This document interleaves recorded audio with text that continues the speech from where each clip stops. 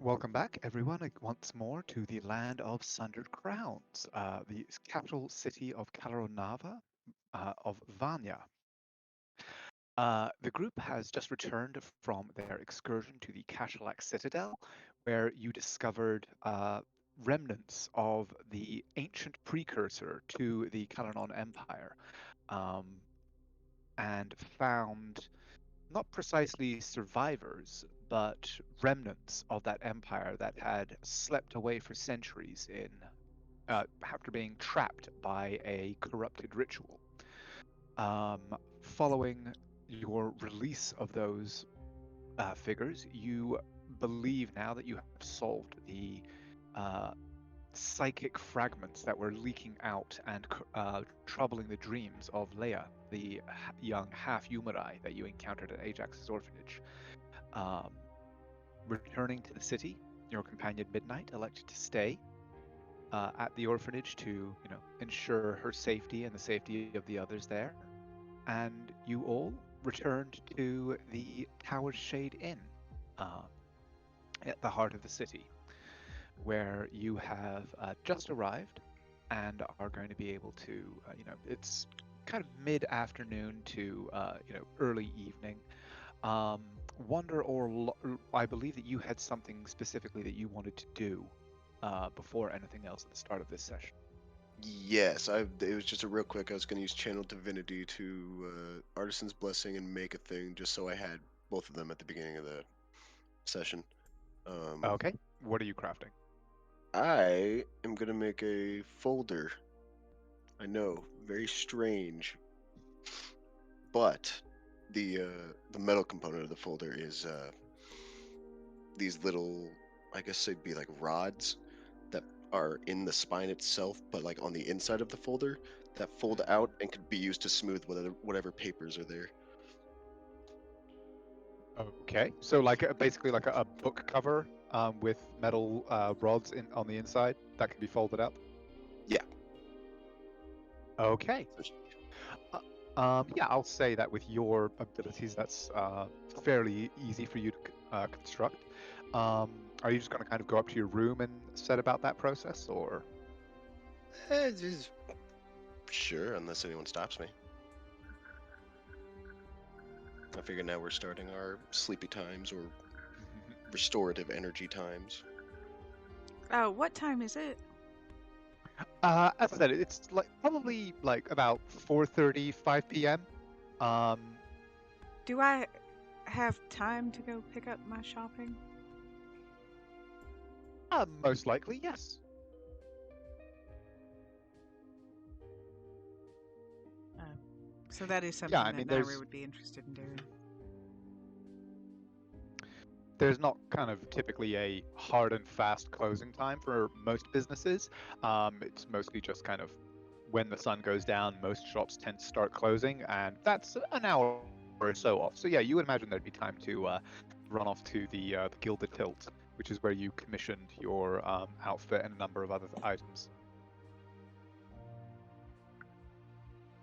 He would turn, put a gold down in front of Lorium at the bar, and say, "That'll cover your drinks until I get back."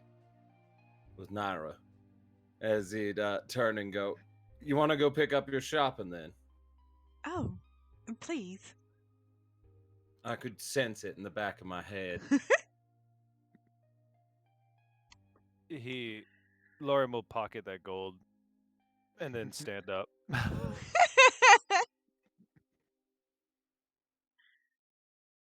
And then just say, I just, we have a lot of shit I need to get rid of. Unless Wander needs to use it, so I'm just gonna ask him real quick. He would, I'll run it by him real quick, as he would just touch his temple, Professor Xavier style, for a message and send it up to Wander and just go, "Hey, we're gonna drop some stuff off, pick some stuff up, go shopping. Uh, do you need any of this stuff Lorium's got? List it, or do you need anything picked up?" I need nothing. I'll look at these things. Be safe. All right, I'll talk to you soon, buddy. As he would then just turn and go, he doesn't need anything. I think we're good to go. Well, shit, all right. That's a fuck ton of metal. And remind me, we have 3 sets of plate Four. mail? Of Four. like fucked up 4 sets of Yeah, fucked up. Four have- full plate. 3 sets of like regular plate mail, and then 1 set of full plate that you took off the undead creature that you fought in the Citadel. Okay, so 3 sellable sets. Which is more like selling it for the metal. And then More, a set more or of less, yeah. flint mail. That's now heavily fucked up. But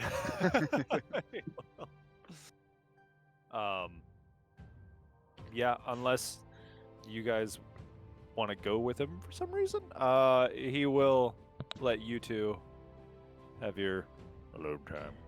And he will Well, I set up the mean, wagon. Well, All what? right, we're all going to like the merchant district. So Yeah, I mean, you I'm to want going to to the split up smithy, from but- there. Sure. because I mean, Well- Naira's like, we've got a bunch of stuff to sell. There's 2 different kind of merchant districts. There is the general market, which also has most of the kind of workshops and foundries and things like that in the city, which is in this area. And then there is the high market, which is this one, which is where you commissioned your clothing and stuff like that.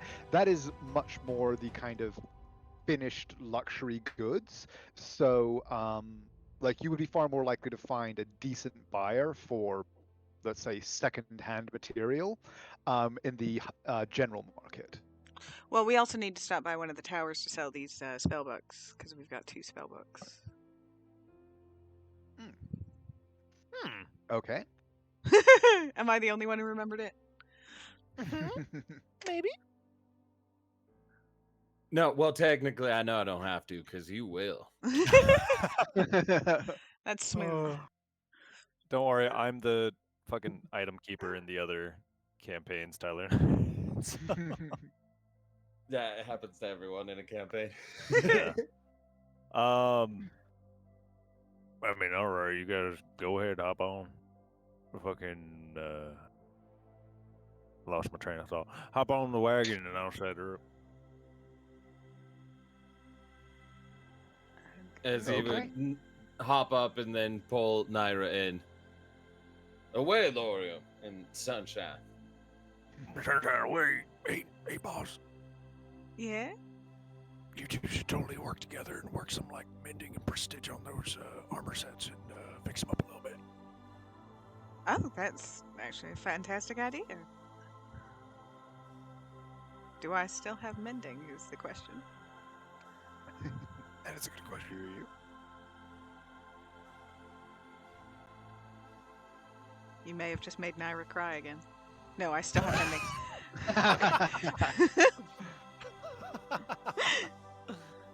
In fact, it I would have mending and I have learned prestidigitation. I'm very excited about it. Congratulations, boss, you're narrow god. Yeah, Okay, he'll yeah. So totally lead the way. With you guys Sunshine. are all able to, hitch up the wagon, loaded with the spoils of several of your victories, and head out into the, hustle and bustle of the late afternoon. Where are you heading to first? Are you going to try and find a foundry workshop kind of area, or are you looking or are you heading straight to one of the towers? I mean, the towers are closer if you guys want to stop there first. Yeah, let's stop there. They're the closest, and then I think to pick up our stuff, we want to go into the nicer part. But honestly, we might be okay going into like a capital's general market, as you never know who's coming through and selling. Yeah, we can always pick up our stuff later. Like, we can pick it up tomorrow if we have to. This might be a good You time to sure? go sell it. I mean, if we go over there and You pick up your stuff and we sell the shit you want to sell. I can just go ahead. As I'll be Uther all- rubbed his forehead. Hold on, actually, you know what? I'll prestige these up. We'll just cut up to the nice part of town. I can sell them up there. Trust me.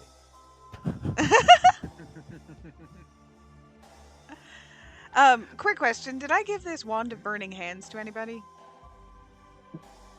Definitely not DeLorean. Not me. Not I. Okay. I guess to put on the stuff that we are trading. Unless anybody wants it. What's the DC on the save?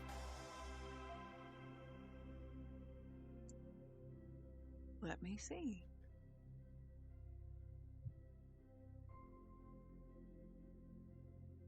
Unless Sky Daddy knows. 1 moment.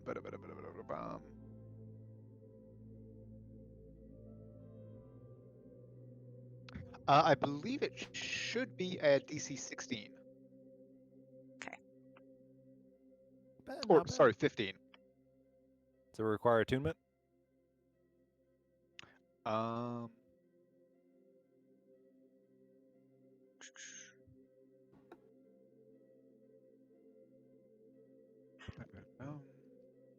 Doesn't say. On what I'm looking at.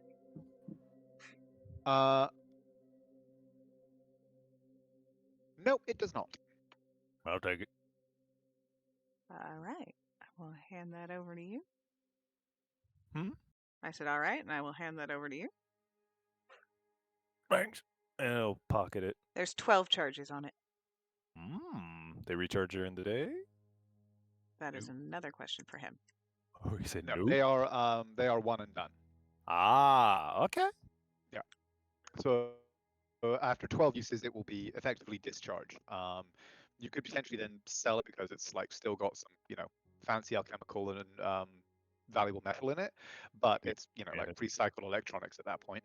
Yeah. And we gave over those journals for to Wolfhard, right? The Dwellin's journals, yeah. Correct. It's like reformatting a hard drive. All right, I'll just put in a wand of burning hands. Because there are several different uses besides combat that you could use that for.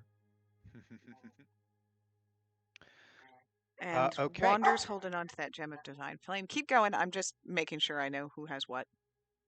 Okay. Well, my question was, which of the towers are you heading to? The one that does basically all the enchanting stuff. The place where I think that I will be able to trade these spell books. Okay. Coimsera is the one that you have been to previously, where Midnight had his cloak commissioned and stuff like that, and they do have essentially like a enchantment workshop that is available for commission to the public. So yeah, that would be the most likely kind of target for that. So you are able to head to the imposing visage of the War Tower. Heading around away from the kind of a student and faculty entrance toward the side that has been turned into, as you know, this kind of public-facing magical workshop. And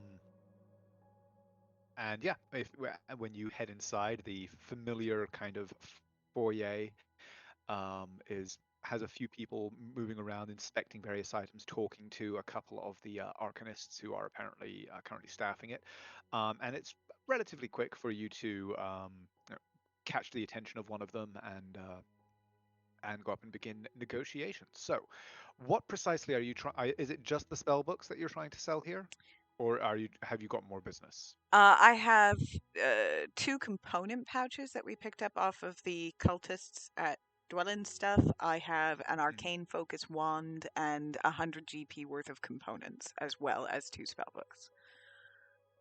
Okay. And since none of us use components. Okay, yeah, you kind of lay this all out, and then with a little bit of a flourish at the end, present the pièce de résistance, or the pièces, I should say, de résistance, the 2 spell books, laying them out in front of this young man who...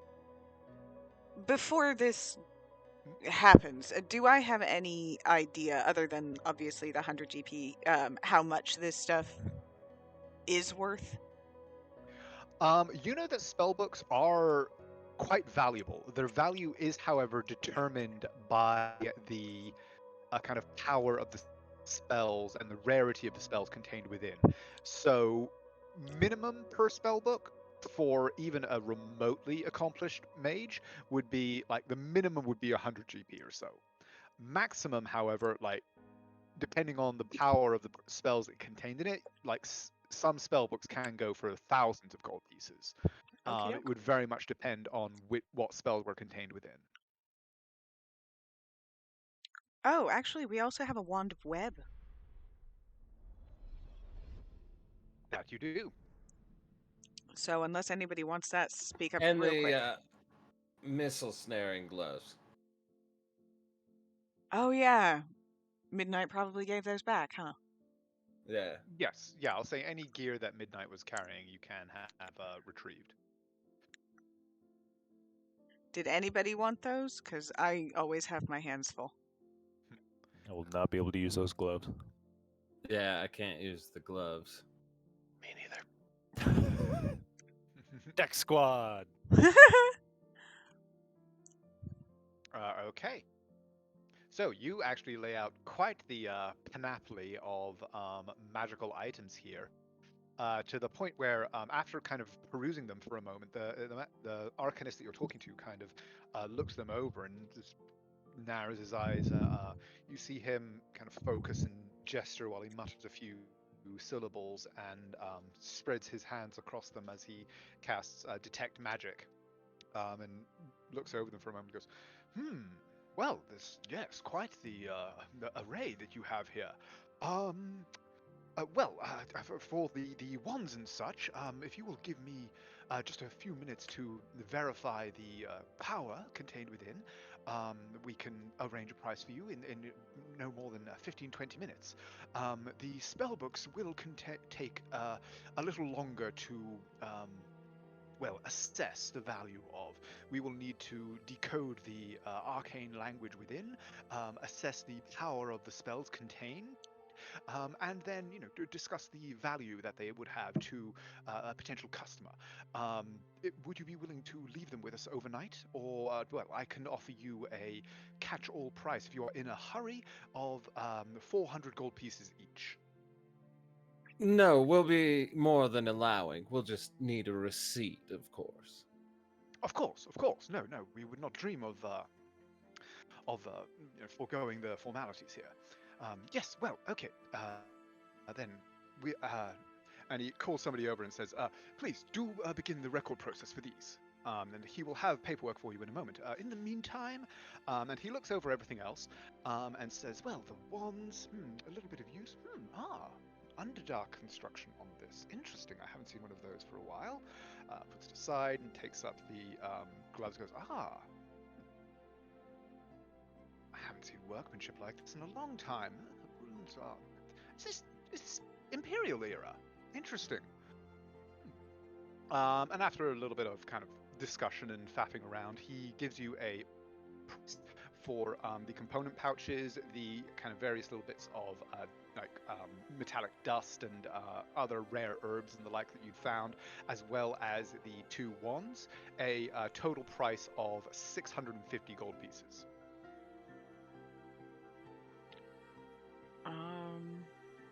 And does that seem fair?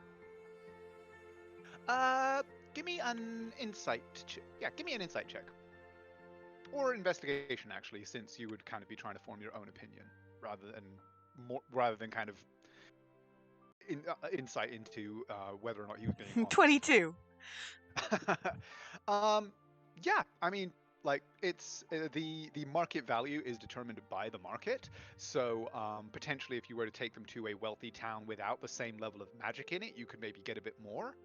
But for Vanya, that seems pretty fair. All right, that seems fine.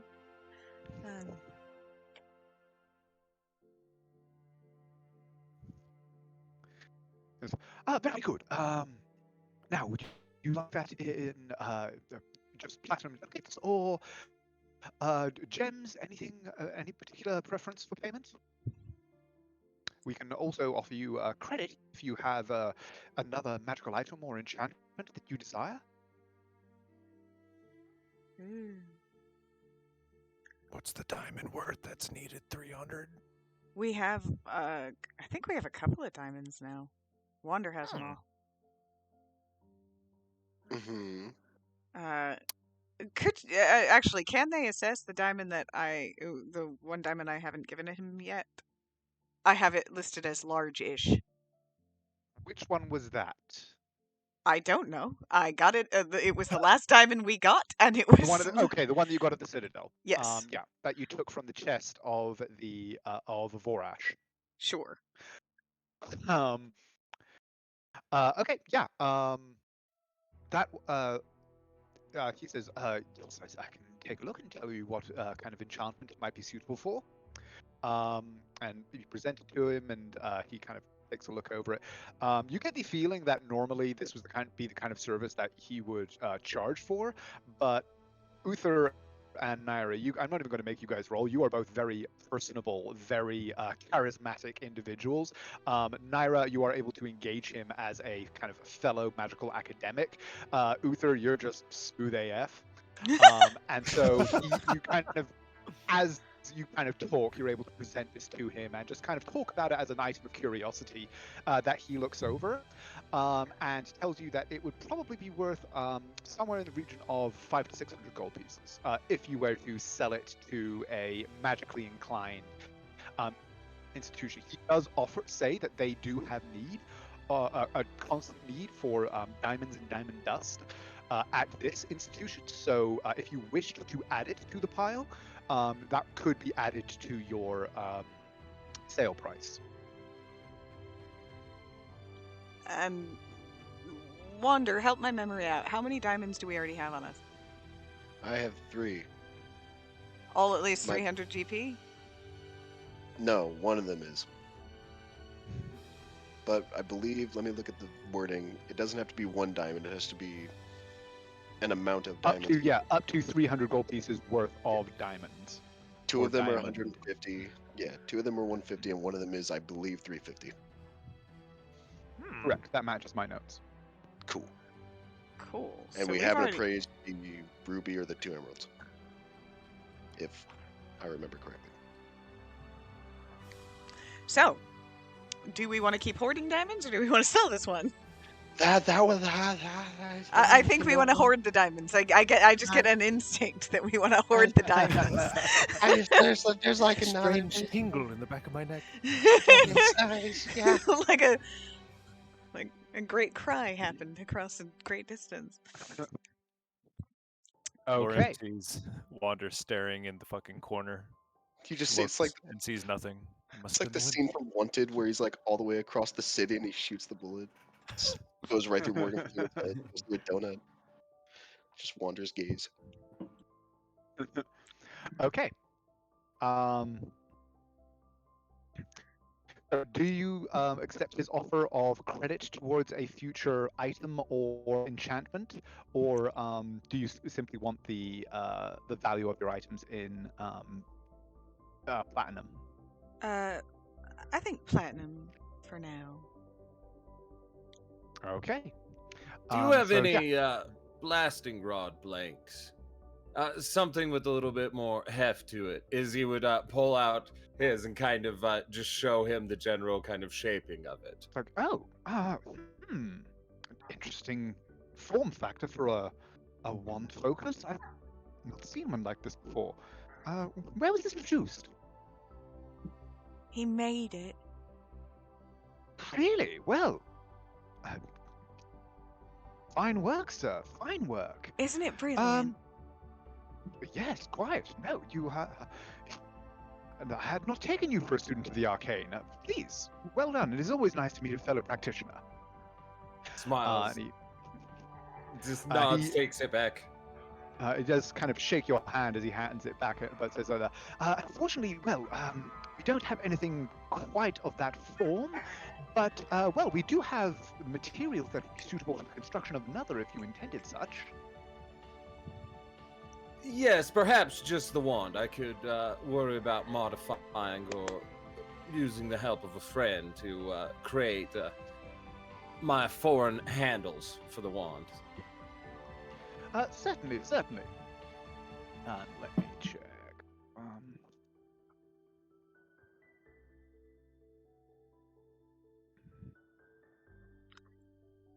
Preferably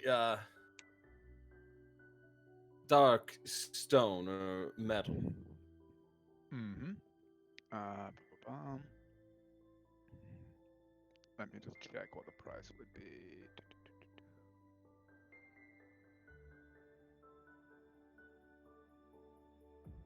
Here we go. He says well, I could let you have this one, which would require just a minimal amount of attunement to whatever precise energy signature you wish to channel through it. Let me see. Well, it would reduce the value of the balance that you would receive to 500 gold pieces. He would raise an eyebrow and look at Naira. What do you think? You want to get rid of your crossbow and start working on something else? Oh, she lights up. You'll teach me how to do that? Oh, yes, please. He nods. I think that's amenable. Marvelous. Well then. And he turns and moves over to a kind of this window at the back of the little foyer area. You see him talking to another man there, and after a few moments, he hands through the items that you'd given him and returns with a small bag that he kind of clunk as he places it down. He opens it, and within you see a number of platinum kind of bars, small platinum bars, all of which are stamped with the crest of the city of Vanya. It looks to be about 500 gold pieces worth. How many bars? 5. All right.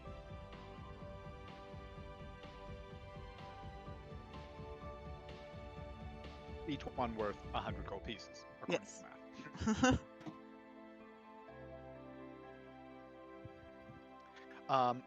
A few moments later, as he's finished this, the other arcanist that had taken the spell books returns with 2 scrolls that have been looked to be fairly hastily written out, which describe the covers and mechanisms and give basically good physical descriptions of the 2 spell books that you had handed over, and they essentially contain text that says the Tower of Coimsera has taken possession of such and such on this date at this time for the purposes of valuation, and shall return them at the request of. And then at the bottom there's a blank space, and he says, "May I have the name of the party or the individual that would be collecting?" That would be the Lion's Banes. Certainly, of the Lion's Banes or their dutiful agents. Kind of signs it, and then you see him, the arcanist that places both of the scrolls down, and does a brief kind of little incantation over them, and you see a small rune, which is the sigil of the Tower of Coimsera, sort of there's a little flash of light, and it's burned now into the base of each scroll. And then he hands them over to the 2 of you. And says, well, we should have those ready for your review, well, hopefully tomorrow, if not a couple of days from now at most. Wonderful. Thank you so much. Was there anything further that we can do for you? It is always marvelous to have campaigners who recognize the value of such finds. No, I may want to get this enchanted, and she will refer to her rapier, but I don't have the specifics yet for it, so. He kind of takes it, looks it over, examines the ruby of the war mage in the palm, and goes, "Ah, yes. Well, I mean, it should be easy enough." And he kind of ding, as he pings the gem, says, "This will, the fact that it has this already installed means that there are arcane channels already built into it that should make the assignment of other magical energies fairly trivial. So, whenever you are ready, my lady, it would be a pleasure to serve." Great, thank you so much.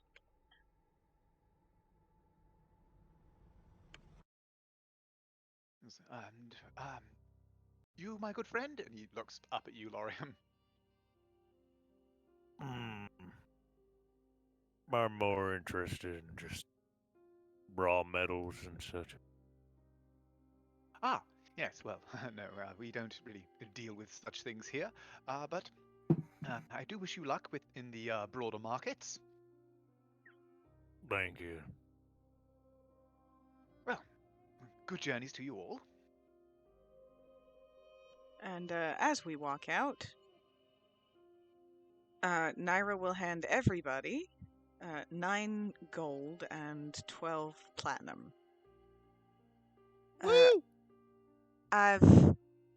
We've started getting these big old bars of platinum, which I don't know how to sort of divvy up. So I've taken some of the platinum that was out of our purse before, but we may want to have another talk about how we do party funds. I mean, sure. I trust you with the money anyway. I mean, I think technically Lorium's Wander's father. So, What? I mean, you're just always taking care of him and watching out for him. I've noticed it. I agree. Not that we all haven't, but. So I'm just saying, if you want to just hold on to it, I know Wander doesn't really care much, and if he ever needs it, he'll end up asking you or Naira. Which honestly, if I need money, that's who I end up asking anyways, too. I mean, sure, for the moment I can hand it back to him. Well, I have a purse of Wander's money already. You're So- holding Wander's purse. Well, now you just made it weird. No, shut up, Tyler.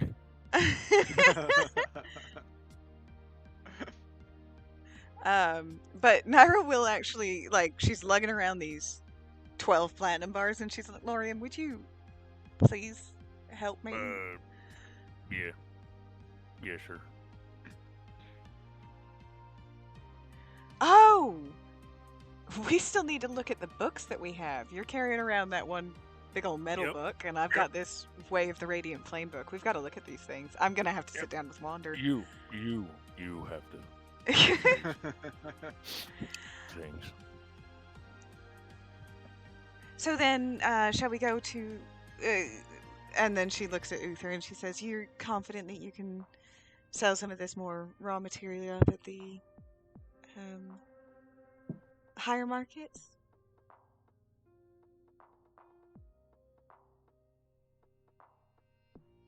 I'm going to take that as a yes. He's the strong, silent type. I don't know. There we go. Hey!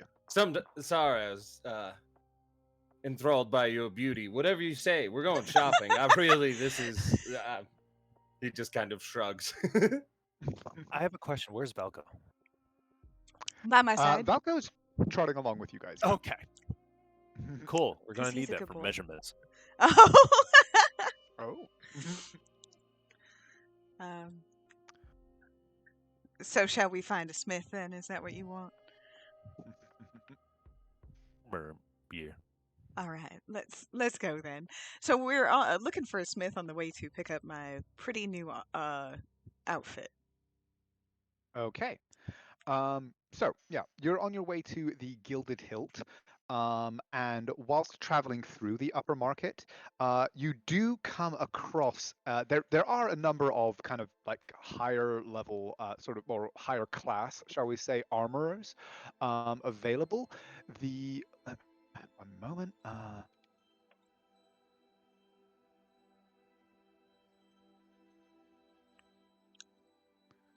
Here we go. Let me just.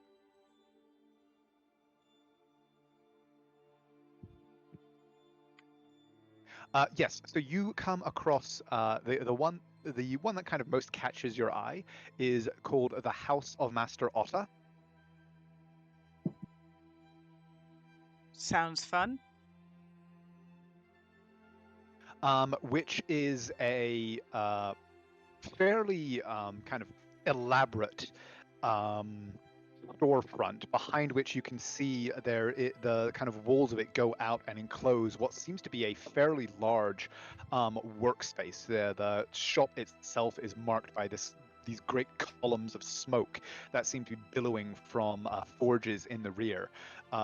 Even from the street, you can hear the ringing of hammers from beyond the wall, and there are arrayed at the front a selection of very finely made, quite ornate, but nonetheless obviously very kind of practical and intended for use pieces of armor. Not full suits, but kind of just examples of very finely inlaid helmets. A breastplate that has the royal heraldry. Very nicely kind of glued into the metal, and other such kind of quite elaborate but nonetheless very effective looking pieces of armor. And you do any of you speak Dwarvish? No, I miss my brother. Can act like I do. You do recognize dwarven runes underneath the sign which reads the House of Master Otter, which is in common, along with the sigil of a helmet with crossed hammers behind it. There is a string of dwarven runes underneath it.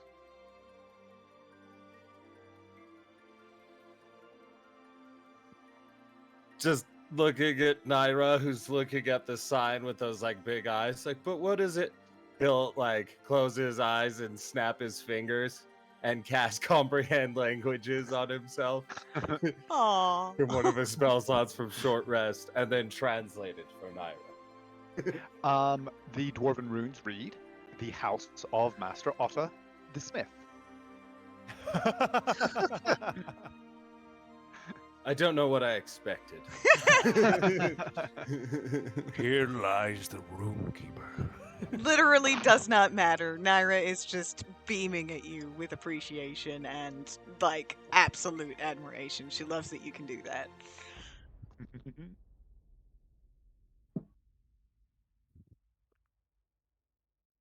Let's make our way in. Okay. Inside, the front area, again, it looks like this is it seems like a cross between a tailor shop and a armor workshop. The sound of hammers and the kind of heat of forges is present but subdued. There's a large wall in the back of this area, beyond which you imagine the workshop proper stands. Inside the workshop area, there's a number of humans, all of whom are dressed in kind of a sort of ornamental half plate, where again they all have like a breastplate that is very ornately made and covered in fine filigree, with a bracer with the same kind of decoration and everything on it. Not suits of armor that would necessarily be very effective, but obviously chosen to present the skill of the workmanship and things like that. And one of them, a young lady, kind of quite broad and well built. You imagine she spends at least some time at the forges herself, especially judging by the sort of kind of flame burnished face that she has and her bound back hair. comes up to you and says, "Oh, welcome to the House of Master Otter. Do you seek arming?" And we all sort of look at Lorian. Oh shit, I guess it's my time to shine. Hey, good morning. Well, shit. Good afternoon. Good You're day. doing so good. I always do. So I've come to either sell or trade some more complete armor, but mainly material. Ah, I see. You are campaigners, returning then.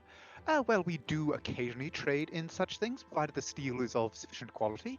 May I see? Well, of course, if you want to come on out with me, or unless you don't mind me dragging a bunch in here. We are Go and no drag strangers it. to armor in this place. All right. Go ahead and drag it in.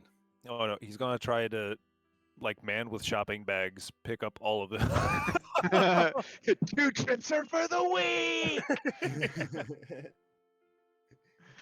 I mean, Lorium is like, yeah, you're a 20 strength, 7 foot tall tiefling. Even 3 suits of full plate aren't exactly a challenge for you. To kind of manhandle into a big sort of pile and carry in kind of, you're using the biggest breastplate as a tray. You've got all the other crap piled on top of it. You're able to sort of just manhandle it in and plonk it down. As he's Um, out Mhm. there, Uther would just lean on the counter and go, "You would not believe where we found this plate. It looks exquisite. It's from this wondrous, deep delving, an ancient society. This stuff could be a museum piece. It still is rather functional. Some little scrapes with something for this age and wondrousness. I was mind blown. This is history of Vanya. As he's doing that, As Naira's soon as you see it." as Go he's ahead. doing that, Naira's getting out her journal and she's going, "Oh, it's true. Let me show you the pictures." Okay. Are you selling the Varosh's full plate? The one he's wearing? Right. Okay. Yeah. So you're wearing Varosh's full Hell no. plate, and the others are just the ones that you took off the mercenaries. Mm-hmm. Okay. So Uther, go ahead and give me a deception check then, please. With advantage, Okay. because Naira helped.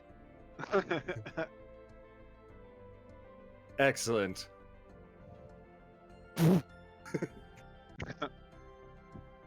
Okay. Nice. He's like, I'm not even gonna roll.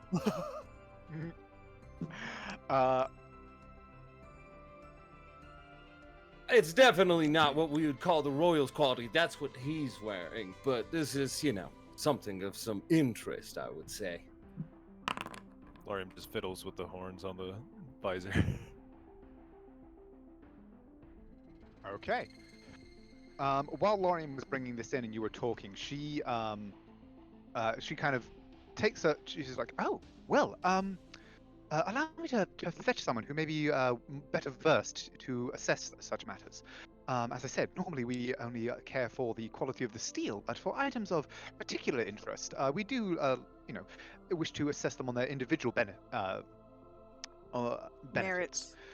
Merits. Thank you. Completely lost the word there for a You're moment. still gonna get kicked and- out of here. And she heads off, and a moment later, a man appears from the back. A slightly older man, completely bald, no eyebrows, no beard, no mustache, wearing a heavy leather apron, with what is quite a nice shirt.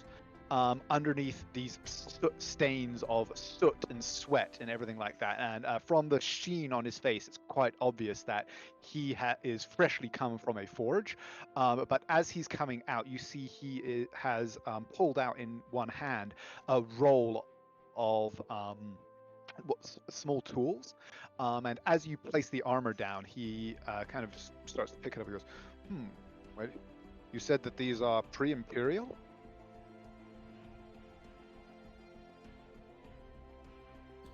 And Yes, Naira's. and I would Oh, go ahead. reach over towards Lorium, and I would say, yes, look at this. This is the same. We pulled it out of the same dungeon, right next to these pieces. as he would then pull Lorium forward and have Lorium show off his plates in the leg. His eyes kind of widen slightly as he takes in the stuff that Lorium is wearing, and he kind of goes, and like no respect for personal space whatsoever. Doesn't He even drops seem the to be visor. aware that you are like wearing it. He is purely focused on the armor. Takes out one of the tools and is like, tink, tink, tink, chink, chink. An interesting alloy. No, yeah, I haven't seen one of these for a while. And it's like, I'm not familiar with these markings. It's like this. Ting ting, and he wraps his knuckles against Lorium's one. This is certainly an item of interest. These others, I mean, the steel is good enough quality, but, well, if it did indeed come from a dungeon, I imagine that it came from some unfortunate who was there before you. They are doubtless of post-imperial make, or potentially late-era imperial for this bracer, possibly. Hard to say. Definitely been restrapped if so. But, well, regardless, the steel is good enough. I suppose I could offer you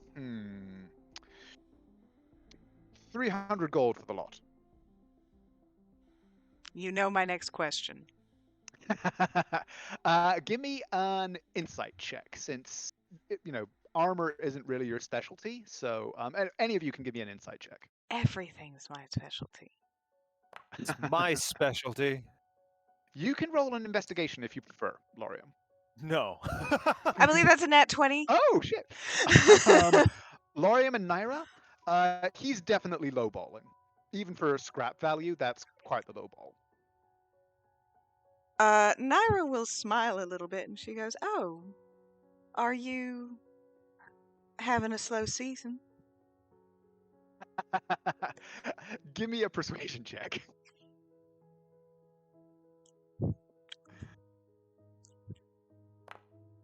Do I not get advantage from my nat 20?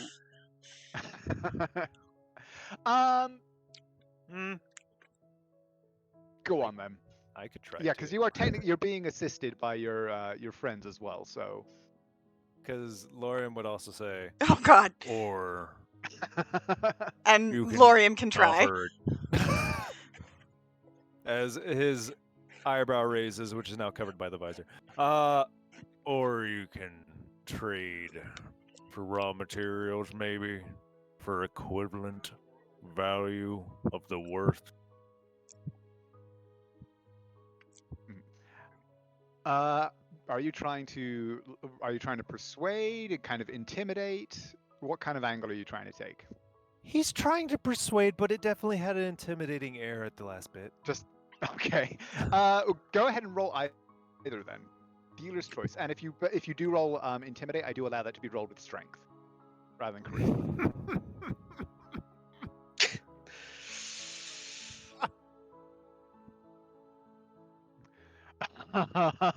He takes a little bit of a step back at that, and he just kind of goes, well,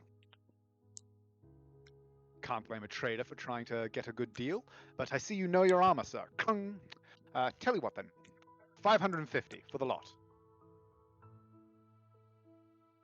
That is a much fairer deal. You both of you would think.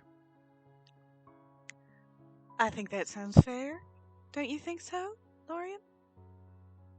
Yeah, but I'm also thinking of the pup. Maybe give Wander a bit of a. That would have been wrong. Basically, a job to take his mind off shit. Maybe give him some new insight. He is referring not to magical, but potentially to Wander trying to forge something. So how much do you want to trade? How much do you think would cost to buy him something that he could wear now, but also grow into? As he refers to the direwolf pup outside. Oh, Valko's there with you. Like nobody. Valko, yeah. They didn't he seem just comes to in. be. All right. Yeah, not like you get the impression that you are not the first. Like most of the people that come in here are campaigners, so they're kind of used to dealing with weird shit. So you got some second looks as you came in, but nobody seemed too put out by by the presence of a dire wolf. Fair enough. And so the gentleman that has come out kind of looks him over and goes, well, I can give you some if you've got someone with you that knows their armor and knows their way around how to restrap and refit. I can give you something that should do the job. It won't be as good as something that's custom made for a single size. So once he's done growing, bring him back and we can do a better job of it. But I imagine I could do something for. Let me just double check the cost.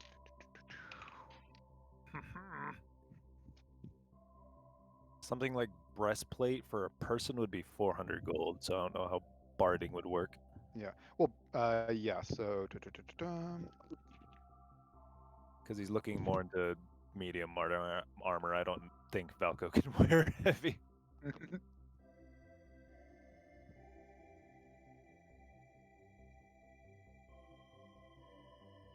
Oh, Shannon is 3.5. Hang on, here we go, because 3.5 had all of this show already laid out. Bum, bum, bum. Yeah, it didn't get a lot of things right, but it did get that. I love the sass y'all throw at 3.5. Which is funny because I actually do love 3.5. I that's obviously where I learned. Well, I learned in 3.0, but in a book of errata. He kind of looks Valko over for a moment and says, yeah, I think we could, well, for time and materials on our end, if you were willing to give us this in trade, I could have something that a workman of your own would be able to adjust with reasonable efficiency in the field. For, well, in production would take, well, a few days, but I could probably have it done for you sometime next week. I would need an hour or so with the pup to take measurements, but he won't be the first we've outfitted. It can be fun to make something for a non-standard form. Unique challenge. What do you think, boss? You think Walker would enjoy working on something on the side, or? Oh, yes. I think that he likes to have his mind and hands occupied. So in that case, could we just purchase the raw materials? Well, you have a decent number of the raw materials here. Let me see. And he actually spends a few moments kind of fishing out certain plates and kind of holding them up to Valko.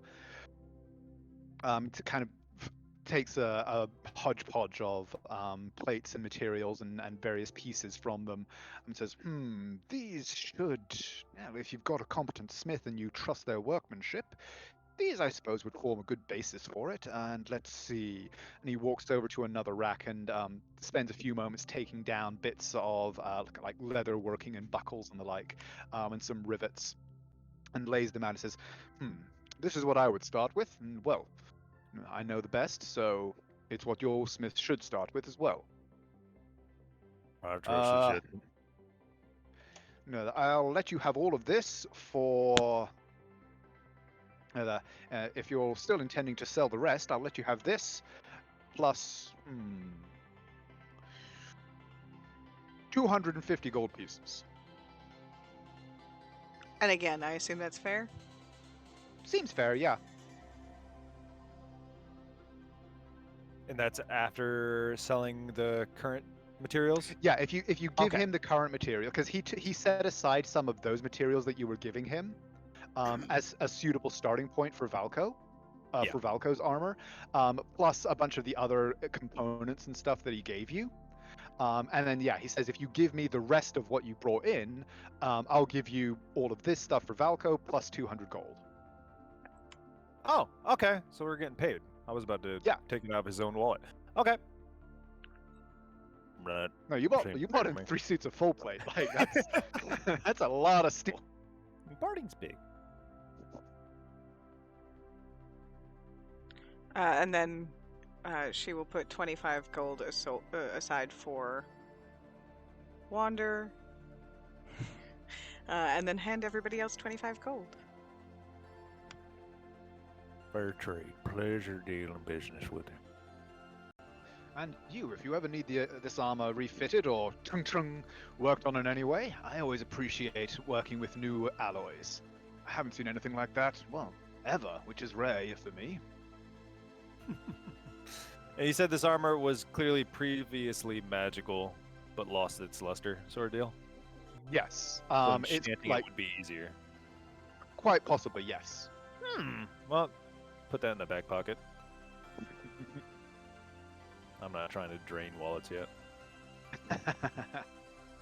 Well, you guys have gotten a fair amount of coin over the last little while, so I imagine the party funds are looking fairly healthy right now.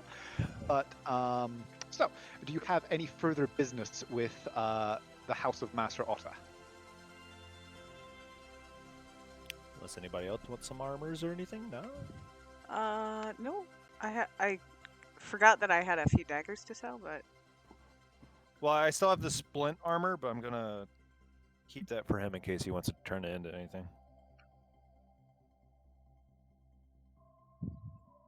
Not unless Okay. he's got like a really, really nice looking shield. I mean, yes. Like, if you are looking for a really nice looking shield, there are Like a certainly plus some that are... one looking shield. as in a magical shield.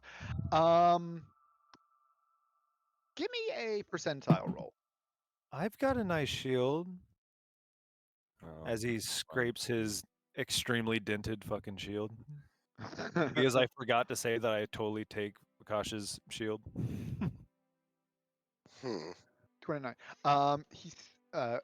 You inquire about any kind of magically enhanced shield, and he shrugs and sadly shakes his head and says, "No, not available at right this moment. We do occasional work with the gentleman over at the tower, which, if you were to leave a deposit, we could certainly pursue that. But we don't have any available for sale right now. Items of that stature tend to be commissioned by a single buyer on a per use basis." certainly. Yeah, I was curious. You never know if you get lucky. Indeed, but well, it would be quite fortunate to have one of those lying around. But as I said, I certainly am aware of the requirements of the gentleman over at the tower, and should you ever wish to have such an item created, come to me. I can get the process started for you and even potentially cut a little ahead of the queue. I'll know how keep to that talk in to them. mind.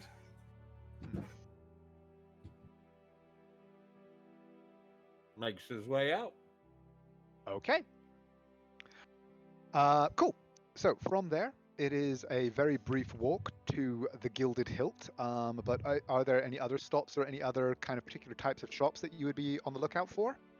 Did you want to potentially look out for like a literature or kind of bookshop? That's a very pointed question. I mean, no, it's fine. Right, you want to personally assess them before you... Yes. Fair enough. Okay, yeah, so from there you are able to very easily head over to the Gilded Hilt. It looks like they are starting to kind of wind down a little for the day. As your group enters, you are the only people there. And the lady who appears to be kind of in charge of the shop floor sort of very hurriedly stuffs a broom behind a curtain as you come in. Just like, welcome.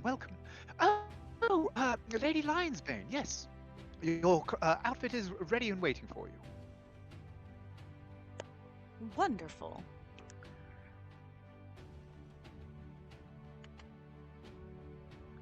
And I'm definitely going to change into it right there at the shop because... Okay, well, actually, she will usher you into a back room where your clothing, and she'll then return in a moment and kind of lay your outfit out. and then actually assists you with dressing in it. And as she does so, kind of take a few last-minute measurements, make some alterations and things like that as you kind of put it on. It does take a few minutes, like about 20 to 30 minutes, as she's kind of going through this process. The whole time she's just chattering with you about, what are your plans? Are you going anywhere in particular? Are you facing any particular dangers? Just making the equivalent of polite adventuring conversation.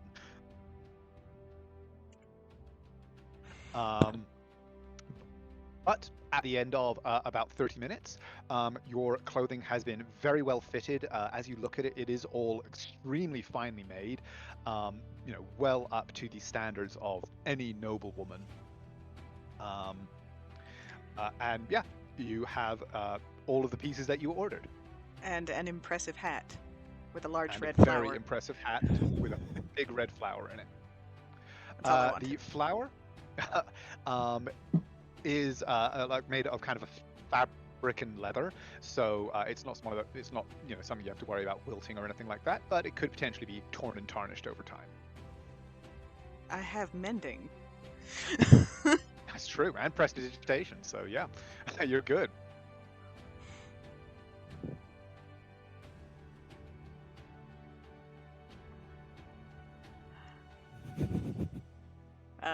Great, that's all I wanted. I've been wanting to pick up my outfit for days.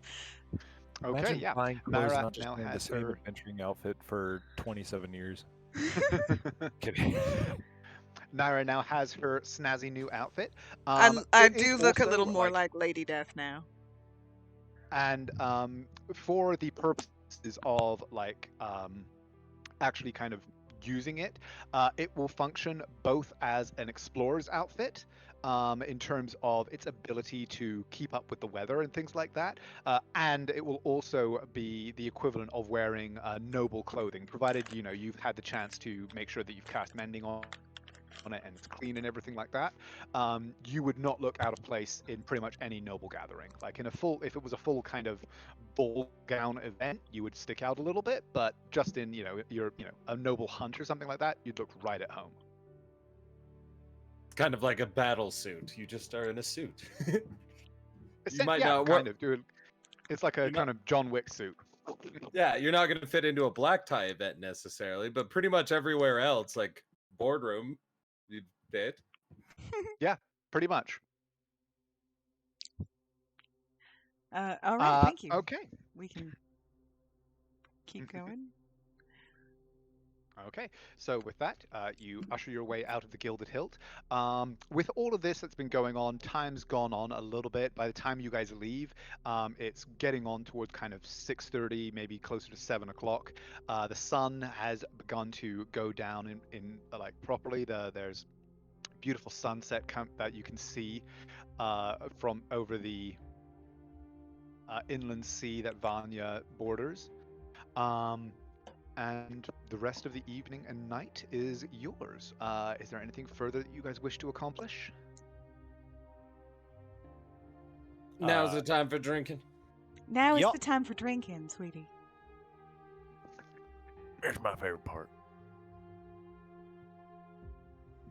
To the high And tower. And Naira's gonna smile at that and be like, "Well, I'm sure we could find some company," which I think, if I recall, was actually your favorite part. Depends on the company. Some people can't Okay. hold their alcohol. The kind that are professionally very good at their jobs.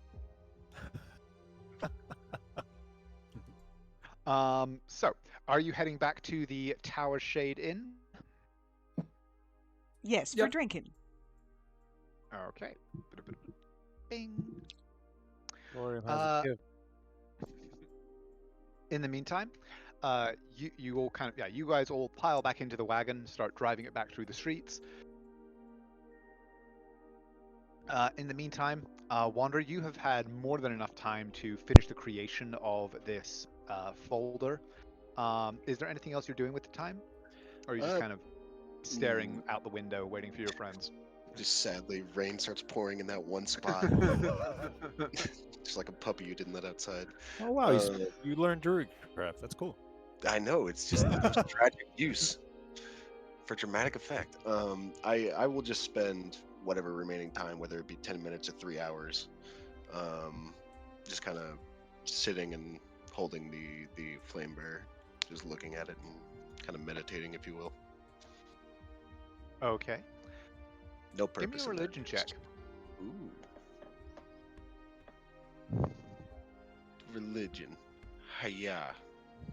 Oh, hiya, but add 4. Nope. You rolled privately. I did, okay. But I don't even know why that was private. I didn't do anything. Hiya. Add 4. 11. Okay. Yeah, you spend some time meditating on the mace, becoming more familiar with the type of kind of radiant flame energy that is kind of being channeled through it. You can use this time to reattune to it if you prefer, if you would like to shift the pattern. But other than that, no, you just like feel you've gained a little more of an understanding of the way that the mace works and what the flame kind of means as it's captured within the head. But other than that, you are able to while away. Your takes the rest of them about 2.5. Takes the rest of you guys about 2.5 to 3 hours to complete all of your business beyond the inn. So you do have a couple of hours of that meditation time after completing your channel divinity. But all of you guys kind of return, pull up. Your wagon is again taken into the possession of the stable hands at the inn, who shepherd it into their stable yard to the side. And at this point, the common room is in full swing. There is some very pleasant music being played. It's getting a little bit crowded as well. But yeah, so the evening is yours.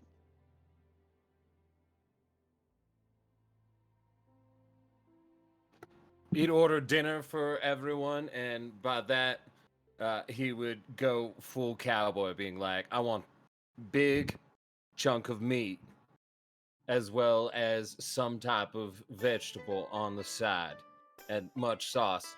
And by vegetable on the side, small enough that it won't bother me if I just want to look at it and eat the meat instead.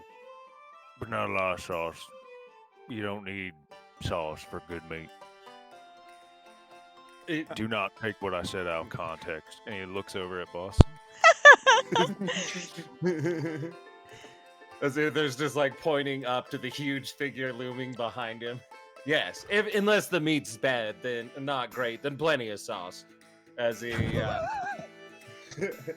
then gives him a wink, as well as sends a bottle of whiskey over, and let's do bottle of wine and a round of beers for everybody.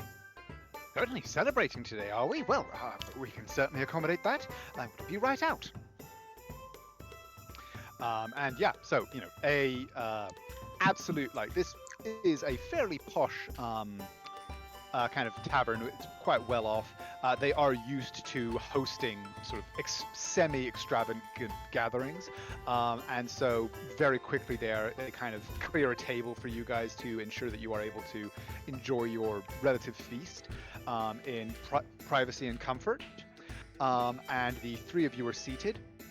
The drinks provided, and quite quickly a large kind of leg of deer is brought out with potatoes and carrots and other kind of roasted veg arrayed around it, a pot of gravy on the side, as well as just a surfeit of alcohol for your enjoyment. While that is being prepared, he would take this massive fucking satchel, I assume, of materials. Well, it's smaller than the satchel you left with, but yes, it's a fairly large package. And he would go look into Wander's room to see if he's there. He He's is gone. staring. Oh, sorry. Well, Wander. Sorry. What does he see? Oh, no, he's just sitting on the floor, cross-legged, holding the mace across his knees. Hey, shield. And much like Santa Claus, he would just plop this bag of items. Or like a dad. Shut up. What, you didn't want to be uncle?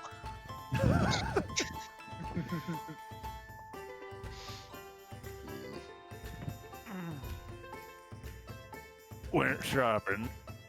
You don't like to hit shit, so I thought maybe you'd prefer tradesman's craft.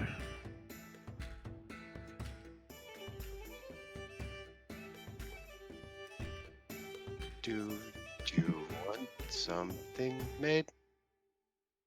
Well, I mean, we got some extra here, so it's more of if you want to make anything, but I thought maybe instead of magic, you want to work with your hands a bit. If you want. I'm not forcing anything on you. You could use magic the easy way if you want, but Ooh. I'd make a wisdom save, but I don't fail those. but the majority of this was kind of assumed to be for some Barden for Valco to help protect them. Do you want that made now? I mean, honestly, I could take you over to the forge. We could get you working if you want.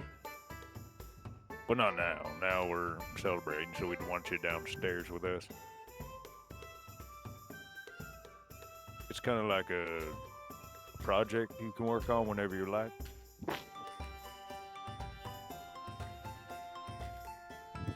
Is Valco going to fight with us? I mean, the little shit seems to find plenty while we're gone.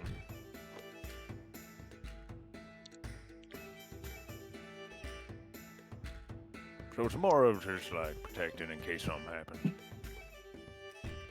He nods and sets the mace just like leaning against the bed and says, "Okay. Oh. I will do this tomorrow."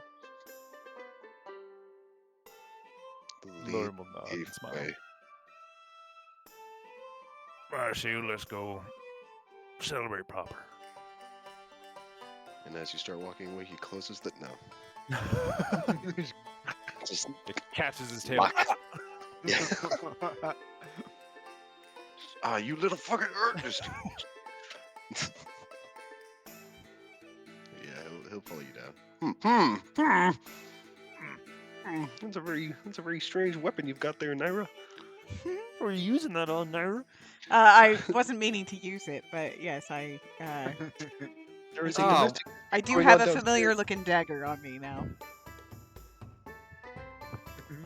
midnight. keep the Wander's clock. joining us.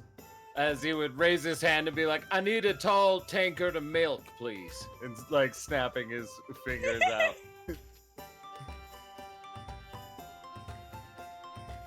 It is party time.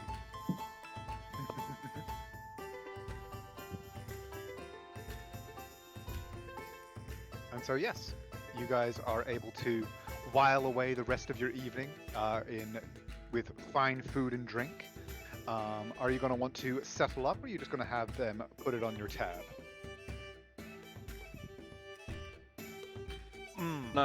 Tab. We can settle up later or now. 50 gold. What's the total? I would just be like, "What am I up to?" For the whiskey, wine, beers, and very lavish meal, the total so And far Wander's is milk. and Wander's milk. The total so far comes to 10 gold. Naira will make sure that she leaves 15 gold with Uther for however much more he wants to do, and will head to the room. Okay.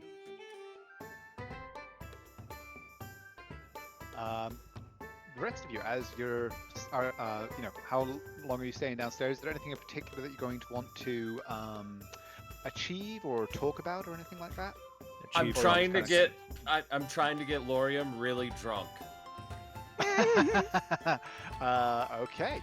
Roll a persuasion check, and Lorium roll an insight check. Hmm. 8. I can't beat his persuasion. You literally can't. I think, yeah. Yep. 21. Okay. Lorium, roll me a con save. Gladly. Hmm. As he will push 1 gold towards the table and wink at Uther. 23. You know, So I the didn't think DC you were gonna do the whole bottle, but there you are. You clearly The haven't. DC for the learned con who I save am. was 10 plus the difference between Uther's check and your insight. And so it was actually 23. So whilst you get extremely drunk, you do not black out. Guys, But you are hammered by the end of the night.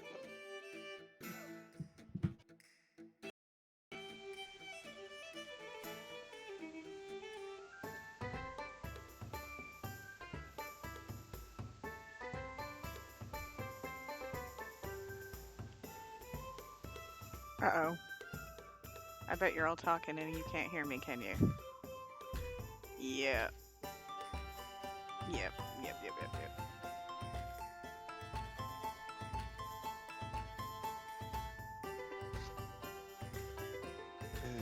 Okay, good. I can hear you now. Oh, is everything good? Yeah, my Discord glitched. Hmm. To that one, I will just say, I'm not thirsty. I'm sure you don't want like a honey mead shot and it's called an infernal curd. They're really good, actually. You gotta drink it quick though, otherwise go bad. What? Might have some more kick for you. Please do not get the baby boy drunk. But no, he'll say, I am okay. He nods as Uther pauses, reaching into his bag as he pulls out the set of them. As he just holds up the holy symbols of each of your gods, or the ones he's seen you worship. As he just goes, you know, I kind of feel like everything I've been running to is meant to be. I mean, as far as I can tell, we've already stopped a whole war from breaking out. How many have we saved that'll never know it? Says with a very self-satisfied, drunk, smoking that cigarette grin as he looks towards Wander. I know you're not exactly sure who, but I don't care who's backing you. I believe in you. And you're gonna make your own decisions. I'm not going anywhere. I know you want to learn about yourself and figure it out.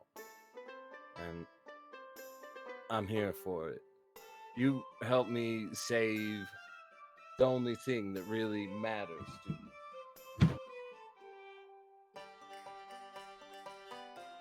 As he then kind of holds it up as you see it float out of his hand with the invisible mage hand and go over and float in front of you.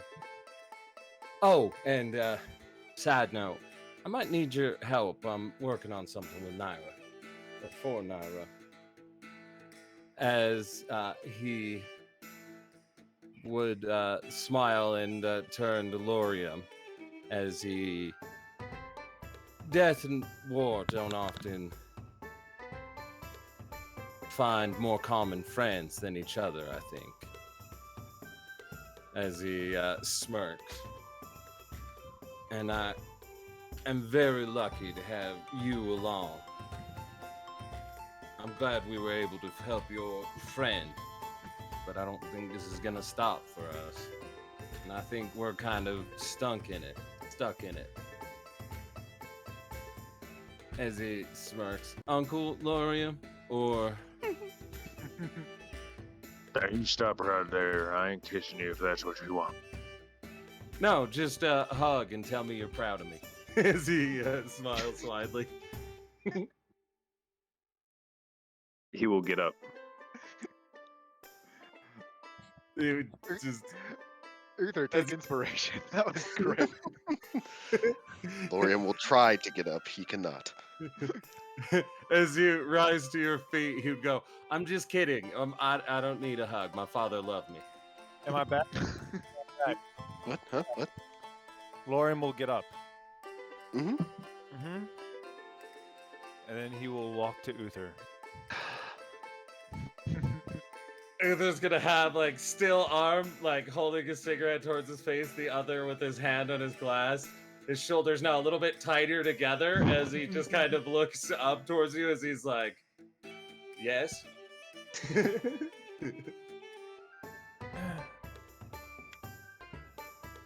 Okay. Uh-oh. Oh, no. Drunk Glorium. He is going to pick Uther up with one arm, and then not trying to vice grip squeeze you, but I guess he does. And he is going to reach over with the other arm and pull in Wander. And just say, yeah, we're here for you every step of the way. There's your huggy little fucking shit.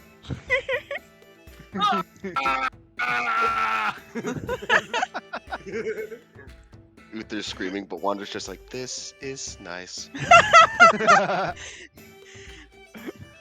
God damn, I'm actually really sad I went to bed. This is hysterical.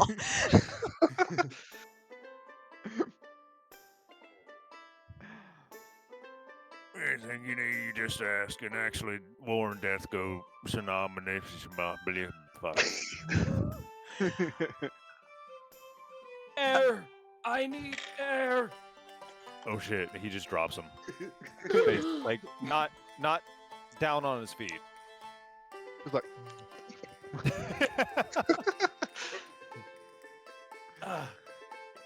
Yeah. I'm glad we're on the same side. As he smiles up. Yeah, I am too. You're you. By the way, That's Uther, you Something will. I cannot disagree with. sorry, Naira, what was that? I was just going to say, Uther, at some point you get a message from Naira. Uh-oh. What? I think. Uther would just stand up as he would turn, giving you a bow and go, "Good night, gentlemen." As he hands you your holy symbol, Lorium. And then I recognize this as mine. Hobbs clicks his heels and then makes his way up to bed. Okay. You all eventually make your way up to your rooms. As you kind of go through your nightly preparations for bed, each of you in an individual kind of pocket or area that you hadn't noticed before, find the goodbye notes from Midnight that he had apparently slipped to you at some point before you left the orphanage. I was gonna do this in the morning. Don't do this with drunk Gloria. Oh, do it with Drunk Lorium.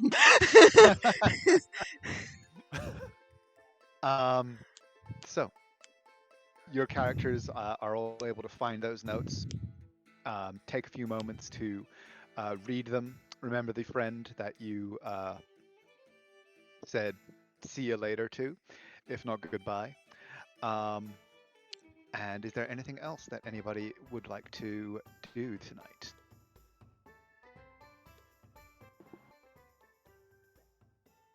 Well, No. reading that letter, no one can see his expression, but Wanda would probably hear a very loud thud.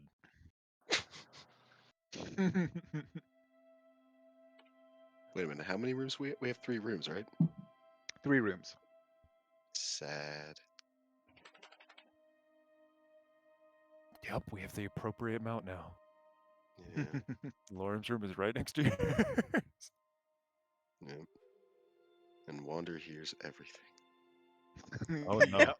The entire night.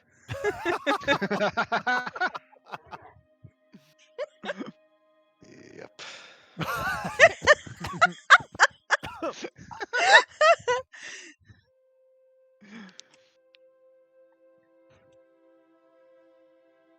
But okay.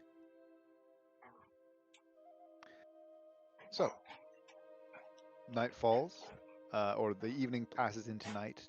You all, having read the messages, are able to fall asleep, and the night passes in relative peace for each of you.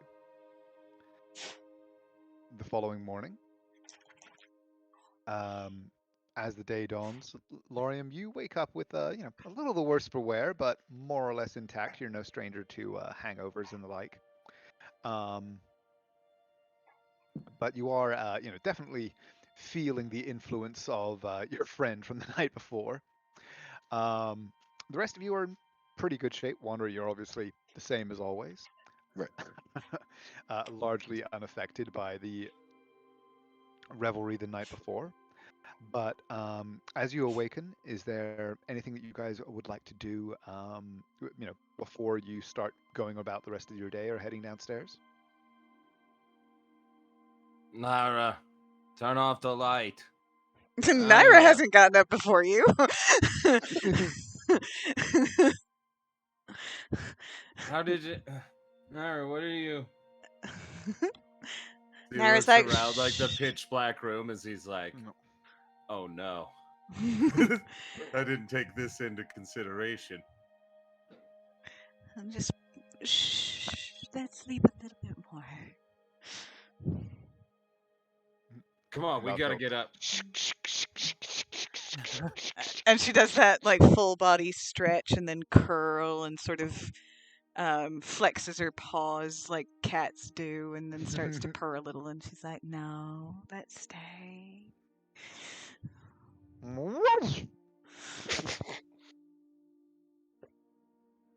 He was your idea. Damn it, Falco.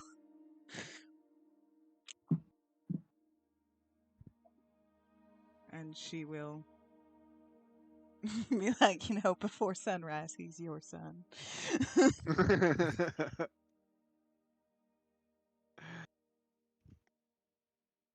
Get up, dress, and then message everyone after, slowly getting up and be like, hey there, hero. How's your hangover? Nothing too bad, I hope.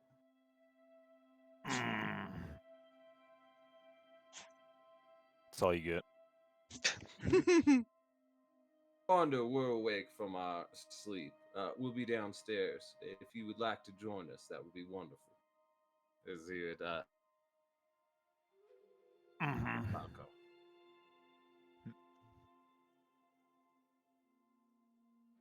You hear scraping as he rolls off the ground.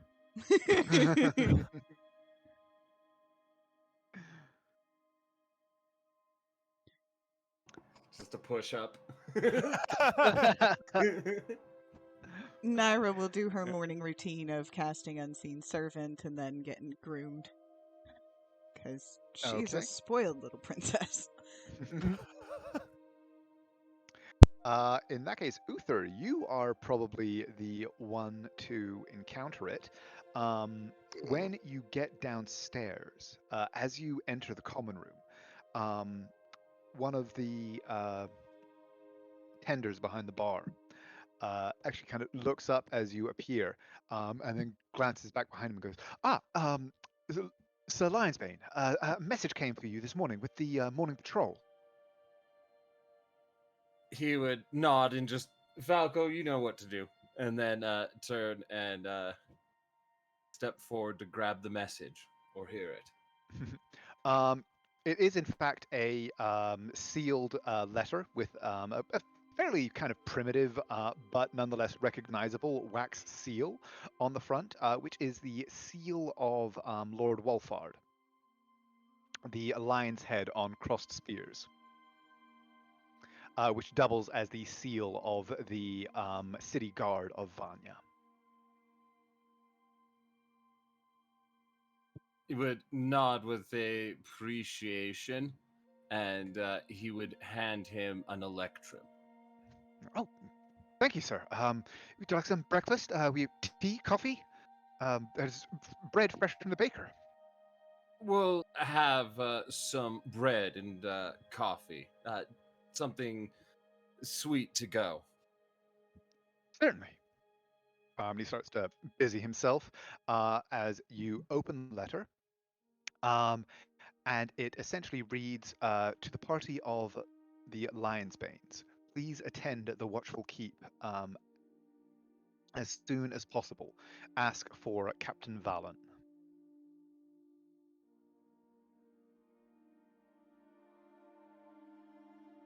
He nods as then he would do the message tag where he'll read it out to all of them and be like, got this, read it out to them while they're getting dressed in the morning.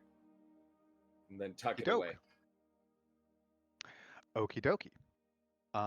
And we will use this opportunity to take a quick 5-minute break. Everybody can refresh their drinks, and we shall resume as you guys decide what to do with this note. Yay! Oh boy, I need more whiskey. you need less whiskey. You need to have Drank that half a second bottle and I was still being the chaperone. Oh, I thought you were talking about Lorium. Oh, well, that too. You need double the Cool. less whiskey. Cole can probably drink as much Say it. as Lori. Oh my, shut up, headhead. 20 constitution, motherfucker. I got a real life 20 constitution. Shut up. No, I die of liver poisoning. You die of Liverpool. Is that I'm like sorry. Deadpool? That was the word association game, and we have both failed. Not good with words. I'm not good with association. Fair. Oh shit. I'm gonna go get some, I don't know, 7-Up now.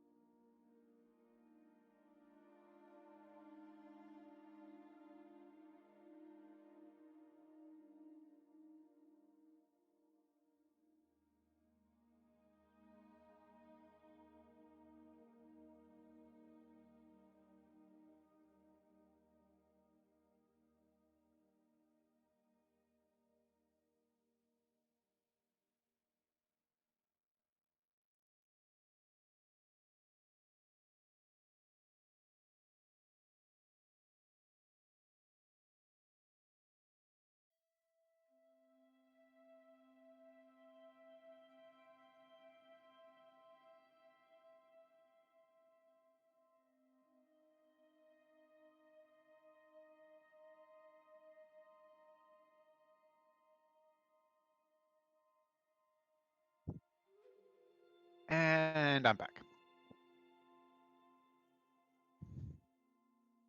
Welcome back. Woo! I didn't get whiskey, but I stole somebody's cherry Pepsi. I mean, just as good, I guess. Well, a bunch of drunk people are offering you alcohol. I'm sure they don't mind when you take their soda.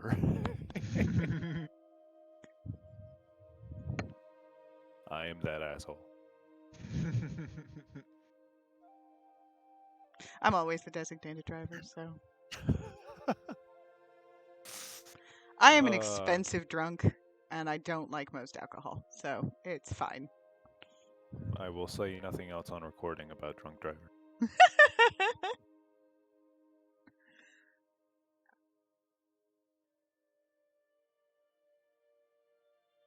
I am back. Welcome back. Wunderbar. Hello. We just wait on But- Bryce now. There he is. That's So why I- you just have to say swim. Like, swim is a name of a guy you know, because it's someone who isn't me. Fair.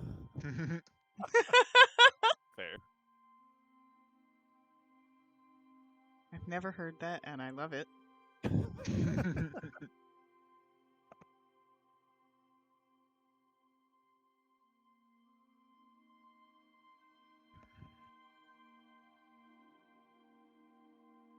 Making sure all my stuff okay. good and I'm all good.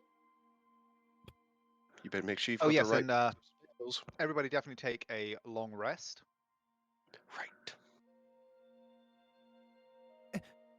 Because you all burned through a fair few spell slots yesterday. Speaking of spell slots, I might ask you to burn one more. And this is our 6th day of honeymoon, so don't forget your +2. Nice. Actually keeping track of that. I love it. Hell yes, I'm Yeah. I'm keeping that +2 for as long as I can.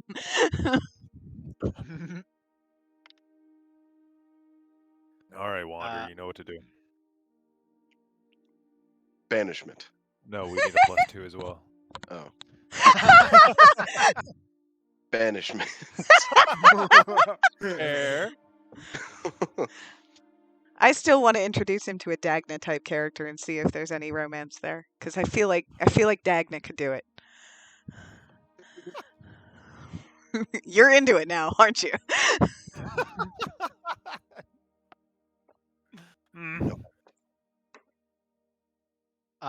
Okay. Dagna is So charming. everyone's back. Is the stream back up and everything? Are we good to go? The stream never went down. Hello. Fair enough. So that's Glad I said all no on more. record. Thank God I said no more. Yeah, it's just out of curiosity. What is your first, last name, your mother's maiden name? It's Social security Lorium. number and Social security number is 2. Damn. You're His ancient. last name you guys haven't discovered yet. Lorium's oh my fucking gosh, that's old. true.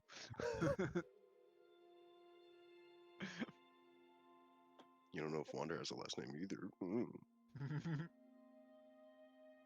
It's Oscar. It's actually 2 names. It's Wander. First name Juan, second name Dur. Yes.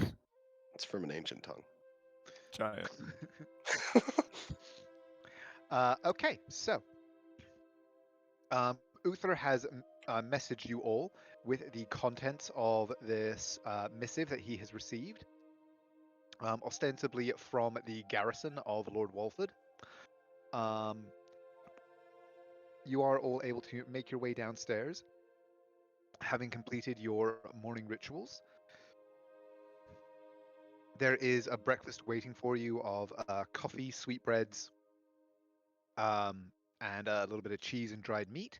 But is there anything that you guys wish to discuss or do, or what's your plan? Since I think we should meet with Lord Worthard. We've, the letter, as well as you might be interested in knowing some of the other things we've found and done to save him from an undead monstrosity from rising from the grave and bringing up ancient powers and the like. We're on a roll around here, gentlemen. But to that, Lorium just saunters stomping in and then pops a hand on the tail and says, "Holy shit, we forgot about Jane and Paul." I was wondering when one of you guys was going to bring them up. I mean, we paid him for more than a week. I mean, Well- yeah, but we don't want them just fucking hanging around the docks. You should probably message them. We can go deal with this shit. Oh, well, speaking of the docks, if you think they're there, I would just think that maybe our vessel would do better in the higher class docks. I imagine we'd get moved over. They might be able to sell it over or sail it over there for us, you think?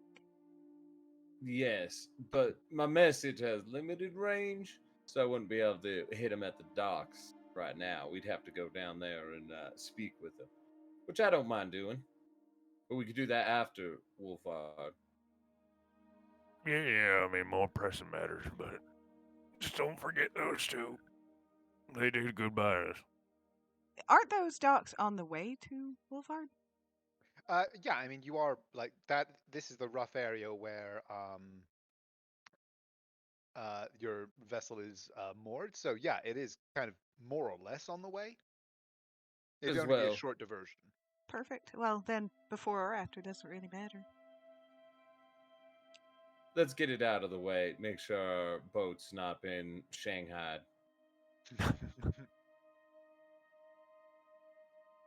Okay. There we go. After scarfing down breakfast. So yeah, you guys are able to enjoy a relatively pleasant breakfast in the environment of the or the Tower's Shade Inn, which obviously always provides good fare, it being of relatively high class. Are you going to, as you're kind of eating and everything like that, one of the tenders comes over and says, would you be wishing to extend your stay with us? I noted that your rooms were only booked until last night. Do we know what Lord Wolfhard is going to ask us to do? Like, do we know if we're going to have to stay around or if we're leaving? He shakes his head as he goes, "How much is it for a room for the night? Might as well just pay him and hold the room." Well, 1 gold each, which of course includes light refreshments for your breakfast. And how much to settle our tab so far? So far, let me see, 3 rooms. You already settled up for last night. That would simply be 9 gold in total. So 9 gold to settle and then an additional 3 to hold our rooms for a day? Correct. Okay, let's do that then, and she'll hand him over 12 gold. It is a pleasure as always, Lady Lionsbane. We look forward to your return to the inn.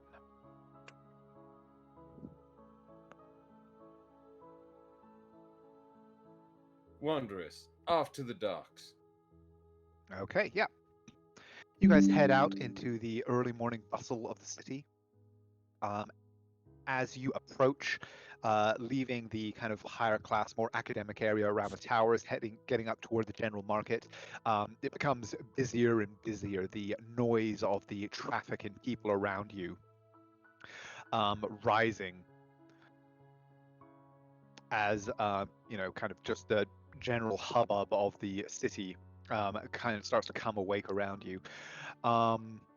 Passing through the market, all of the stalls are starting to open. Hawkers are starting to call their wares. The tide has just recently come in as well, and so there's a hive of activity around the docks as newly arrived ships are being unloaded and everything. But you do find your vessel moored where you left it. And as you approach, you actually do see Paul, who was apparently kind of just sunning himself on the bow.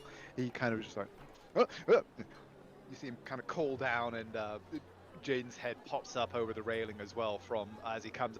up from below decks. And by the time you guys arrive, they seem to be sort of like smoothing out their clothing a little bit. And as you pull up, Paul kind of goes, "Evening, sirs. Ship's ready to go. We sticking around?"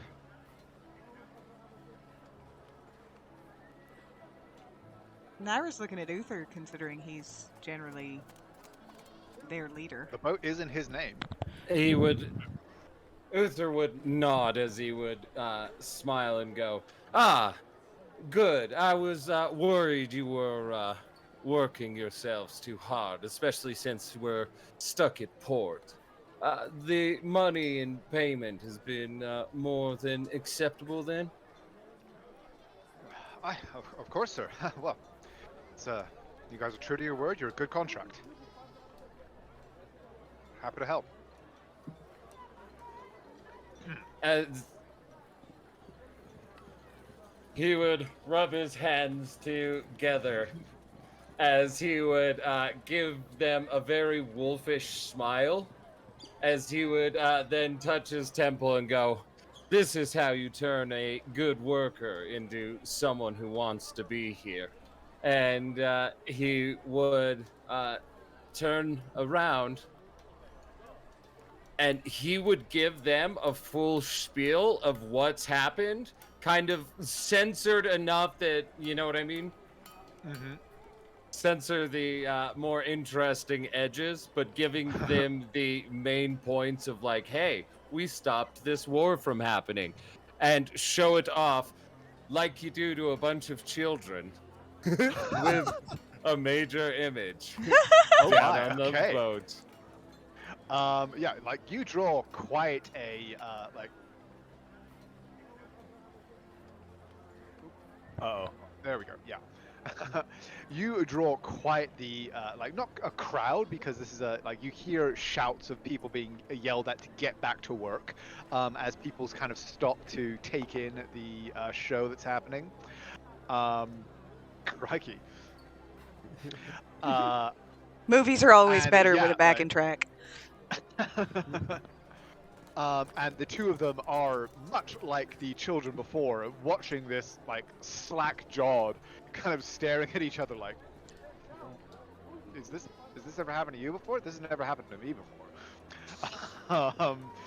And by the time you're done, they're just like, "Wow, well, goodness, my lord, you've been busy. I mean, well, it's begging your pardon, but I'm kind of glad we stayed with the boat if you've been facing that kind of danger. But well, I mean, we're obviously happy to serve.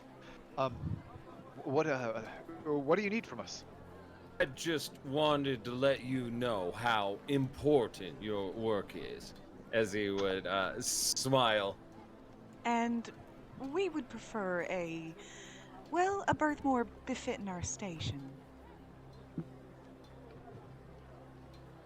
He goes, "Oh, of course. Well, we can try and have a talk with the harbor master. But is there anything that you'd prefer?" And Naira will indicate that they should move the boat to this end. Okay. Jaden kind of says, "Oh, well, I've been on a vessel that berthed over there. They were a little choosy about who they allow to stay on those docks. Do we have? Well, you said you've been talking to some of the higher ups. Did they give you a writ or anything that we could wave in their faces?" Of course, and she will produce it for them. Which and this one has the Wolfhard signal or symbol on it. Do Sigil. we have both? Or no, because he actually replaced it. Yeah. See, the thing is, I don't want to get harassed without having it on us. Is there a solution to that? Make a print. Other than using my... Because I can forge it. I was going to do that next. You see as he shakes his head as he goes, "Darling, we're nobles. Hold on a second." Oh, I keep As he forgetting would, grab a piece of paper, and Uther would write, We have writ from Lord Wolfhard for this boat to dock at these harbors. If you need to inquisit further, seek out Lord Lionsbane and Lord Wolfhard, and leave it at that. Okay. Paul kind of takes it, shows to Jade, and is like, right you are, my lord. We'll leave with the tide, and make sure it's waiting for you there. And he'd seal it with his ring, because I've got a signet ring. Might as well use it. Okay. And Yeah. So they start making ready to cast off. All right, and then after you've worked hard and all that, make sure you get in a good drink and some, but don't leave the boat unattended for too long. I don't want people sneaking off with it or snatching something. It could be very important, as you've seen, to saving, thousands. Keep up the good work. Of course, my lord. We'll look after it. Okay, and Lorium? As the party turns to walk away, Lorium will just walk up to the two of them real quick and just say, he's a pompous asshole, just ignore his threats, but yeah, don't get fucking in trouble.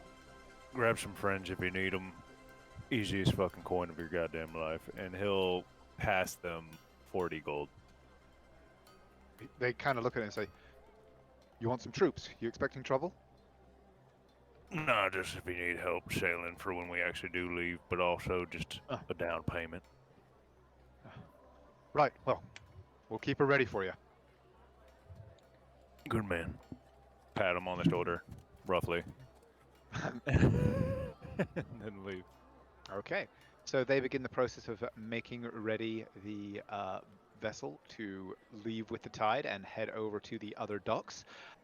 Meanwhile, I assume the rest of you head over to the Watchful Keep. Definitely. Mm-hmm.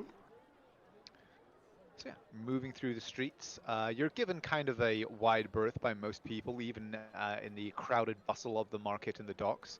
The combination of the giant mounted tiefling in Death Knight armor and the half-grown direwolf trotting along at his heels seem to, create a zone of respect around you. I like it here. They have a very large personal bubble. I can appreciate that. I think that might just be traveling with Lorium. Nah, I think he's traveling with a little shield over here. What?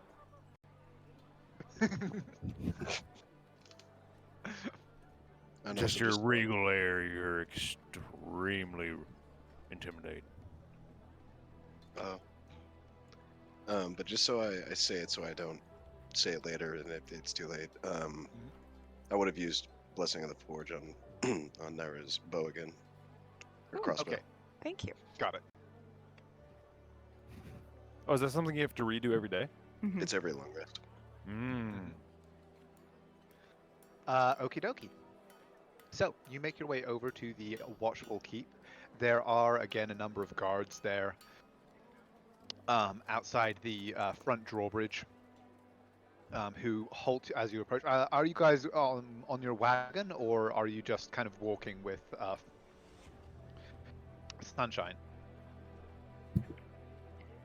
I am walking with Valco, and I've picked up a stick, and I will just chuck it and let him go get it and bring it back, and then I'll chuck it again. Okay. I am walking on Sunshine. You take 1d20 psychic damage. He would, Uther would stop at the hails and then just go, we've got a meeting with a captain, as he would turn and show the letter as he goes, if you wouldn't mind directing me to him. Captain Valor? They're in the main square. Question. And they Is guard, Valco... they direct you through. Sorry? Sorry, I was just got distracted by a question. Is Valco big enough for me to ride yet? Um, I mean, to a degree, like, he would probably get tired quite quickly. He's not quite like full mount size yet. He's kind of the size of like a kind of a large Great Dane. So since Naira is quite small, she could kind of clamber on his back and sort of hang on, potentially for a while. No, I'll wait until he's bigger. But yeah, You That still seems cruel. see 40 pounds of exotic saddles strapped to Lorium's back. Kink it. Fuck you. God damn it. I didn't expect that. That was good. And yeah, so you make your way in, following the directions. This is actually the same route that you followed the first time you came here. Moving through into the interior kind of training or what looks to be like the main square or courtyard, there we go, of the Watchful Keep, where you see the familiar figure of Captain Valen, who appears to be in the middle of directing a series of guardsmen who are arrayed in front of them. As they see you, they kind of hold up a hand as if to tell you to wait for a moment, spend a few minutes more giving orders, and then make their way over to you.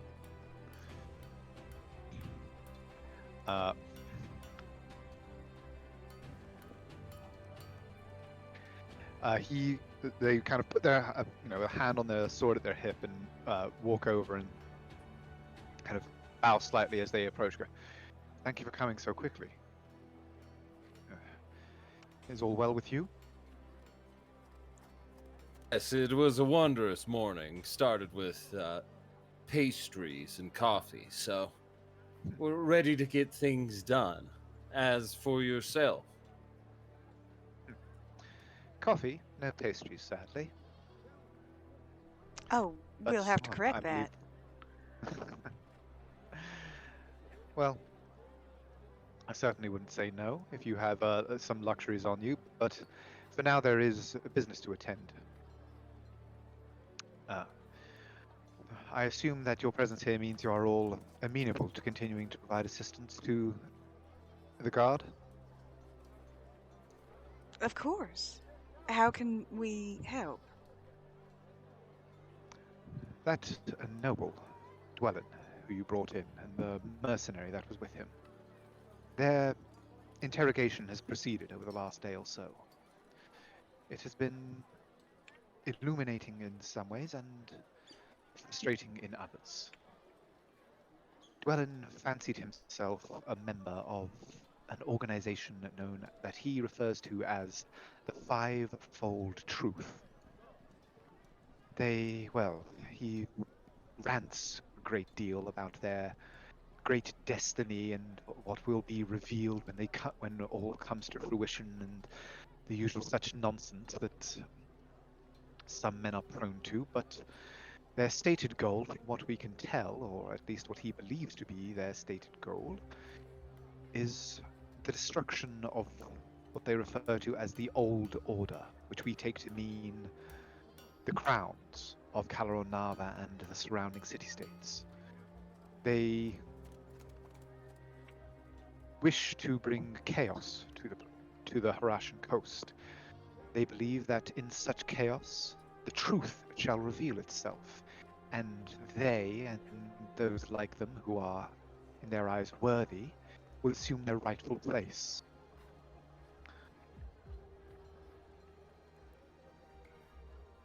Unfortunately, for all his pomp and circumstance and narcissism, he appears to have been a fairly low-level member of the organization. He has been able to give us a number of other names of others that he recruited, and based on that intelligence, other investigations are proceeding. But most importantly, he has revealed that he was first brought into the fold by a nobleman by the name of Arbaver Sindarin. He was apparently a more senior member of the organization. The one to whom Dwellin reported. We don't know precisely who he is. His name is not known to us here in Vanya. But we are searching for him, and no doubt it is only a matter of time before we are able to find at least some trace of this man, provided that the name was anything close to legitimate. Is this However- a name that I recognize at all? No. Oh, okay. I mean, you can like give me a history Well, check hold, if you. hold on, wait. It didn't like when Midnight did the contact thing. Isn't that the name that came back? Mm-hmm. Mm-hmm. I thought so. Oh, I had forgotten about that. This is why we take notes. Let's go. I was like, I know that's a Nara name. That was Yes. an IQ play. I fucking controlled F for that shit. I was like, I know it. I know it's here somewhere. Where?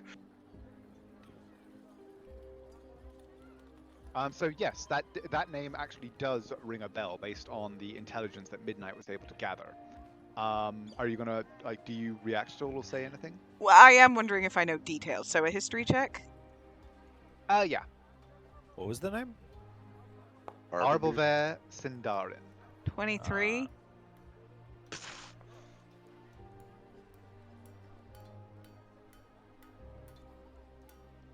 One moment. Do.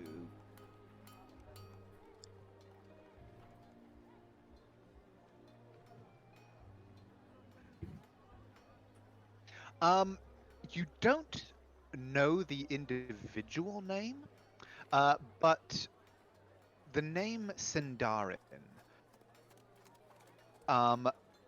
does ring a bell as a name that you heard in Arosa. Or in the terms of the court of Arosa. You don't know anything much about them. So but they were you the do kind of believe people that the bards were excited to play for. potentially yes. Although Arosa, not Perona. Ah, right. But yes, they would have been you are familiar with them as a name that has been mentioned in the attendance rolls of court functions and things like that. Okie doke.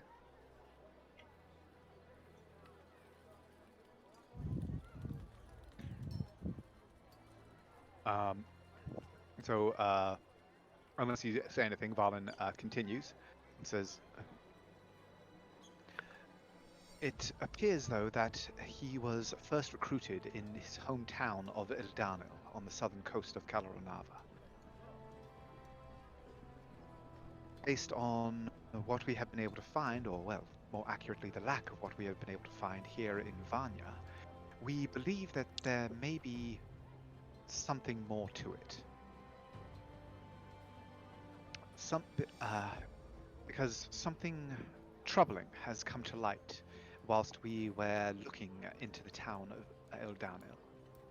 Lord Dunadwellin, the, shall we say, patriarch of the Dwellin family, who hold a manor in that city, has apparently been arrested. The Eldanil itself is a hotbed of crime and smuggling, and, well, frankly, corruption. The troubles of late have turned away the eye of the crown and the other authorities from that place, and sadly, the corruption there has been allowed to fester unchallenged for some time. That is why we have been able to find out little in terms of detail about the arrest. And it is also why we believe that any official agents, members of the guard, or anyone related to us directly would be potentially unwelcome. Fortunately, you are neither of those things. That is, Lord Wolfhard would request that you head to Eldanil, investigate whatever troubles have more lately befallen the family of Dwellin, and if you are able to find some link to the troubles that you had discovered here, well, regardless of if you were able to find the link, if you are able to satisfy us that you have found the truth of the matters down there, you will be paid a sum of 1,000 gold pieces. Is this amenable? I do believe it is, yes. Excellent. And Naira will sort of hold out her hand for a handshake. They look down at it a little bemused for a moment, and then a small smile crosses their face, and they hold out their own hand and shake yours once, before saying, "Good. The gold will be available upon your return once we have received your report. Is there anything further that you require?" As well as would like the thought to be floated. I would appreciate an opportunity to speak with the crown. Whenever we've accomplished enough to find it, his time amenable to such. As I would look towards him and just give him a soft smile and go, I know you have no ability to do that, but make note that I mentioned it, please. And just I'll grin, floating a rumor. This is how shit gets going. Lorem cocks an eyebrow to it.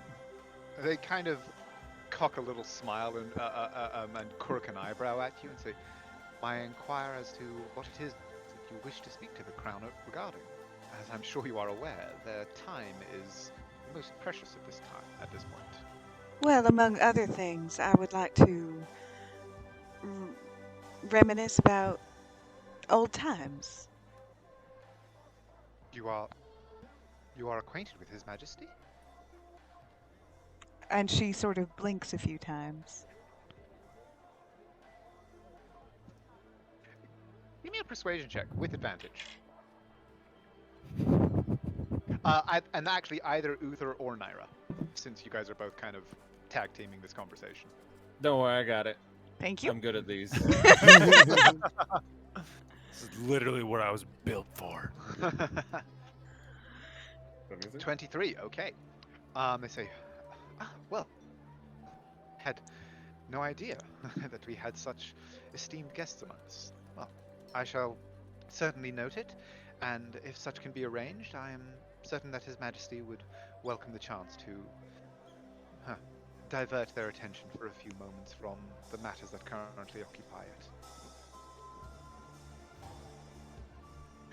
Oh, and these are for you. And she will hand over those crackers.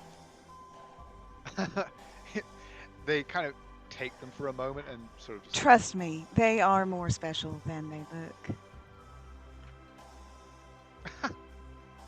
Well, that is quite the trick. Go and flick it up and catch it. Remarkable. New addiction acquired. Good. Thank you. Thank you kindly. Is there anything else that you require? I have duties I must return to. What do you do? No, I believe that's everything. We'll have that dealt with shortly. Then may the pillars watch over you, and safe travels. Turns kind of towards everyone, giving that raised eyebrow, waiting for everybody to do the nod of like, yep, let's go. Everybody gives me the nod, and we start heading towards the docks.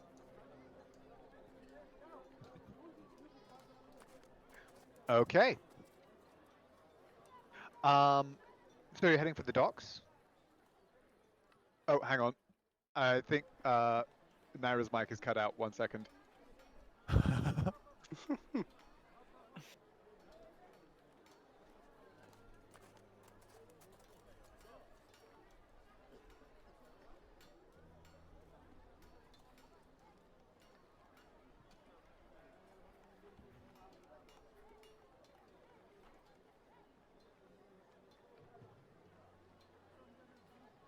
wonderful weather we're having.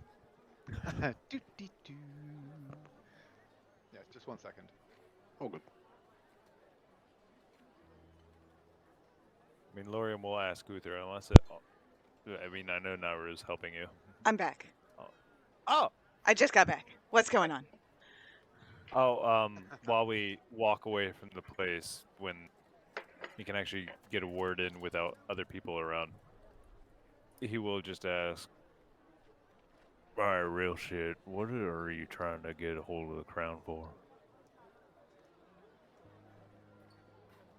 You see as he takes a breath in, as he'll talk out loud, but it really doesn't seem to reply at all. It's a very politician-y answer. But in your head, you'll get the message of, honestly, something at this level, I kind of want to be in his presence with the coins. I know that doesn't mean we can take a shot at him or anything, but it can inform us rather deeply of everything that's going on, or at least how something sits on the board. If we don't hit, or maybe Naira hits on him, maybe it means something entirely else. Maybe he needs our help and he could do a lot of good. Sort of surprised, but more so amused expression. Well, and I kind of want to have some actual property. I was thinking maybe that orphanage, build a little keep nearby. It's good to have some land. And I mean, you're going to get old and you got to watch over it. Shit. And I mean, if you don't go out in a blaze of glory, it might be nice to have something like that. Did you Yeah, say the probably land got like bit 2 out years loud? left. The what? Did you say that you wanted to buy property out loud? Mhm. Or are you still having this conversation in Lorium's head? He probably would have said the purchase property out loud, but it's rather nicer to have it given to you, become a landed lord. That's as he does the chef's kiss gesture. I would prefer to stay away from Vanya in terms of buying property, if at all possible. Why is that? Murdoch isn't far. You see as he turns towards you. Darling, there's a part of me that wants to outplay Murdoch. Oh. Good. We're on the same page then. As he would spread it to everyone, and that's another reason to meet the king. If I can get him to trust us, my coins don't go off, then there's a real chance if we help. We've already proven that there's poison inside. If we can show him Murdoch is, he might be a good friend to have on our side. Well, the problem is that Murdoch was a vile man, obviously, with some vile machinations, but that's to us. He wasn't necessarily any different from any of the other nobles.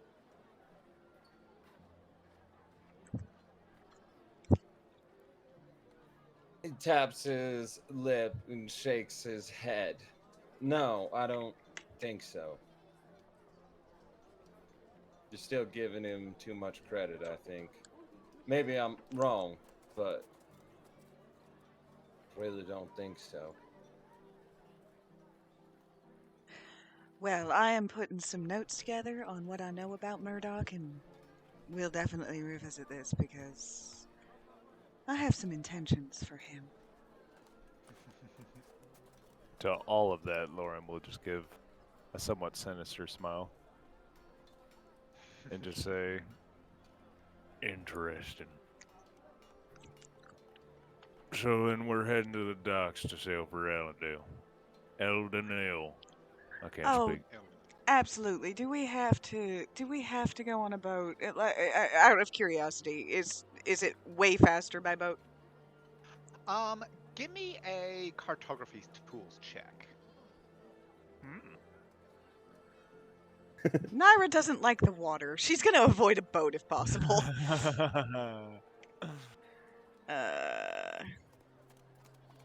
Where are my cartography? There it is.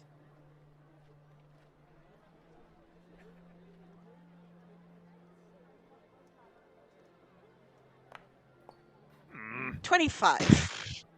Okay. You are aware that the standard kind of trade route for most traffic along the Harashan coast around Kalaronava is actually to go west out of Vanya, along the river past Perona, and then travel eastward along the coast, because there is quite a strong prevailing current along the coast. That would make this final part of the journey quite slow by boat. So it would probably actually be slightly quicker, even though this first portion of the journey down toward Arosa would probably be faster.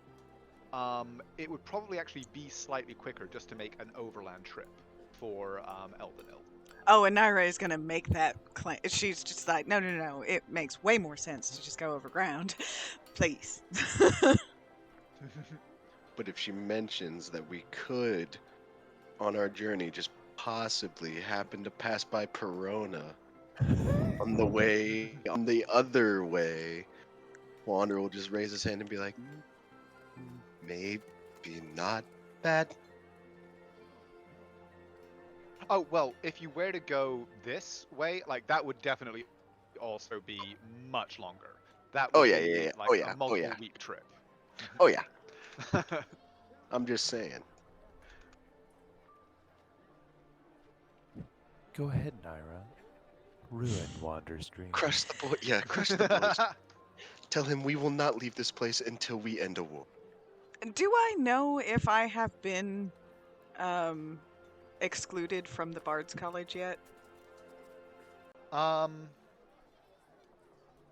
You don't know for sure because you haven't like received any messages regarding it or anything like that. But you do know that your attendance and membership at the college was contingent on Lord Murdoch's patronage. So you would imagine no. God, please tell him that we can never go now. Please. That's not gonna Ooh. happen. But Okay. Naira's ears do flatten a little bit. In not the way that happens when she gets mad at people, but it sort of flat and forward rather than flat and back in that way that says that she really is disappointed.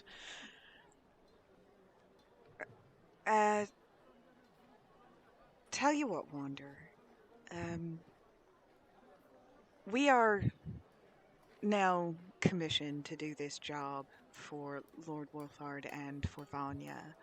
So I don't know that we'll have the time to stop by Perona, especially given that they need this information urgently. But if you'll give us just a little bit of time, we can go down to, was it Eladnil? Eldenil. We can go down to Eldenil, take care of business, and then when we return to Vanya, we will get our vessel and we will go straight to Perona. Does that sound good? He'll nod kind of almost happily, and he'll just say, yes, that sounds good. Well, as long as we don't find out that like the world's gonna explode if we don't fix something real quick. But like as soon as it's not ultra dire, we will definitely head to Verona. The world can explode. I mean, oh no, I hope not. I've just scared myself. You know, everything's just one ticking time bomb. Even milk? Even milk. Especially milk. Milk goes Sit bad out for really like quickly. Yeah, that's a really short fuse. The saddest 1,000-yard stare. Just no, we're not trying to ignore you, Wander, or your issue. We're just trying to save the most people right now. I know. Sorry, buddy. Looks like that in your hands-on question project. Take a bit. All right, next thing we need. Everyone, keep an eye out for a gypsy wagon. And I don't want or need an actual gypsy in it. I just want the wagon. Let's just find and tame a mimic. We should.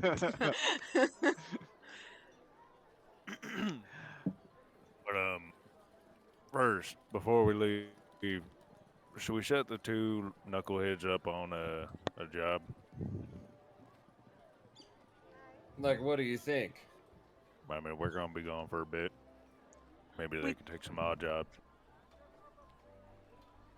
That would probably be a better use of their time than what I was thinking. And what were you thinking? Well, I was thinking that we could have them sort of renovate the boat, because right now it's sort of, well, it's a smuggler's boat and it doesn't look very nice, and I thought that maybe it would be nice if it just, was a little bit more comfortable.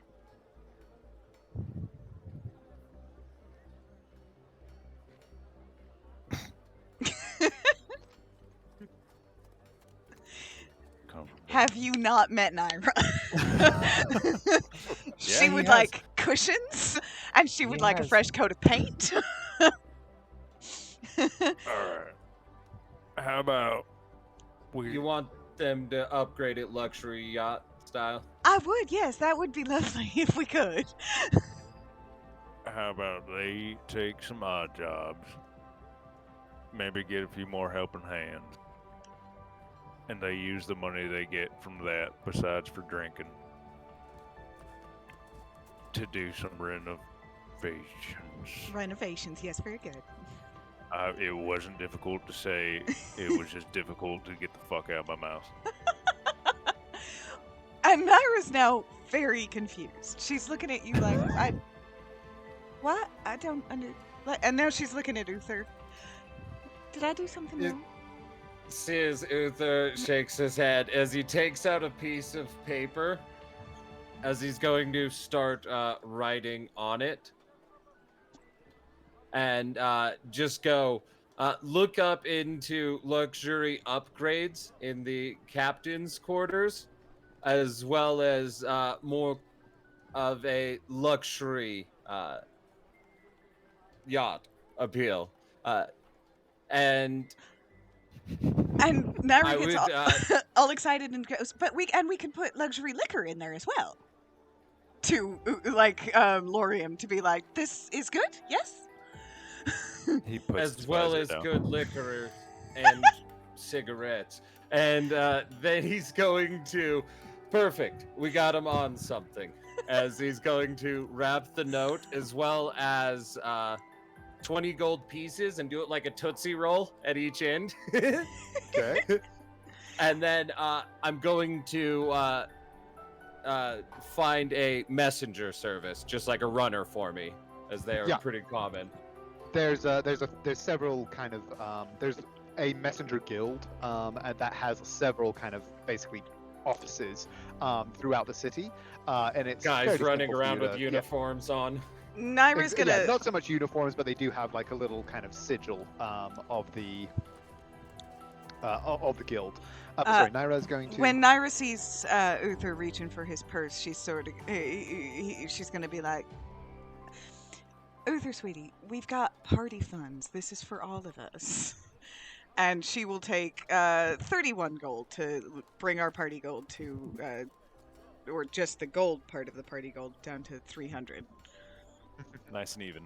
Yeah, she's gonna go. How's that? And then throw in another 19 for another 50 gold, which will definitely get us a very nice bed and Lovely. some paint job and some upgrades. And then head over to the Messenger Guild and just, yeah, this is going to be way overpriced, but I'm going to give an Electrum for a runner and then tip the guy an Electrum. To be like, rush this down to the noble docks and to the ship, and Okay. I'll describe it. Yeah, and the pair of Jaden. Yep, no problem. You are given a receipt for your note, and the gold contained therein. The man pockets the Electrum, accepts very gratefully the tip, and takes off at a jog. I'm sorry, you said tip with a P. I'm so sorry. I actually snorted. I could not. I'm sorry. I will take some damage. How much damage? Disappointed face. Stop. Yeah. He's like, don't worry, the damage is coming. Moment you fuckers leave those guns. But okay. Let me just make a note of that then. Lawrence is like, just let the boys do some actual work. Oh, and Naira, you also had some additional packages that you wanted to send off. Yes, I do. I would just include that with what Uther was doing. And it was 10 gold? 10 gold in total, yeah. That sends off 4 different packages to various institutions that you are familiar with that would be interested in this kind of thing. Cool. Naira has packaged up a bunch of notes and is sending them to different places. Does it involve anthrax? No. Although now I gotta ask Midnight about making me some anthrax. No. Send me a very stupid message. If anybody is curious about it, of course, Naira will tell you that she is submitting the research of that she documented while at the Citadel for publication at several different places, including she has sent some information to Sorveni.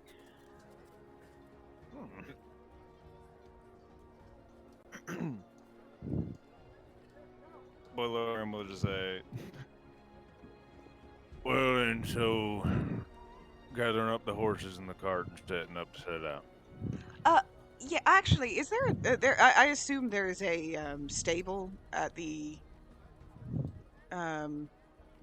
sort of exit that I can buy a horse, because I've been riding. Yes, no, there's several stables and the like available in Vanya where you'd be able to purchase a mount. She will say to Uther, sweetheart, would you rather me have my own horse or?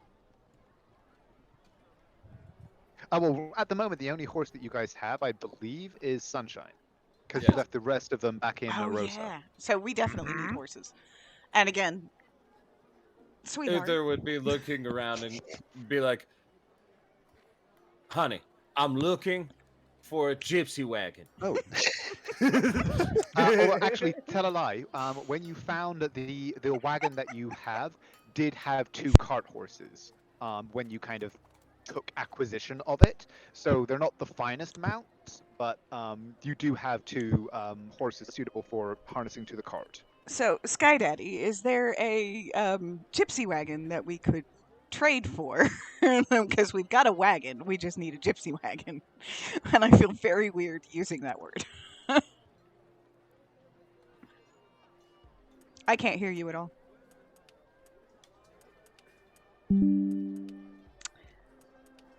We have... Andrew.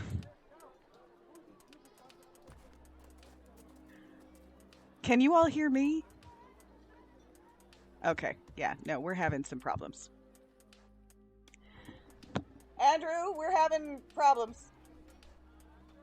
Nobody can hear us.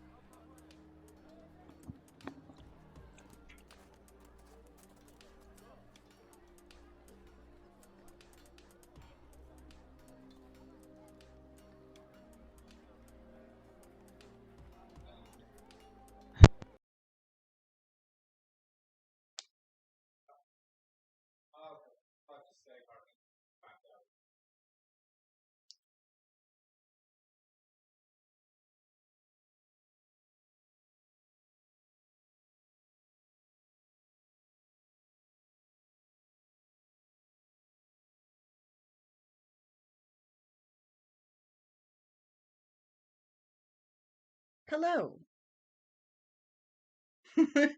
I have just joined on our phone. Or on my phone. Our internet just got weird.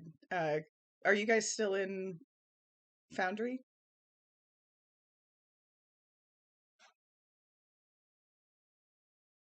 I feel like it's us using that term that's probably caused the problem. We've cursed ourselves. Huh? I'm resetting the router. Right there. Yeah, Andrew's resetting the router.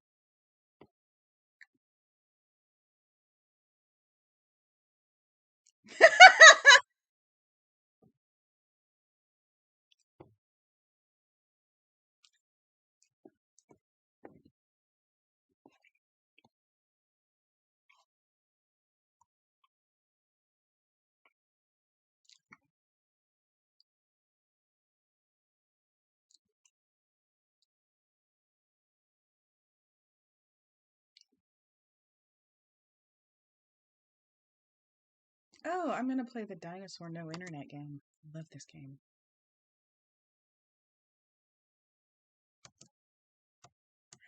I have a high score of almost 5,000, and I want to get better at it.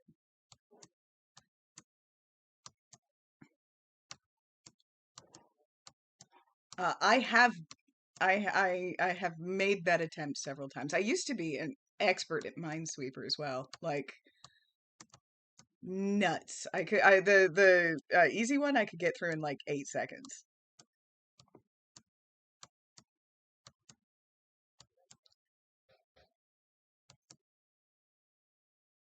Yes.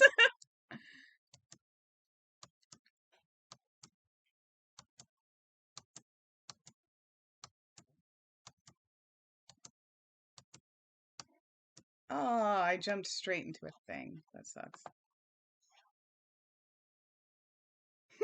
This is being recorded. My fail just totally got recorded. So you're all going to be able to watch me play this dinosaur game.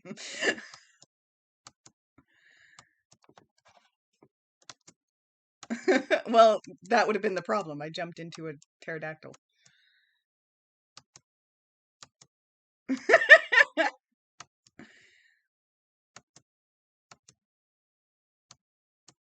God damn it. You guys are distracting me.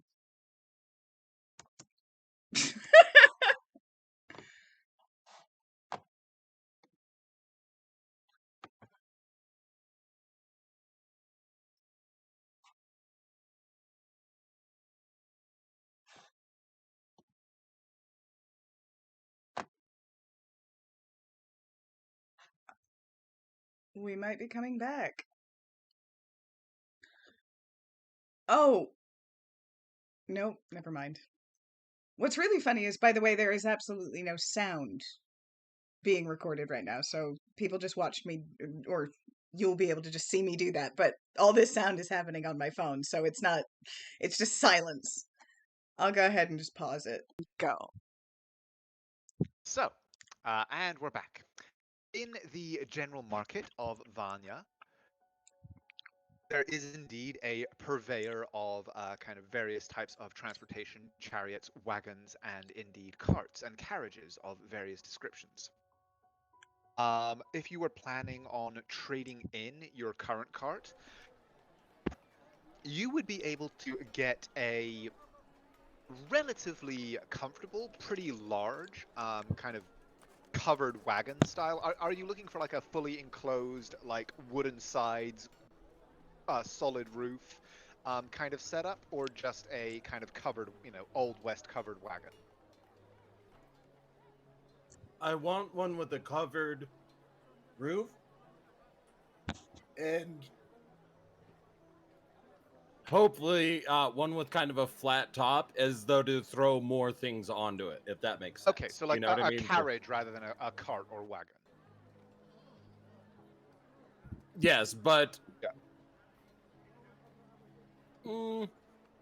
But I do want something with like a bed, and that's why I'm going for like the gypsy cart. Yeah. Sense. So kind of the equivalent of a caravan, ye old caravan kind of thing, or yes. ye old RV. 100% that. Okay. Yes, you would definitely be able to find, like, it would take a little bit of kind of looking around, and you'd need to kind of haggle a little bit and kind of get them to add in certain things that didn't just kind of come as standard in there. But you would certainly be able to, over the course of a few hours, find all of that stuff available in the general market of Vanya. And I'll say to basically kit out the interior with a couple of decent beds and like just the general kind of comforts that things that would make it comfortable to travel in. The van life look, you know what I mean? Exactly, yeah. Um, in addition to trading in your old wagon, would set you back 110 gold pieces. We've got that. In fact, do we want to? You said one of those platinum bars was worth 100 GP. Correct. And this will So- be small enough I can park it on the boat, right? You know what I mean? Because it's like a freight ship. Let me double check because the boat's not particularly large. Blah, blah, blah. It's okay. Because we're I gonna want to grab get a it bigger one. small enough it goes in that. You know what I mean? So I can have Okay. my helicopter for my yacht, essentially. Let me check. So, Well, we'll be getting 1,000 gold pieces, so we might be able to just get a better boat. I mean, yeah, because the boat that you guys have is only a little over 50 feet long, and so there's not a huge amount of deck space.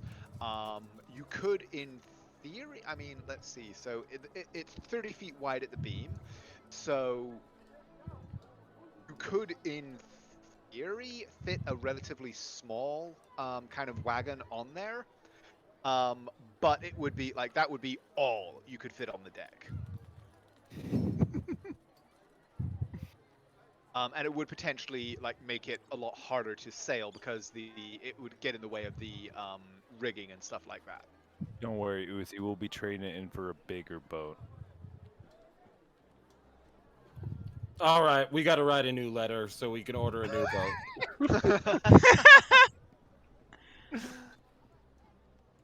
I mean, well, actually thinking about it, so if the wagon's going to be about 20 feet long, Wait, Andrew, where's your yeah.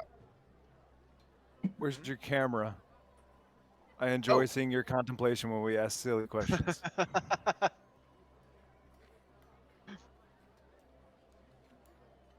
Yay!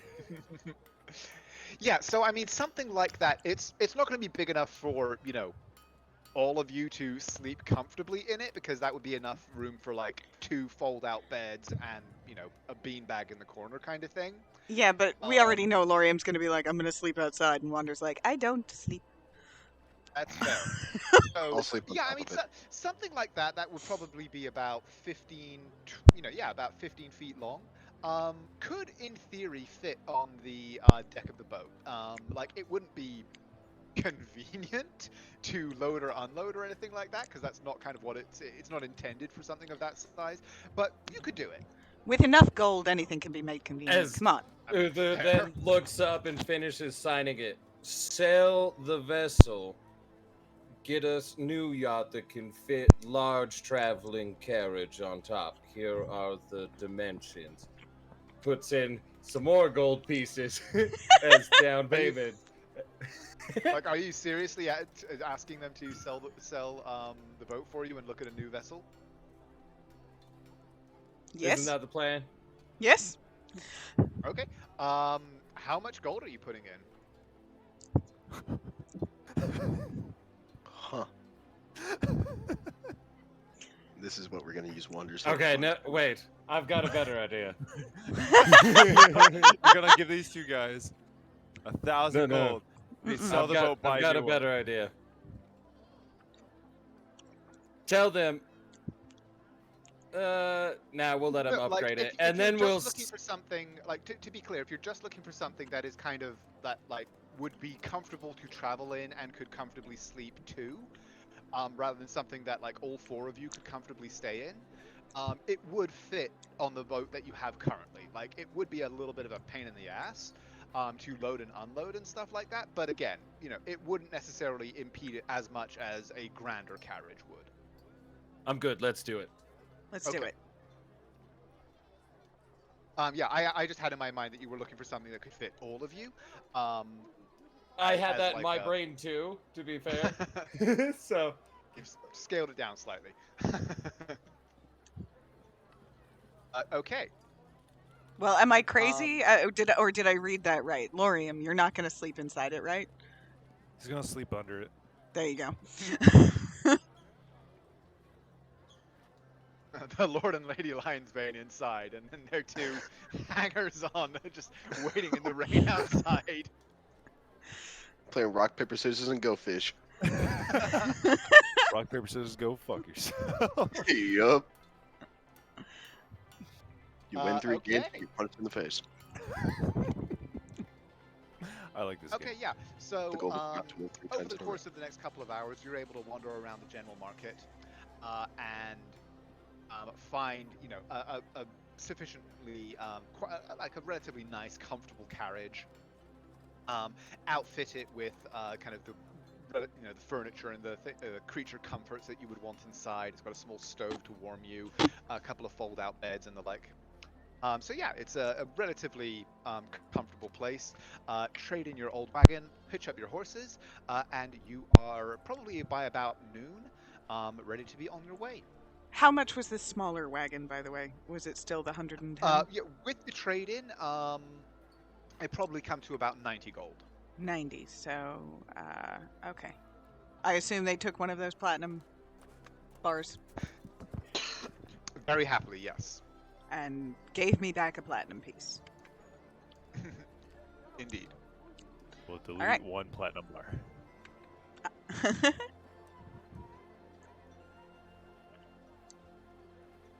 Okay. And with that, you are ready to head out from and leave behind the capital city of Vanya, heading out on the little over 100-mile journey down toward the city of Elandil, or Eldanil. I have to say, I am very grateful that we're not doing this long of a journey on a boat. Mm-hmm. What? Yeah, I agree. Oh, good. There's just an But, awful lot of water necessary for a boat. But during all that setup, we do not have to RP it, because I know we want to get the show on the road. Lorium would ride Sunshine, like call Sunshine and ride her back to the tower of Arcano. And demand to speak to Arcanist Travalen, and in reality just go chat with Vincent and let him know what's up. Tell him to be safe. Stay in the area. He says he returns the sentiment of, stay safe. Thanks you again dearly for your assistance and persistence in coming to find him and uncovering this latest threat and conspiracy that has apparently been drawing itself around him. He promises to stay safe within the tower's walls, keep an eye out for the metal creature, and warns you to do the same, and says that from what Arcanist Travalen has told him of such things, you should be very careful if you encounter it. And not attempt to attack it unless you are very confident of victory. He is always confident of victory. Fair enough. Okay. So yeah, you are able to do that while they are completing their business at the market, and the craftsmen at the trader are installing the creature comforts that you ordered as sort of extras. And with that, you are, as I said, ready to begin your journey out south of Vanya to the city of Eldamil. Leaving Vanya, you travel through that familiar band of relatively civilized farmstead fields and hedgerows that surround it, providing the food and raw materials that power these large cities. Very quickly, you head beyond this border of civilization out into the wilder lands.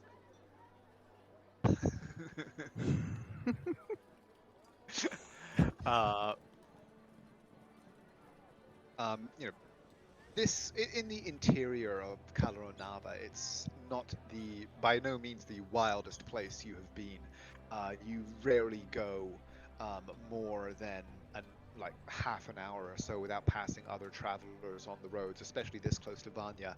And it's even less time than that between the scattered kind of small like villages and farmsteads and homesteads that dot the landscape around here. But you're definitely very quickly moving beyond the borders of civilization.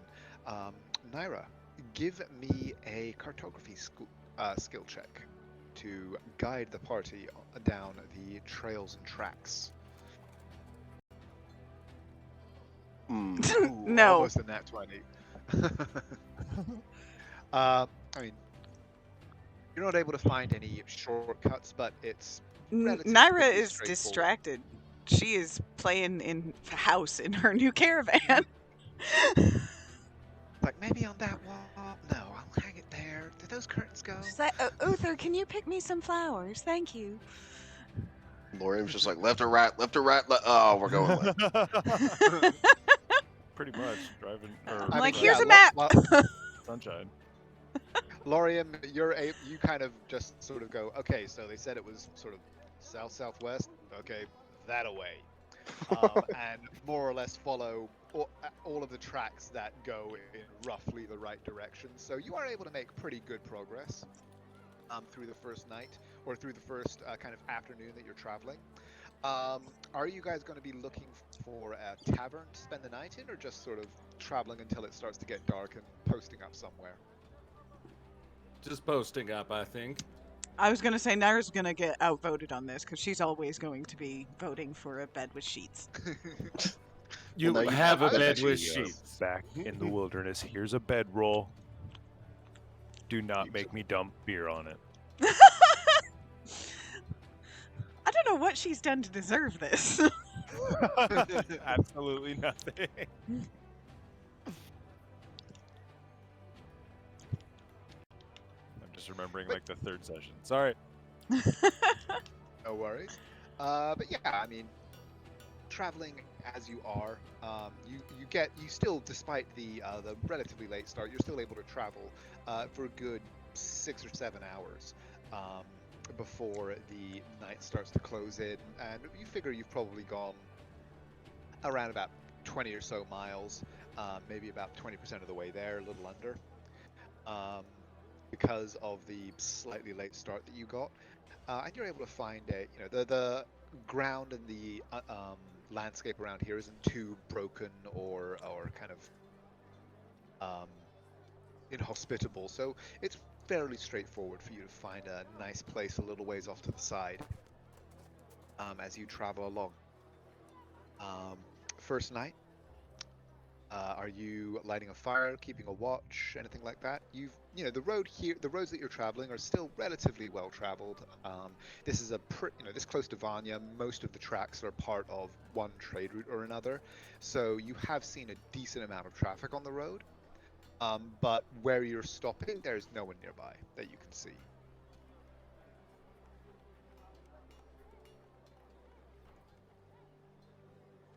I think we would definitely keep watch. We're good at that. How tall is your tiny hut?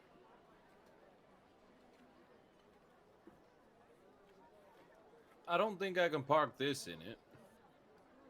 I mean, it's a 20-foot radius sphere, right? Dome. I think so. Oh, I'm almost certain it's a dome. Yeah, and I believe it's a dome, so in theory it goes up 20 feet, so yeah, like, I mean, it's called a tiny hut, but it's actually pretty freaking big. Just as long as I'm in the center when I cast it, I think it. Yeah. Yeah, so I think if you are like inside the carriage when you cast it, the dome sort of goes bubbles out from it, and would encapsulate it. Nice. He would be like, "All right, everyone, I think this might work. Let me check," and then do the ritual for it, playing the goodnight song, and then finish it as it would snap up in that dark forest green. Okay, yeah, this dome shimmers out, kind of bubbling out of the windows and door of the carriage, forming out around it in this shimmering field of energy.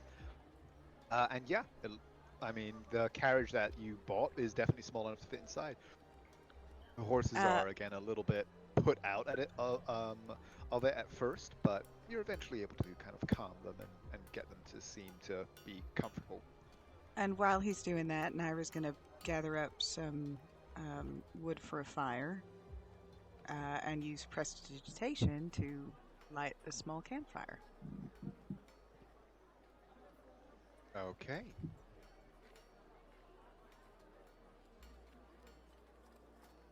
First night draws in. Who's on watch? Flash watch. I mean, I'll I'm take the just first saying, watch. I am technically always on watch. You do actually have to like trance, even as a warforged. No, I don't. It's just I don't actually fall asleep. Like I'm fully conscious the whole time, and I can see my surroundings. It's I'll look for it. It's right though. Sentry's Rest. Is that I it? think your head stays positionary, but yeah. Yeah. Oh yeah. Okay. So yeah.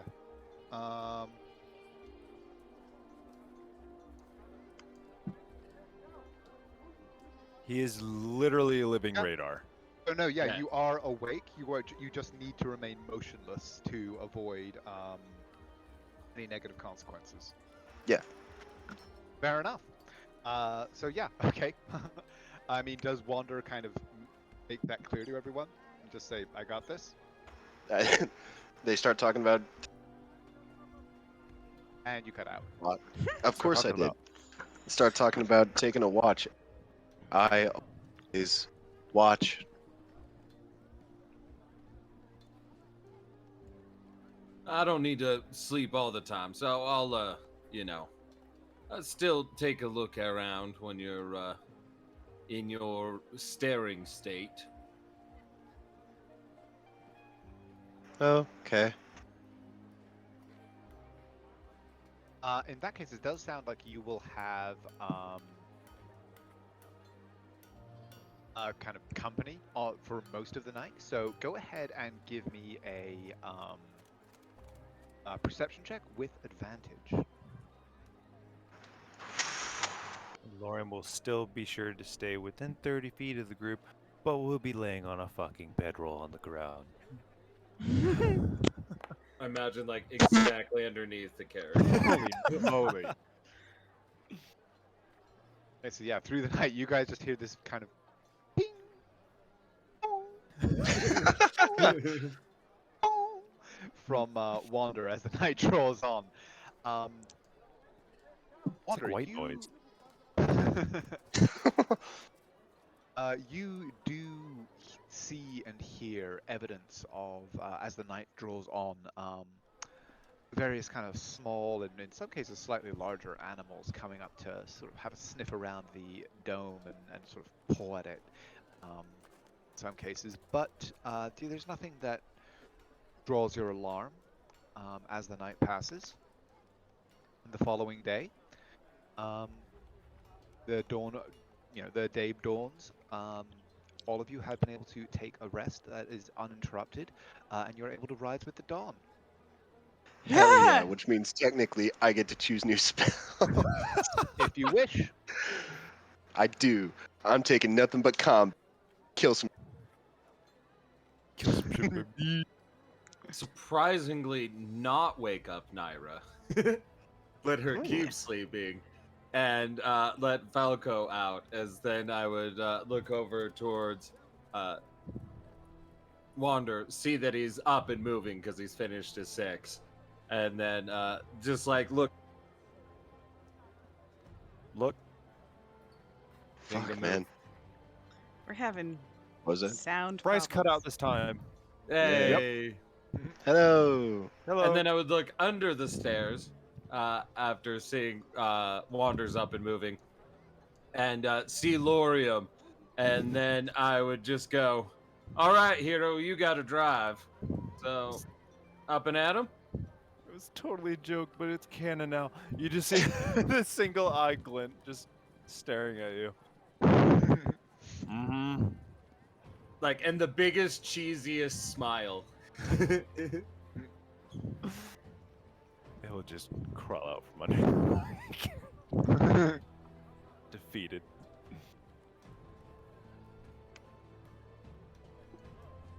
Yeah, mount up. Okay. Okay, you mount up, you head out. Naira, give me a cartography tools check again. See if you are able to guide us on day 2 of your journey. Because we'd only wake her up at like the next turn, you know? We weren't sure of. 6 extra seconds of sleep. Yeah. Right. They do a wonder for you. She's like, huh, you need me to do what now? Okay. And let's see if it's like me when I have to get up and immediately drive. Nope. Although, Very no, accurate. that's not quite. No, I'm very good at getting up and immediately jumping into the car. Oh, she's scary good. Like, I've seen her wake up halfway down the freeway, but she drives perfectly safely the whole time there. That is terrifying. I fall asleep on the road. I cannot do that. It's only terrifying in retrospect, honestly. Nobody knows until I'm like, oh, I'm awake.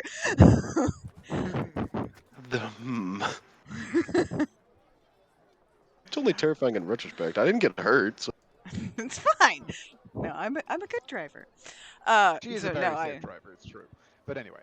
But okay, so yeah, once again, this is like very unfamiliar terrain with kind of confusing, meandering trails. So it's hard to tell precisely which are the right turns to take, but you are able to make decent progress nonetheless as you continue on.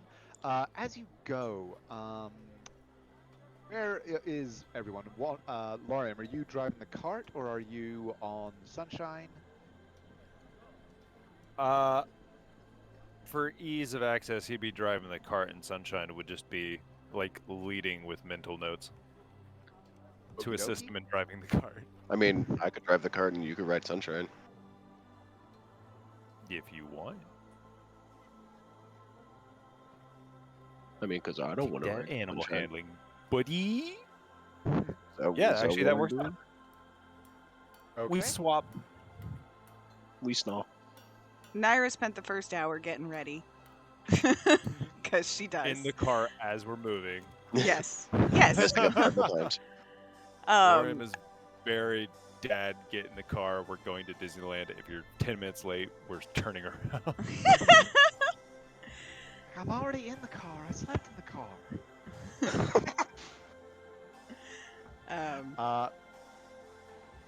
But okay, so like after the first hour, are you kind of mostly staying in there and continuing to work on like your notes or whatever? No, I'd probably actually go find wherever Uther is. You have 2 books. I do have 2 books. That's true, but I want to read those with. And you have one of the books on you, but I would like to read those with Wander. But you're right. I would.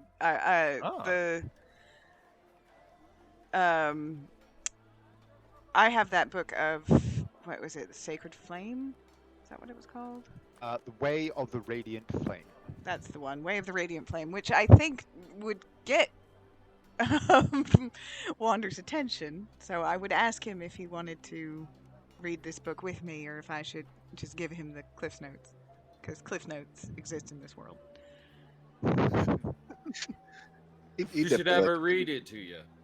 That It'll one. be like yes. a book, but in audio form, like an audio book. Oh my god, she can read it out loud while he drives the caravan. I could do that, but it might bore everybody else. But I mean, I could do that. So yeah, I will sit on top of the caravan and read it to Wander. Okay. Uther, what are you up to? Uther would just be sitting on the back of the wagon like door open if he has to, but like kind of on just the stairs on the back, and just strumming along, watching the road fade off behind him, just to see if anything's coming up behind us and the like, and listening to the ongoings. Okay. In that case, since everybody is out and about, first of all, Naira, give me a investigation check as you're kind of trying, because again, the book that you recovered, The Way of the Radiant Flame, isn't entirely complete, and is in this strange, archaic form of Draconic that, even though you are becoming increasingly familiar with it, is still a little hard to read, especially as this book discusses some pretty... Never mind.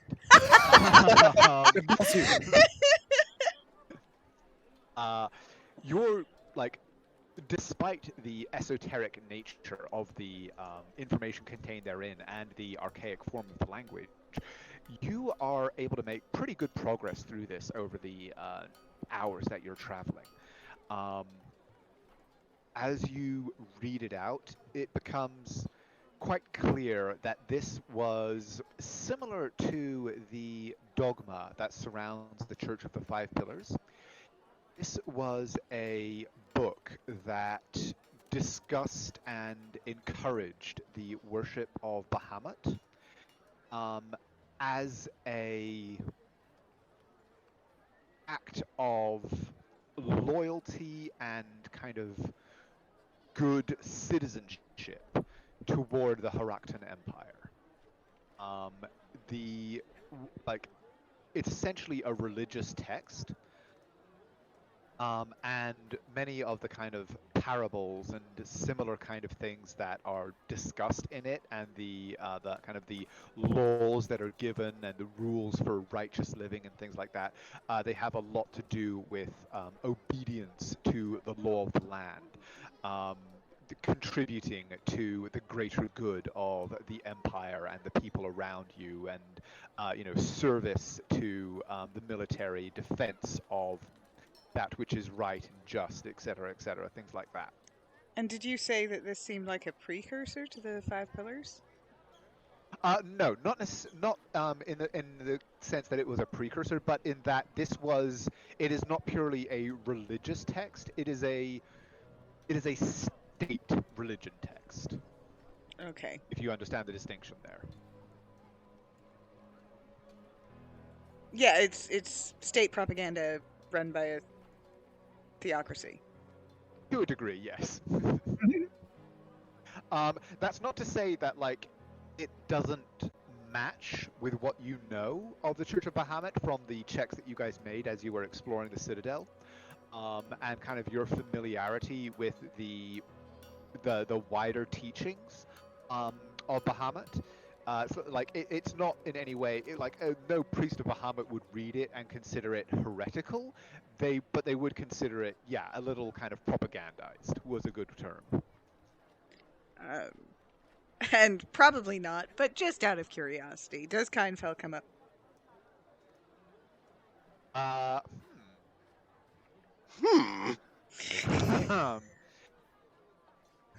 I rolling a D1? Oh.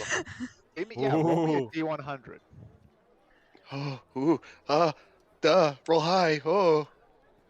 Huh? That was almost a 90-something. But no, there is no mention of Kindfell in what you are able to study of the book. You're probably about, of the 27, you're able to make good progress. You're probably get through about half of the book today. Ooh. Maybe it's at the end of the book. It's the last page.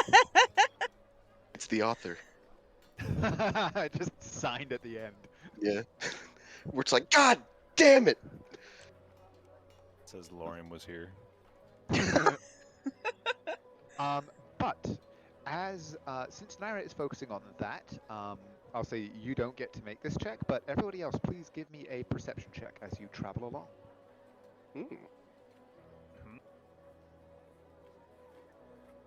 I could make it at disadvantage. You are focusing on the book rather than the world around you.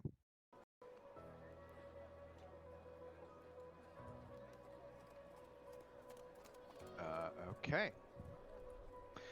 So as you travel, You pass a few slightly larger villages, but most of what you pass are isolated farmsteads and homesteads that seem pretty far removed from larger settlements. You're mostly traveling through pretty wild land, but that doesn't mean that you are traveling alone by any stretch.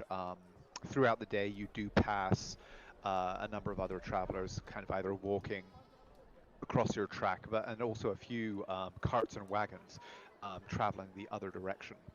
Um, at one point, somebody wearing the symbol. Oh, and I should actually change this background music as well. There we go. I just realized I was still playing the market sounds there. It just becomes much more violent all of a sudden. We're like, oh, um, at one point, somebody wearing a cloak that's got the sigil of the messenger guild gabs past you and can like outpaces you quite rapidly on their horse as they move past. But other than that, your travel is Oh, fairly. it's D&D. Let's just mug that guy. yeah. I'm kidding. Scar him. Just kill the fucking messenger. Little do you know, the worst This crime in lawyer D&D is takes his elf rug. glaive and just clotheslines him as he goes by. It was a bounty from a chicken. It's a handprint that's in a And yeah, like you're able to Oh. make pretty good progress throughout the day. You estimate you've probably gone about 35 miles or so by the end of the day, by the time the sun starts to go down. I assume once again you guys are just kind of posting up. And he Mhm. takes his post. The worms. Much as the previous night, the bubble of the shield kind of, or the bubble of the tiny hut encloses your little group. Anything that you guys want to do or discuss? Like, Wander, is there anything that you're going to be kind of working on throughout the evening, or are you just going to are you guys just going to kind of chill out until it's time for bed? I forgot to mention it, but midway through the day, is there any way I could have kept an eye out for like a hardwood, definitely like mahogany, oak, cherry, that kind of thing, type of branch, and similar to that, like L shape, something I think I could attach the blasting rod to, like similar to mine, as I've been going on, watching the back of the roads as they've all passed. Go ahead and give me a nature check. If you make that apparent that you're searching for something, Orion will help you. Yay. With advantage. Nice. Go himbo. Oh, 11, 12. I mean, it's a stick and we're outside. It shouldn't be that hard. I don't know if that's good or bad. You find one that would be a decent match. It would require a little more work than the one that you used before to carve, so it would take a little bit longer potentially, but it's suitable wood. Okay, it's the wood I'm looking for. Then yes, And you that- are able to find something that would be that you'd be able to kind of fit the one blank that you got into. Perfect. Just curious, what did it end up being? Cherry? Mahogany? Ebony? Let me Walnut? It's a cherry blossom tree.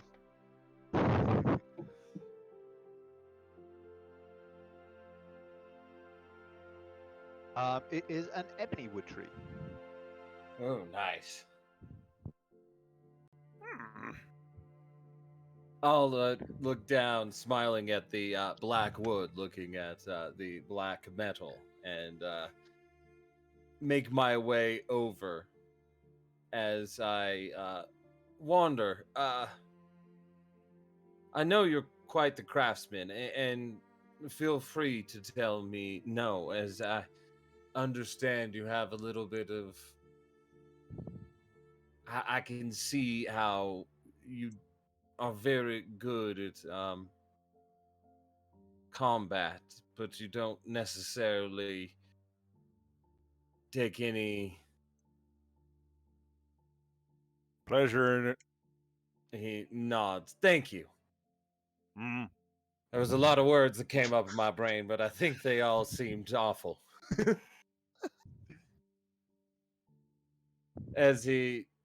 But I know with your skill and ability,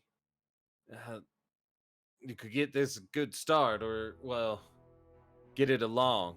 And I think, well, with you doing it for Naira, could, I don't know, the magic work better with intent.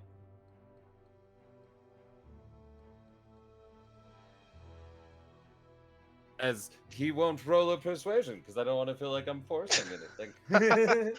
Roll a persuasion. Do it. No, don't, please. Um,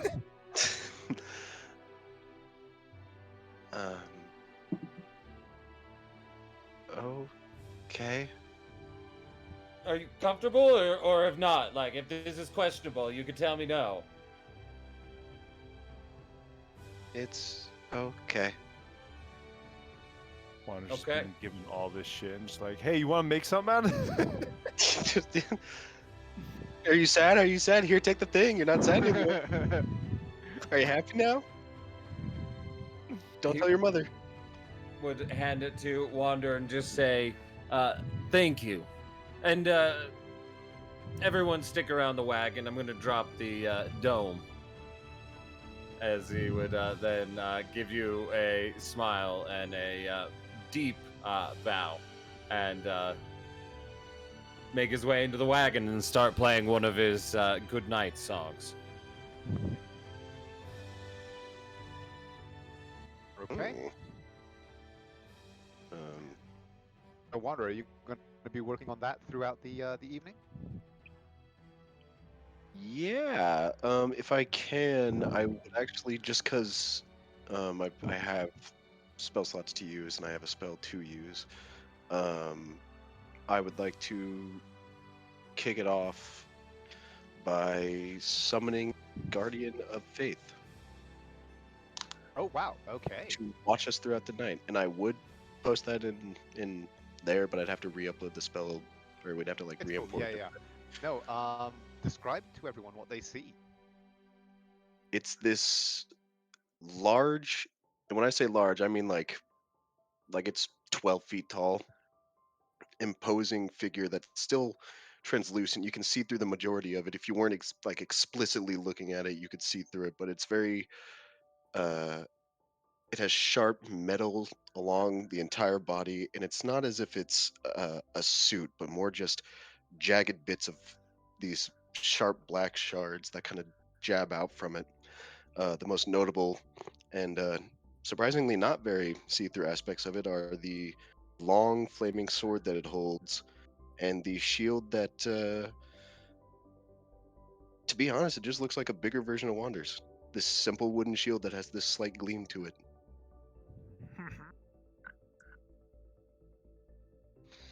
And it just kind of hovers and a little bit over the top of the dome. Not the top, like angled. Because if it's on top of the dome, it can't like hit things.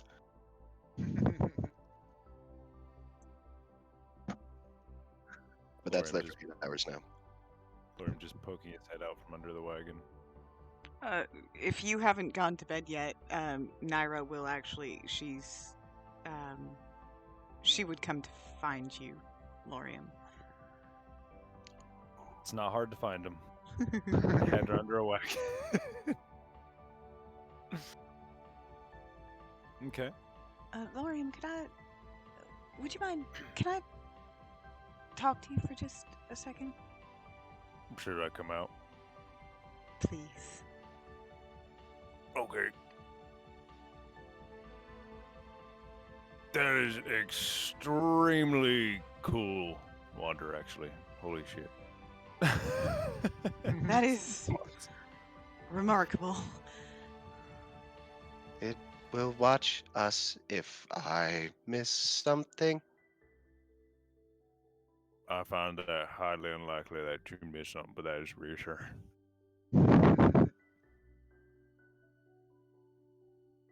How far Yeah, can he- it see? Okay. The immediate area. So roughly 10 feet.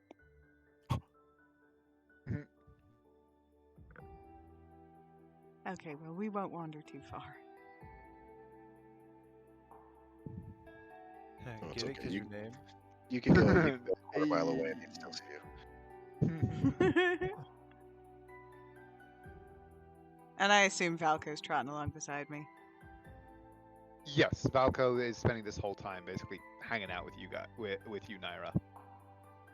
And she's going to chuck a stick, have him run fetch it, and then she's going to hand it to Lorium and be like, I think he'd probably prefer how far you can throw this.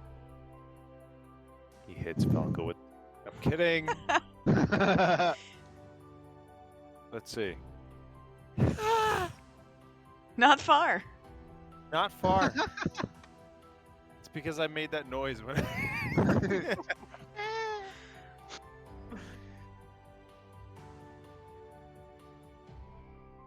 It just plops like 15 feet away. Well, that was depressing. You know, you don't have to go easy on it. All right, I was told. Yeah, you're right. Shit.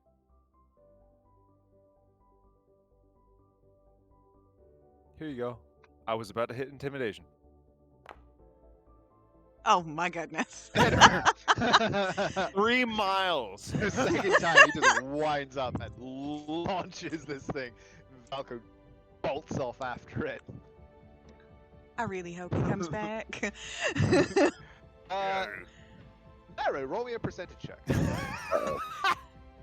I'm gonna be so mad. A percentage? Percentile dice, yeah. It's fine. I can't locate creature. It's fine.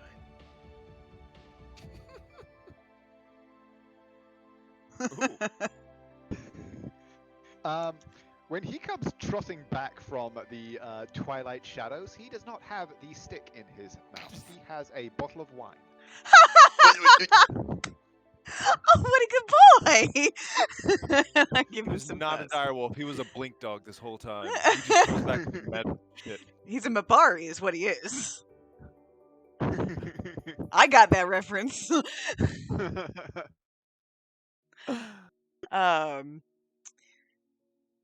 But while he's trotted off in search of wine, Naira clearly has something she's trying to ask you about and doesn't know how to say, and she looks over and sort of sees Uther off in the distance, and then she looks at you and she goes, Uther's asleep in the wagon. Oh, Uther's asleep in the wagon, never mind. Yep. And As she soon as he does his goodnight songs, he's out. and she goes, "Can I ask you something and You just did. be honest with me?" You think I'm ever not honest with you? No, that's fair. I just think that sometimes people try to protect my feelings, and Oh, I don't give a shit about your feelings, boss. good to know. Did I? It's hard to understand, but it was a joke. She did not take that as a joke. I'm not even gonna roll insight on that. Oh. Well, Lorium, roll insight.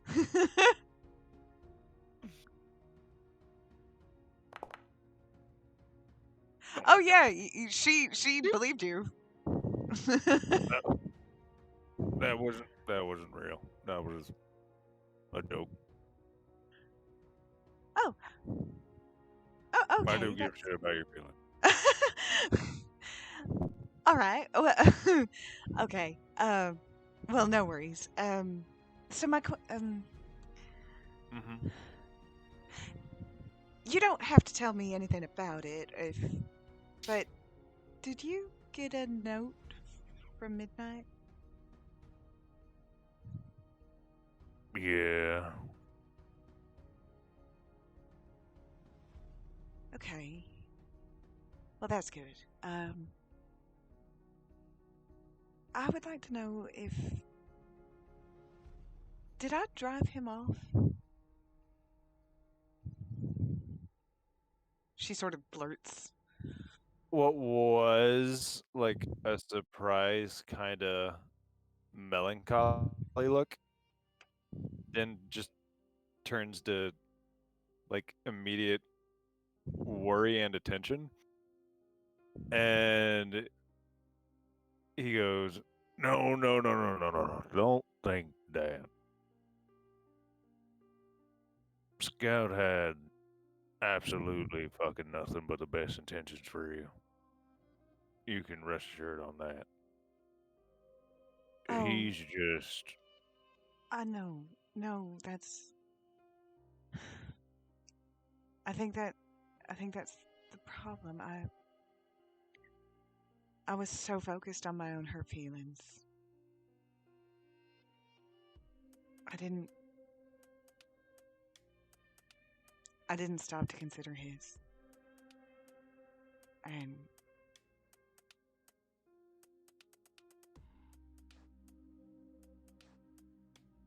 kind of cocks an eyebrow at you. Well, I mean, you shouldn't feel bad about that. Because you were all going through some shit. And it's pretty much natural just to go internal.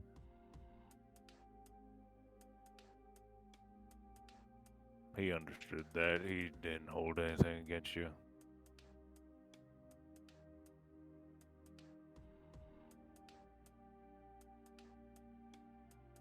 should he have? Did you say should? Yeah.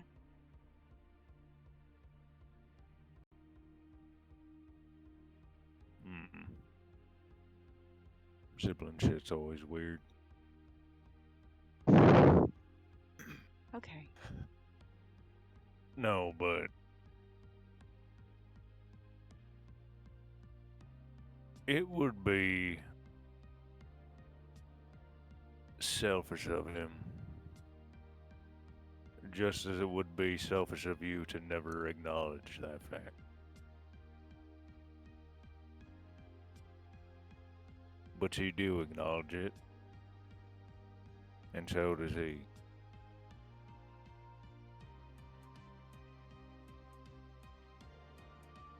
So I don't think there's any hurt feelings in that regard. Seem more like understanding to me. Now you can roll But- an insight if you like. This one's much worse. Much worse.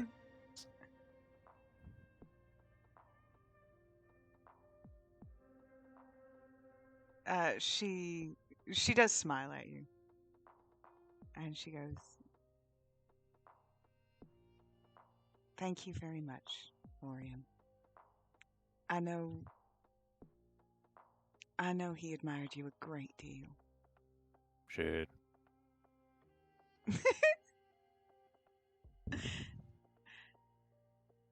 And so your read on this was important to me. And I appreciate you taking the time. Always. But what did he say to you? Well, what did he say to you? That he's a fucking shit. That he's a what? Shit.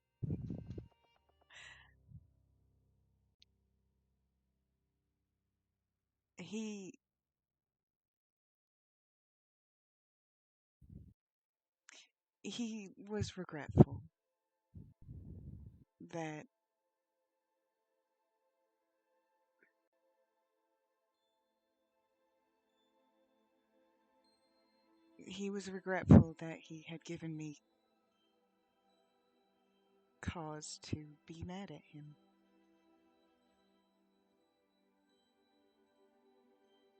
And he thought he realized now that he should have trusted me, but I don't think that's with Enough. no. Gosh. what you all must think of me. No, it was... I've been doing some reflecting, and it was never about trusting me. It was never about me.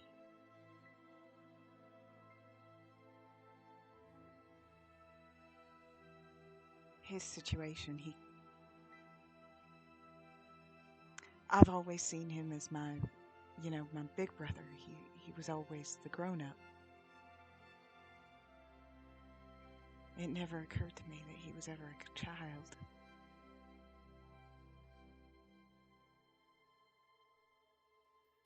How do you ask a child to deal with that situation? And that's all I did. That's all I demanded of him.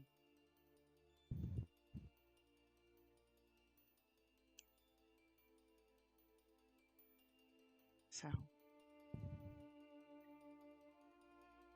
You ask for understanding. Both ways.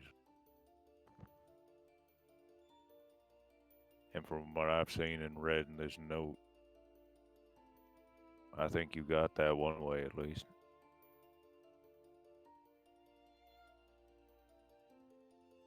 And from what you're saying, I think it goes both ways.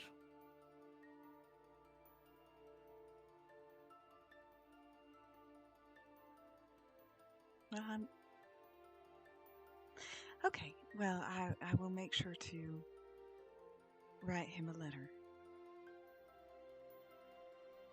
Yeah, and tell him I'm gonna punch him the next time I see him. I'll let you do that. Why don't you go ahead and write your own, and then we'll send it together. You don't want me to write later. Oh, but now I very much do. And that is probably about the time that Valco comes trotting up with a bottle of wine. Oh! Both of you take inspiration. But he will say, while patting Valco on the head, Don't beat yourself up, boss. He's just finding his own way. He's happy.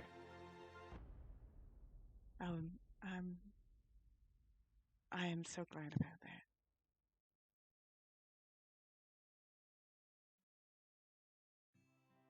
No, I am going to drink this. And go to fuck sleep. Have a good night, Lorian. And she will Good night, return Mom. to the caravan. Okay. Under the watchful eye of Wander's spirit guardian, the night passes uneventfully, with its ethereal glow beaming out through some portions of the dome. Very few. It seems like that's enough to keep most of the wildlife at bay, as if you guys had lit a fire. And so the night passes undisturbed. Excuse me, except for the hiccups. And you awaken on the third day of your trip. You'd estimate you're probably a little over 30 to 40 miles from Eldenil. So you might be able to get there. If you're able to make good time today, you might get there in the evening of this day.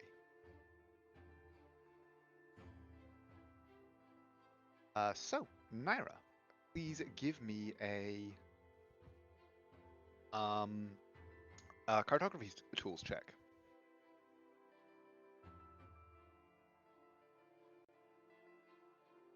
I'm getting it. Sorry.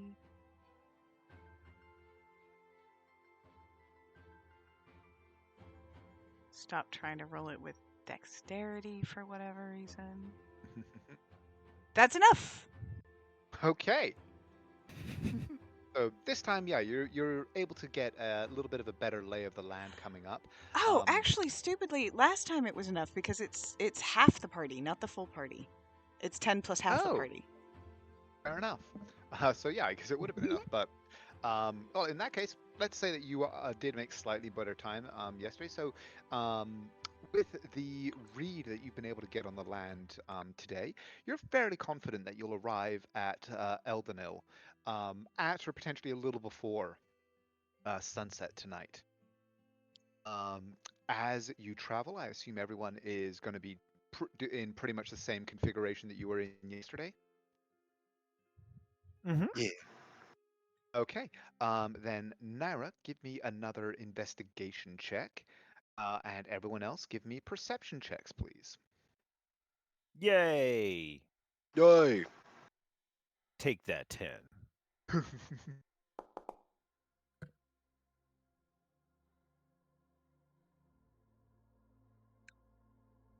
And Uther? How far is that Activating below both your powers. passive? Yes. Nice. Ooh, okay. That was Before we activated. get into anything else, is there any particular skills or knowledges that we think that Naira should focus on that she could just randomly adopt? Religion. Or languages? carver I already tools. have a +10 to my religion. I can't get better. What did you say? Woodcarver's tools? Yes, I did. I could technically do that. Yeah, go ahead. No, go ahead. No, I Do don't need woodcarver's to. tools. No, go ahead. Do woodcarver's tools. No, whatever. I don't want to.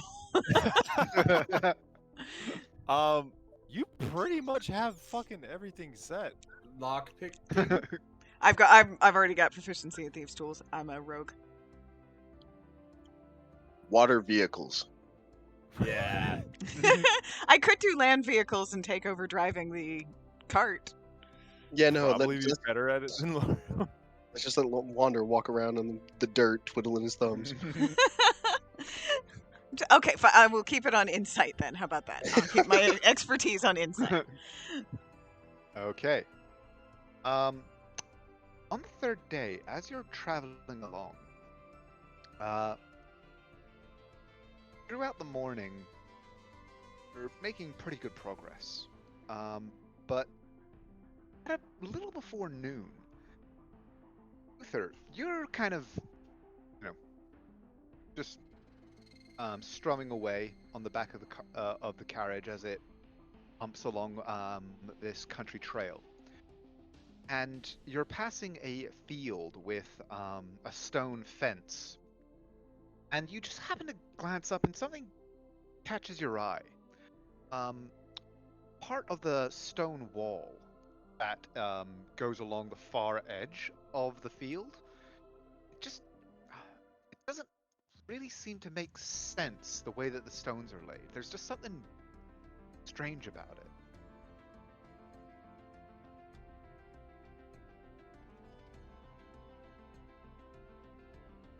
He'll point it out towards everyone, and maybe those on top can get a better angle at it and go, "Hey, do you guys see that?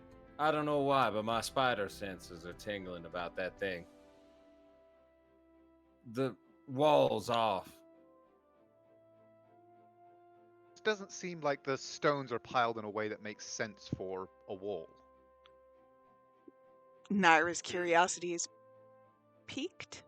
You know what they say about curiosity. And All cats. right, hold on. Park it. It's now her curiosity has mine going. You want me to ride up to it? Is there anything that I can glean from here? Give me a perception check. Perception? No, probably not. Nope.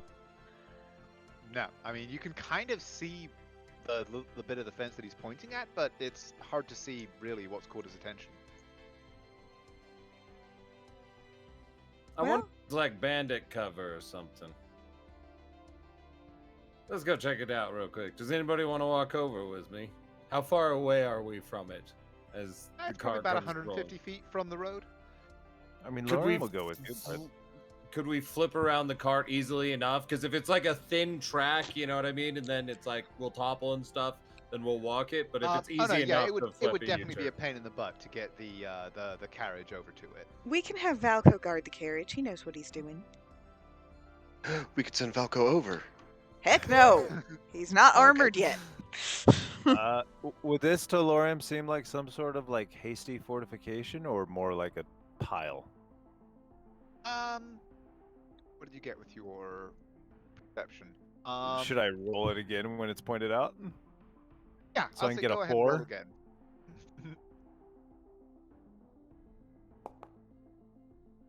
Damn it. I mean, it is a stone wall, so in theory, like, you could stand behind it and like it would give you cover. But it doesn't seem like no more so than any other portion of the wall. Okay. The stones just seem stacked in a way that is like less that doesn't jibe with the rest of the way that the wall is laid out. Could he knock it down? I mean, you're Lorium. You can knock down pretty much anything if you have time and motivation. Time and motivation and effort. Yeah, I mean, the scope out any fuck, I can't speak. Any potential dangers on the way? That wine did damage on you. Maybe fucking did. And Oh, seeing that, Uther's gonna make his way over, walk around facing the horses and Valko, and essentially in the most basic way I can, and more to Falco, but be like, Falco, we're gonna check this out. It might be bad guy. We want you to keep the cart and the horse safe. Horses, if something runs out and spook you, go forward a little bit and stop, okay? Or perfect. And then I'll turn and just go, I think they got it. As I got the whole group, as you were hearing me speak, Sylvan. Sunshine looks offended. Oh, I didn't do it to Sunshine. Okay. I'm just fucking with you anyway. Lorem's riding her. Okay, yeah. So who's heading over? Naira is. Naira's a curious Okay. little creature, and she's also got her Probably the whole crossbow group. out. Yeah. For no reason in particular, can I get imported again? Certainement. Un momento. I totally don't think anything's gonna happen. Yeah, no. This isn't. Trickleage. Yeah, this isn't a piece of candy that you put in front of us and then let loose. It's Okay, a wall. the- Looks a little weird. Import is just taking a moment, but okay, yeah. Your little group kind of follows the edge of the field around. And as you get closer to it, yeah, you can just kind of see that the stones in this section are the wall is slightly thicker than in other sections, and the stones are just piled slightly kind of differently in a way that just seems out of place in the length of the wall. But you don't see any sign of anyone around.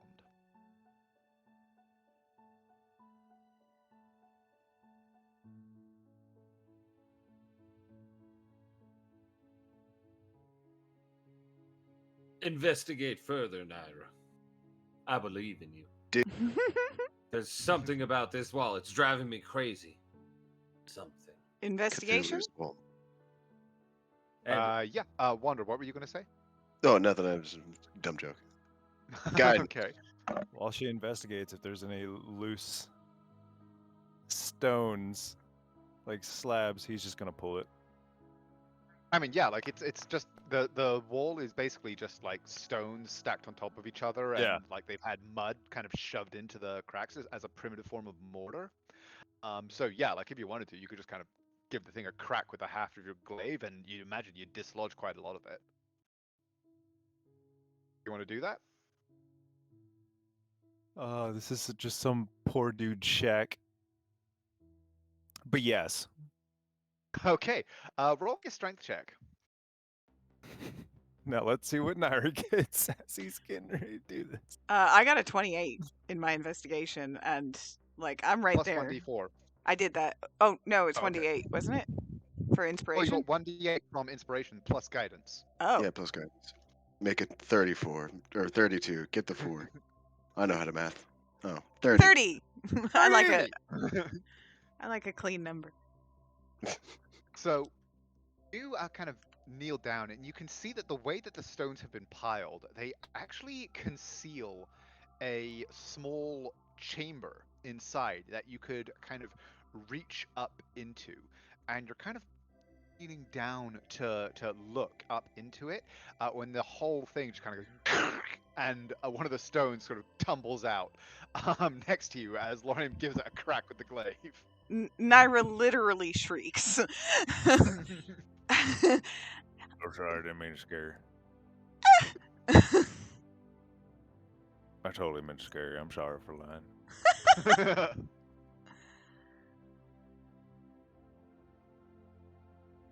Did he destroy it? No, it's more or less intact. There's like a few. You kind of cut off there. A few of the loose stones got kind of knocked away, but it's still more or less intact.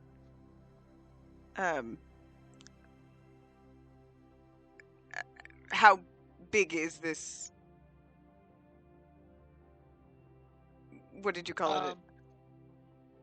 Like a little, kind of like a concealed chamber. And not, kind of the size of maybe a footlocker. Okay. Any sign of there being any traps or anything? You got a 30? Yeah. Yes, actually. You get a kind of a close look in. You got a 30, so you can actually see that there is a small vial of a familiar looking red liquid that is kind of set in such a with a thin wire running from it across the so if you were to reach blindly up into this, you would trip it, and a stone that was dislodged by the glaive is like actually touching the vial a hair's breadth away from having it knocked it free of the ledge that it was sitting on. So maybe If you for rolled a future. 15 or better, you'd have knocked it off. Aww. So maybe for future, you don't swing at random things I'm trying to stick my hand into. That's what I do. Yeah, but one at a time. Like I can do my thing, and then you can do your thing. Expediency. Can I What'd you disarm? Can I disarm this little Efficiency. trap? Sleight of hand check. And you did get the +1 thieves tools from Midnight. Yes. So Guidance.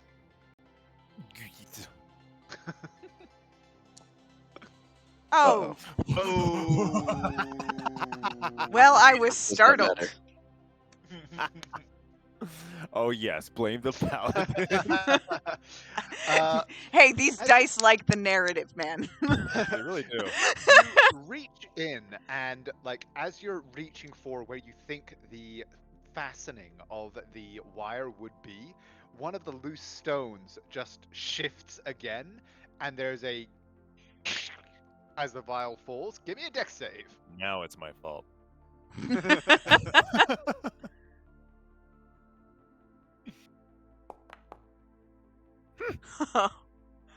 But you are, with cat-like agility, able to leap back as there is a rush of flame that bursts out of the opening of this channel. There's a neat little fan of charred grass left in its wake, with a few like little licks of flame, but you are able to get yourself entirely out of the line of quite literal fire with a 25.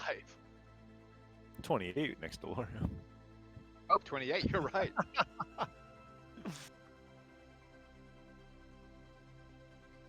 He will actually chuckle at that. Did I destroy whatever it was? You don't know. All you saw was a big like of flame come out of the entrance. So I will then just sort of give a little nod of, yep, we have learned a lesson. And then, Sure we did. and then continue to investigate what is in there. Okay.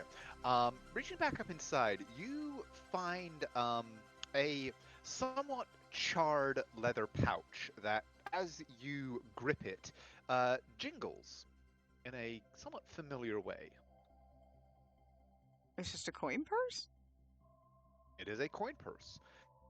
And as you open it, you find a set of what look to be fairly fresh from the mint coins.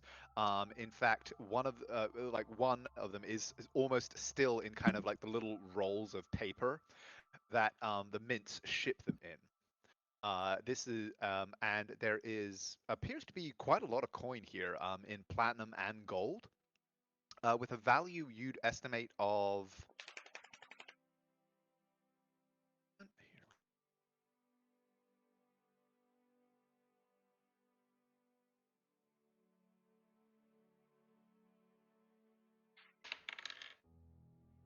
about 89 gold.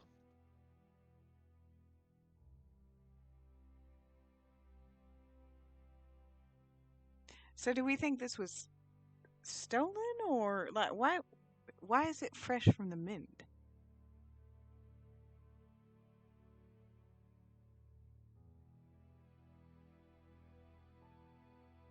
Bank robbery.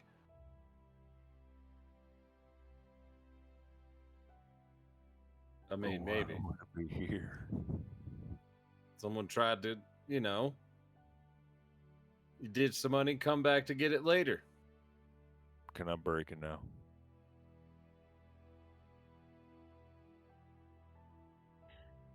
Not quite yet. Hit. Not quite yet. I'm having a what would midnight do? Are there any tracks leading up to this? Give me a survival check. Can I help her with that? Oh, we all help. I guidance, you help. I think actually, now this would have been a really good skill for. In survival. I think I might be. I might be, but this is probably. No, well, I've got jack of all trades, but I would actually, instead of doing it myself, be doing a boss thing and delegating. I would be saying, Lorian, So, you're pretty good at this, right? Yeah.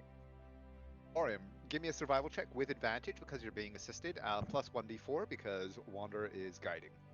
I got like +4. I'm decent at it. Not bad. Hell yeah. 23. Dang, not bad at all. No. Let's see. 25. There are tracks. This is a field, so people have passed through here. But certainly no one recent. Not for at least a week or so. At most, or at least. I don't think anyone's been here within a week.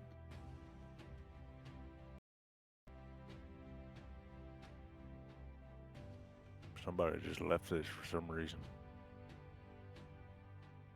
And then fucking trapped it.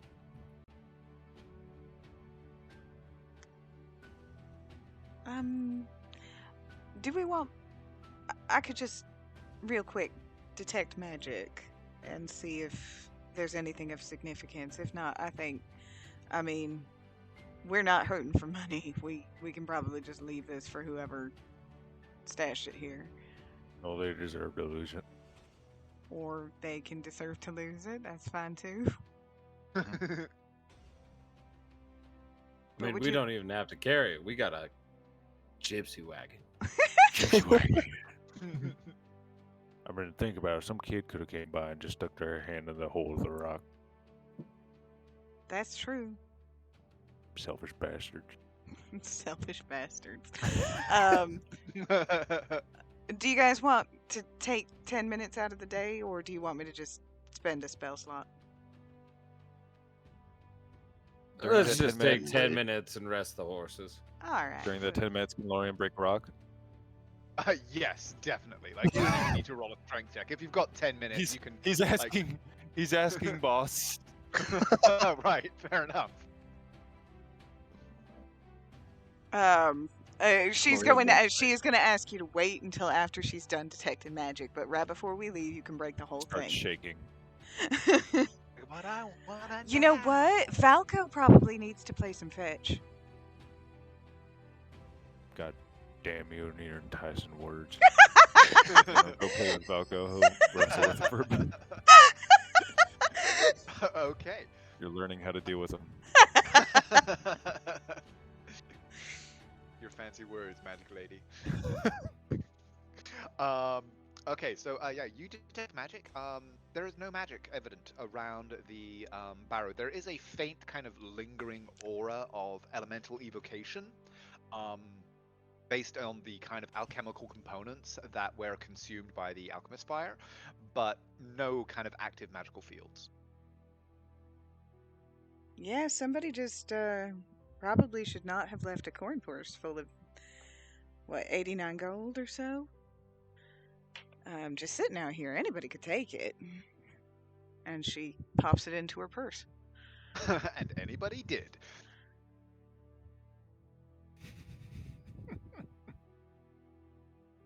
Do we see any, just in case, do we see anyone, like, potentially, maybe there's just a dude standing like 10 feet away watching us do, you know? Watching you fuck around. Yeah, like there's no one, we don't see Give me a anyone, right? perception check. Okay. Just on the off chance that, there's an obvious someone watching us, not paying attention. About to get a show. No, you guys. This appears to be kind of just out in the middle of nowhere. Like it is on the edge of a field, but there's no kind of house or anything like that in sight. I don't like this.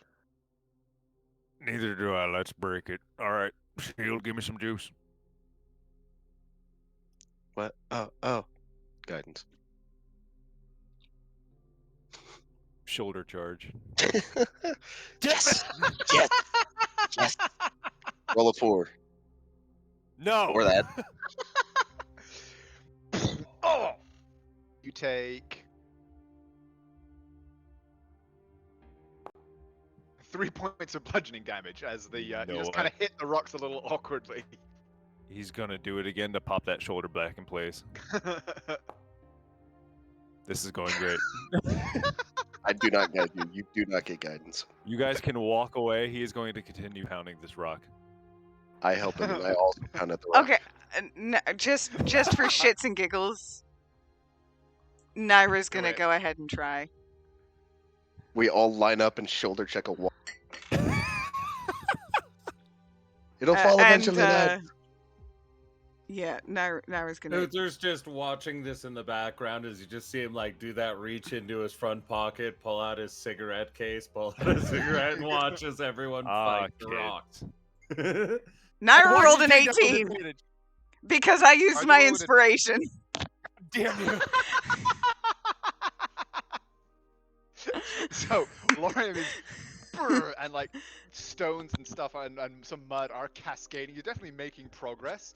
And then Naira, you kind of walk up, just hefting a branch in one hand, jam it into the chamber inside, using the leverage, are able to just pop out one whole side, and the thing collapses down in this slew of rocks. That should help. And she like slaps him on the shoulder.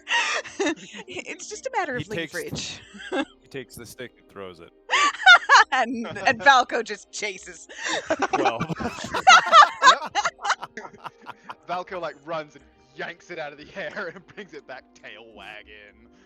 You're Pardon such me, a good person, we fire. boy. I am fucking Both my dogs destroyed. heard me say that.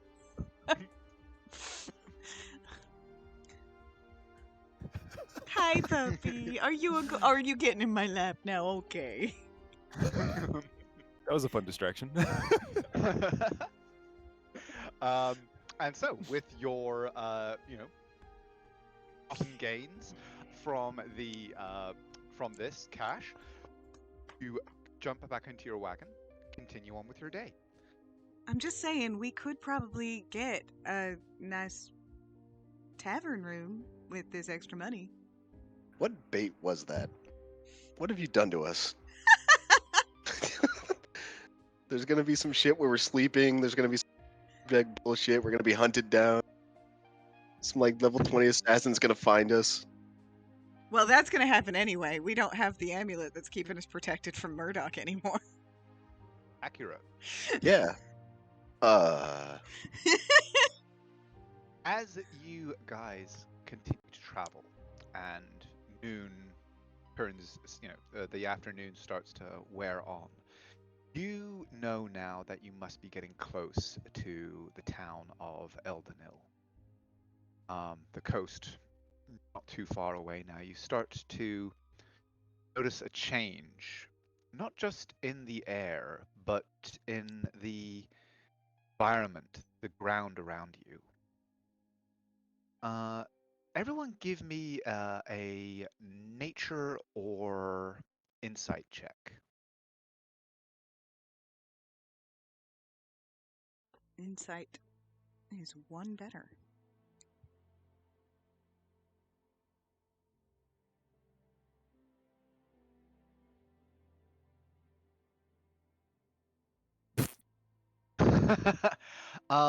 Loriam and Wander, you are the first to notice, and Loriam, it catches your eye too before too long. Now, possibly because you're distracted, continuing to read from the book. Uther strumming away on the back. Further you travel as you continue this final southern portion of your journey, the more sparse and kind of decrepit the vegetation around you has been getting. This is the height of summer. Most of the country that you've been moving through has been in the height of bloom. Fields are full of crops, trees are full of leaves, flowers, and fruit. But the further you travel south, less that is becoming true. The ground seems to become more and more barren, the grass thinner, weedier. The bushes and the hedgerows of flowers and leaves give way to more thorns. You'd almost feel as if the fall season had come prematurely to this land. And Wander, though you don't pick this up, Lorem, you very faintly begin to smell a strange kind of odor on the wind. It's hard to place, but got a kind of sour note to it. The wind just feels and smells wrong for the country.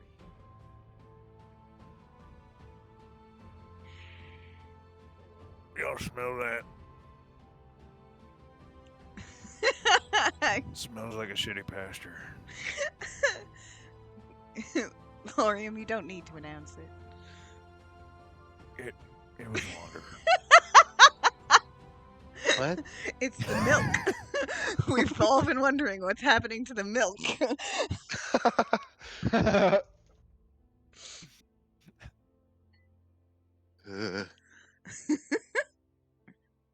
I will tell you, if that was me, I'd take great pride in that.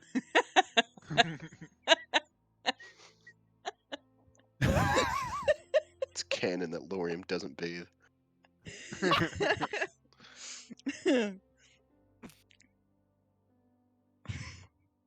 you guys haven't prestige him.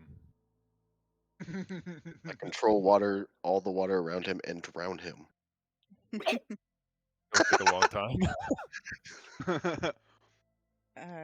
But what is that smell? Do we know? Does it smell like, just because we heard about crime, does it smell like it's something as a result of people fucking about in bad ways, or does it smell like something that would be not natural to nature, but perhaps magic influence? It smells Why like don't you evil. give me perception checks. All of us? All of you. You're all paying attention to this now.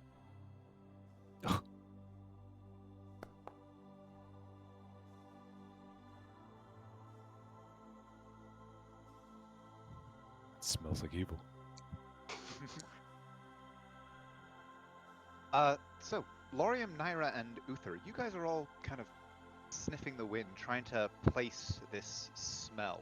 It doesn't quite smell natural. You know, cities naturally have a odor to them, but this isn't that. And though you can kind of see a smudge on the horizon that could be the fires and chimneys of a distant city, you're still far enough away that you wouldn't have expected it to be noticeable under the majority of circumstances. You're just looking around, not really able to place what's happening. And Wander, your lack of respiration means that you're not really able to participate in this, but the heightened sense of awareness that this situation has brought to the group puts you on alert as well. And it is possibly because of this that just faintly on the edge of hearing, you hear a scream. Sounds like an animal of some kind, a horse potentially, whinnying in absolute terrified panic.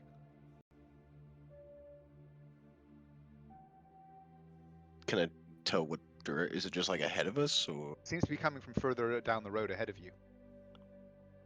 Huh. A horse is crying. Do you hear it?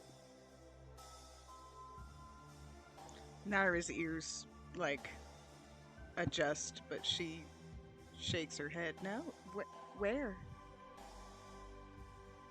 Further down the road. Is it in distress? Yes. Let's hurry then. Might be a raid or attack. Mine's up. Even more reason to hurry. Don't want to miss all the fun. And do I only hear? It's only one horse. Hard to tell. You just caught it. You caught it very, very early. You're still This is quite far away with what you rolled. It's just on the edge of perception. It's set like at least several hundred meters away. And Yards. just in case it matters, my passive is 26. Yes, it's taken into account. Okay, cool. Okay, just wanted to make sure in case you're like, oh yeah, you actually hear, because that's enough for a lot of people to hold. All right. Well. Okay. You guys begin hurrying down the road. Sunshine breaking into a gallop as Wander urges the horses of the wagon or of the carriage into more of a gallop. You hurry down the road. Does everybody moving hear that? back and forth. Our music has changed. Sounds like battle music. No. Around the twists of the road, bringing you around copses and small hills, until very quickly you turn a final corner and you see just a little ways ahead of you, carriage, or not a carriage, a wagon, larger than yours but uncovered, clearly intended for the transportation of cargo rather than the comfort of passengers. There are no horses attached to it, but there does appear to be two that you can see large creatures that have apparently shoved it off the road and are now tearing at the boards on one of its sides. They are at least 15 feet long, taller even than Sunshine at the shoulder, taking the form of somewhere between monstrous ants and scorpions. These great pincered faces and clacking claws on their forelimbs as they smash away at the side of this wagon. And Wander, you at least, and anyone else with a passive of 15 or better, see cowering beneath the wagon what seems to be a humanoid form. About how close are we? At this point, you're probably about maybe 100 feet or so away. Sunshine? Yep, yep. Carriage? Yip yip. Okay, everybody, please go ahead. Roll me initiative. Mm-hmm. Do we have a battle map out of curiosity? Oh, there it is. Oh, we're on the road. On gig. Ooh. Oh.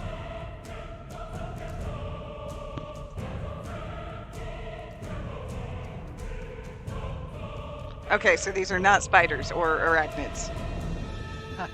They do not appear to be, but if you want, you can go ahead and roll me a knowledge, let me see, nature or arcana.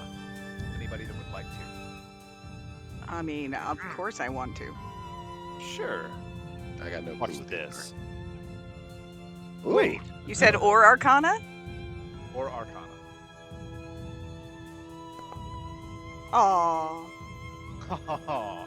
Lorium's about to embarrass Naira. Lorium, you actually are familiar with these things, but you have heard of such things. They come down infrequently out of the Barossa swamps to the north of Larkoa, and occasionally even make their way all the way down to the northern borders of the Confederation. What you know of them is that they are typically hunt in packs or kind of groups. They are carnivorous predators, and they pre-digest their food by spitting acid during combat, and then kind of breaking the bones with their claws and basically eating the slurry that is left after combat. Horrible way to go. It's like a moving 7-Eleven, just makes Slurpees. I am so Sure, let's sorry. go with that. Delicious. Yeah, you said that out loud, huh? He'll just call out, "These fuckers spit acid, be careful." And yeah. I'll wait for initiative, because somebody goes first. So, as the wagon hurtles down and Sunshine canters into range, I don't have a wagon token prepared, so forgive me for that. But Ira, you had said you drew your weapons. I did. You were kind of sitting beside Wander as you examined this book. So I'll say that you can be there with him. And say that you guys are on the front of the wagon at this point, or the carriage at this point. Top of the round. How What are you far doing? away am I from these things? This far Is away. this accurate? Yeah, Okay, this is accurate. This is accurate, I'll say. As you guys are kind of thundering down in the carriage toward them.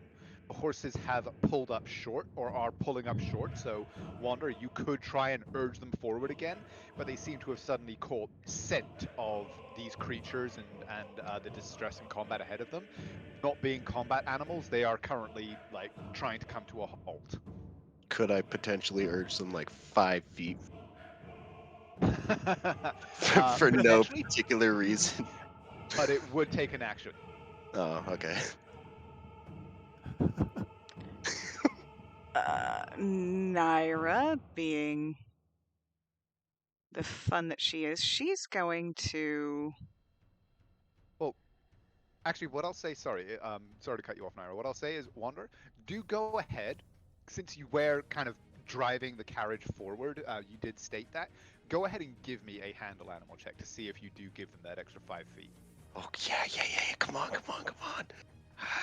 Yeah. You're so good at these. I am. 14. Not quite enough. I gave it DC 15, so Damn you are where you are. I'm eating the horses. Naira.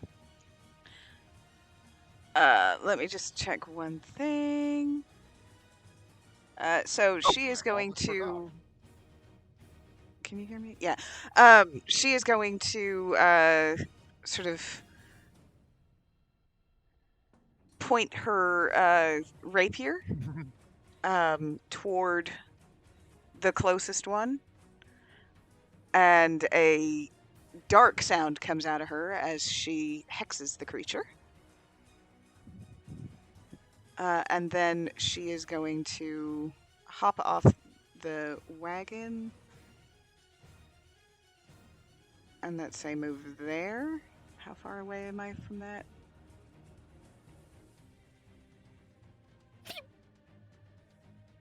Yeah, I'm in range now. And yeah, get it with a crossbow. Okay. Woo, 23. That hits. I hope to God it does. Ooh. Why are you getting sneak attack? Fuck, I forget. No reason. Got excited. Because I wanted it. But I do extra damage because of that hex. Is it a hex? Yes, you do. Mmm. 15 total. Okay. Let's real hover its health bar. Oh.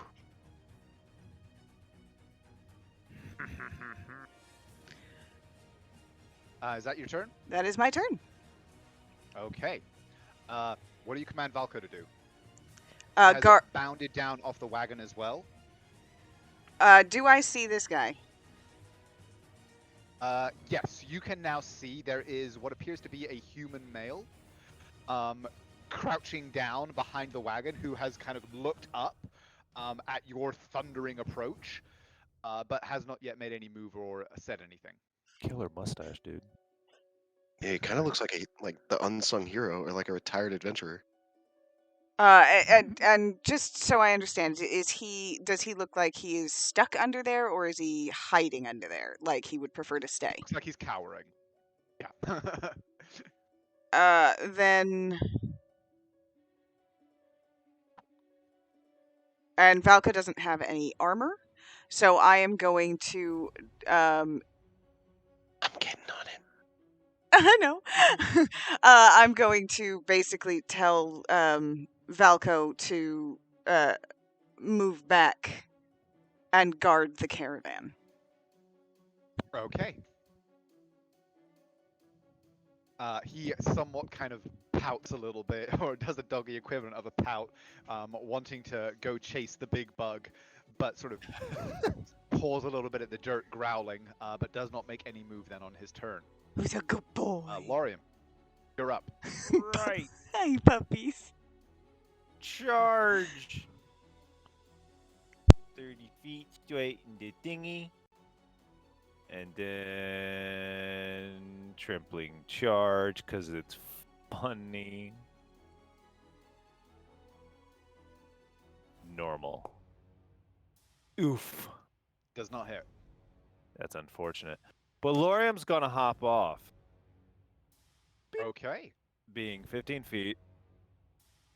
Yeah. Advantage. I see. Okay. Yes, that does give you advantage. Yes. Or actually, well, I suppose, yeah, no, because it moved and then, yeah, it's separate from your move action. So, yeah, we'll go with that. Yeah, mounted combatants are fucking ridiculous. And it don't matter. Gonna do it again. Ouch. But you can describe his epic fail. That one's a little better. So you swing in with your glaive, and one of its great pincers comes up, bats it aside, but in so doing, it exposes an unarmored section under its limb, and you spin, bring it slicing in, and are able to strike true with your second hit. Yeah. Okay. And then... Yeah. Oh, shit. Bonus again. 16? 16 hits. Yeah. Okay. That's respectable D4 damage. Yeah. It shrieks in pain. You see this kind of ichoric, blackish green blood dripping from the wound. Your glaive blade has cut into it, and then the haft cracks against its armored shell. But it is definitely still up and definitely pissed off.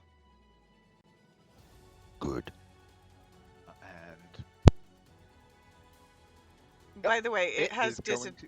it has disadvantage on fuck it called dexterity. Okay. It wheels toward you, Lorium, rearing up, its pincers clacking, mouth wide, and is going to first attempt a bite attack. Bring it, bitch. Oh. And hit for Big. Oof. Make me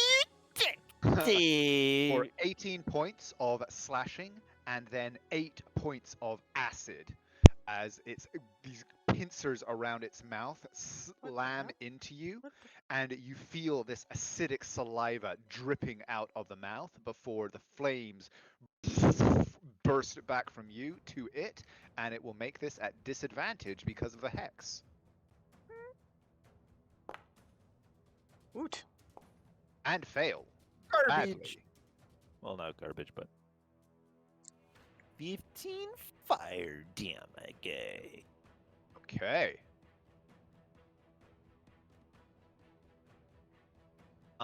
But it is also then going to swipe at you with its pincers.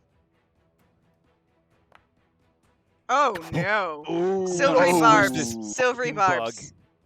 Silvery Oh, come on, let him do barbs. it. Let him enjoy it. Oh. And as its claw comes in response for the flames, Naira's voice rings out and concusses the air slightly, and the claw cracks off your armor uselessly. You will not.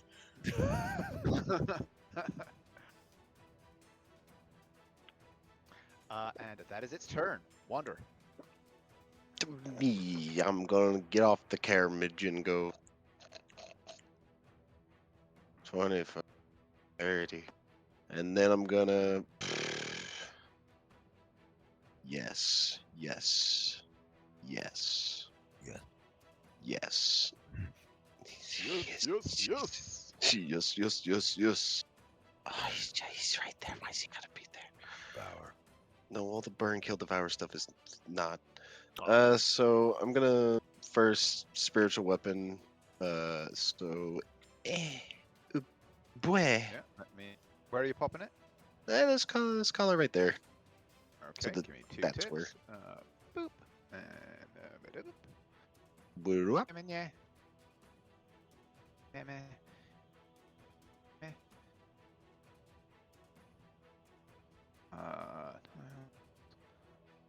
Let's find the right thing. There it is.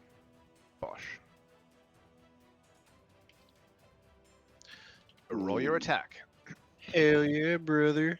Yeah. 12. It does not hit, unfortunately. It does not. So then I'm gonna use my action to ask you to give me a dex save. Okay, the same one. Yeah, same guy. Okay, and it is again making that with disadvantage. That hex is that dex pick is turning out to be a good choice. Right? Yes. Yes. And fail. Burn. Oh, not much burn. When I had that 5 feet. When I was better Okay. with horses. Uther, you're up.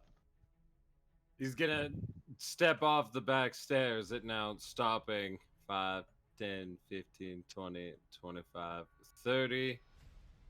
And because yeah, why not? He's going to hex as well. The same one? He's gonna hex the one in the back with Dex, Okay. and then he's going to Give me a deck save.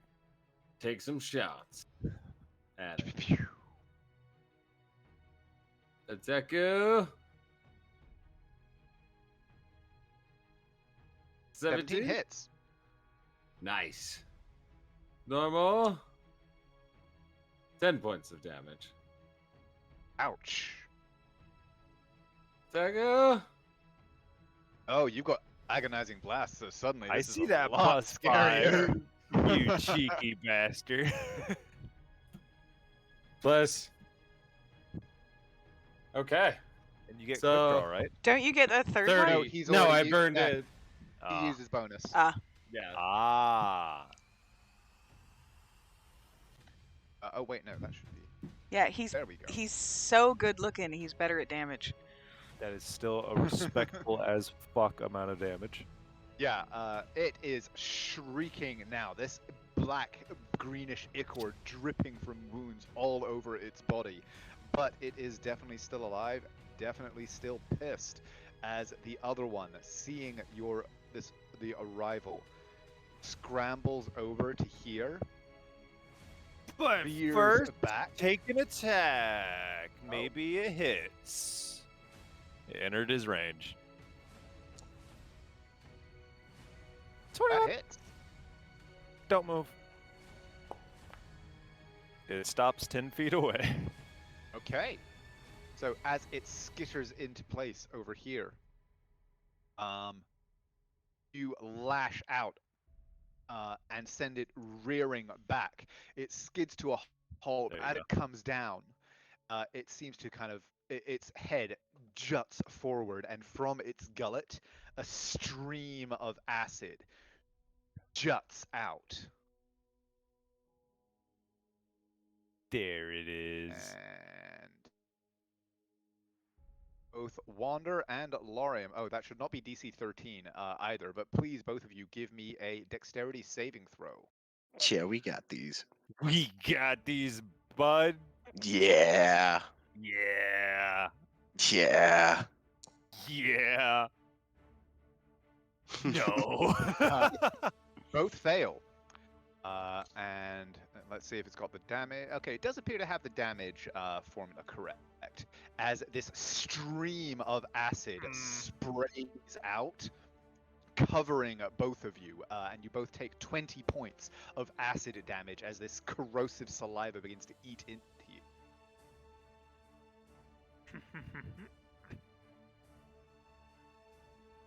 And that is its turn. Naira, you're up. Boink. And then we all know what's about to happen. No, I have no idea. I can guess.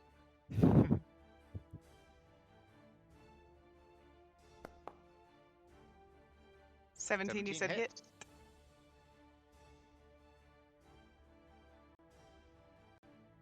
Mm.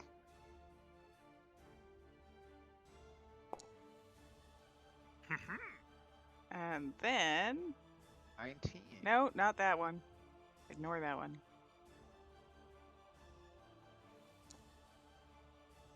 That also hits. And it is a hair's breadth from death. That gets it there. Yes. Oh, all that extra damage I was gonna do. Fine. Then also I'm gonna go ahead and burn a whale's from the grave. Because why not? Where is it? There it is. And the other one takes 9 points of damage. Hey. Oh, and I've already used my bonus action, so I'll hex it on the next one. Okay. Valco is continuing to guard. Lorium, you're up. All right. Let's see here. Because funny is funny, right? Do. Ah. Perfect. Do. She's gotta move right there. And then What is the exact? Like, 60 does she have feet. enough movement? Not does she have enough movement not to move through this square? Yes, 60 feet. Okay. And then pew and trampling charge because it's funny. Let's be real. I do move everyone in tandem, so she is getting the same, just normal. Oof. That hits. Normal. Make me a strength save. My God. Oof, 16. Ouch. 1 second. Strength it save.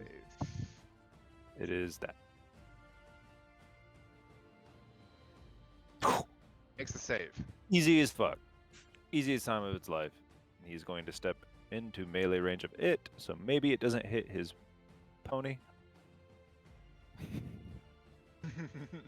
And Sunshine just looks at you like, I beg your pardon. I'm just gonna roll. That's a hit. That's a hit. I'm just gonna roll them all. Why not?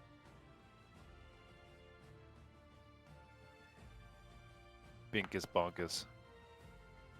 And that's a hit. 1, 2, and bonus action attack 3. Rolling poo-poo. Huh. Rolling very poo-poo. 16, 23 total. I mean, that's not bad. It's poo-poo. That's his turn. Hack, slash, crack. Blood pouring from it under the combined assault, but it is still up. Wander, your turn.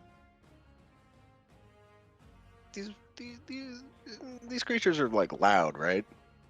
Oh yes, they certainly seem. I mean, like it is. It is now. It is shrieking in pain and rage.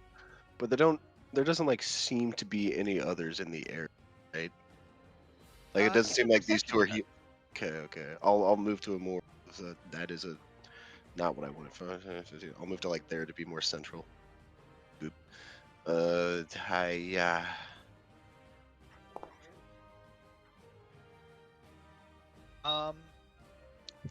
You don't see any others, but with a 20, you do feel tremors in the ground that seem to be greater than you would expect simply from the thundering of Sunshine's hooves. Oh, fuck. I will look at Lorium, who is next to me, and I will say, "The ground is shaking." And then I'll move my funny. What is it this time? This time it's a lollipop. This time it's a jug of milk. It's a jug of milk.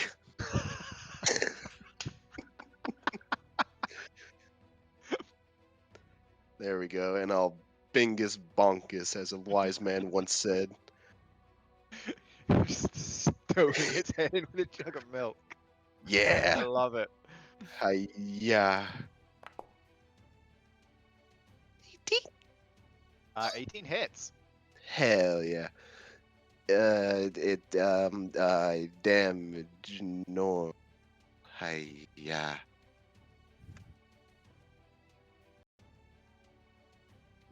7. Big ol' Okay. 7. And that is all I'm doing.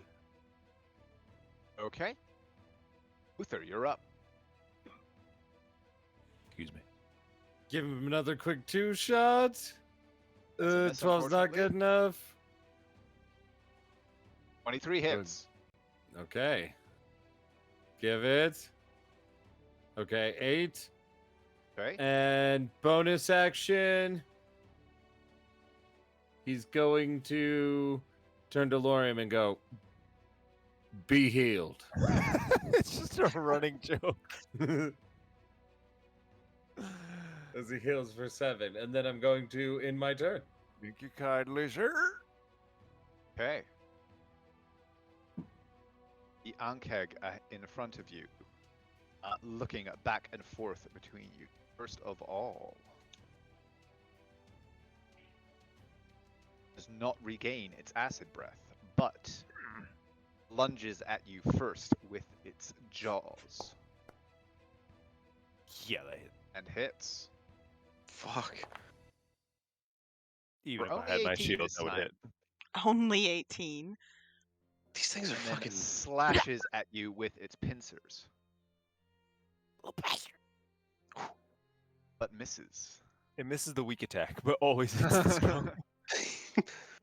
And as it does so, as it pulls back its jaws, this corrosive saliva dripping from its mouth. Yo, lets kill it! out Kill this noise, and the ground begins to move and tremble under your feet as erupting from the hillside here. Another comes thundering out, as does another from here.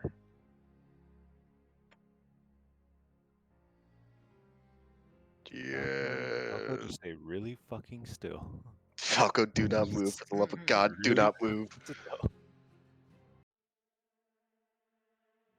And that brings us back around to the top of the round. Naira, you're up. Naira is going to bonus action move her hex to this one. 1 second, sorry, I've just got to let the pop out. There we go. So, which one? Ping it again. This one. This one? Okay. And then if I move here, will I still get flanking with Sunshine? Yes. Aren't you glad he brings his horse? And then... Yes, I am. Although I could have moved around and gotten flanking anyway, I move, like, just a ridiculous Super amount. fast. And then I am going to... Fuck it, shoot it with my crossbow. That hits. Aw. And also, You get sneak attack. I do.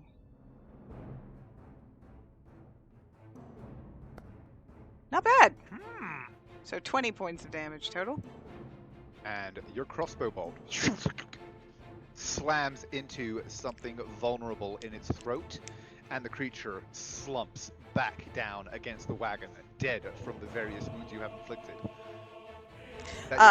No, I'm gonna keep moving actually. I think I only moved about 20. Oh no, I moved 15 feet. So I'm going to move.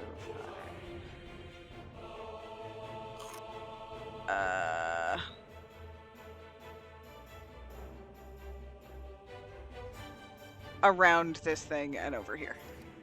Basically protecting Okay. this guy. You see him now. He appears to be a human man, slightly elderly, maybe kind of late 40s, early 50s. So not elderly, but like, far side of middle-aged. Who's looking at you now with these wide, scared eyes. He just goes, "There's another one behind you! Behind you!" Is he talking about this and- one?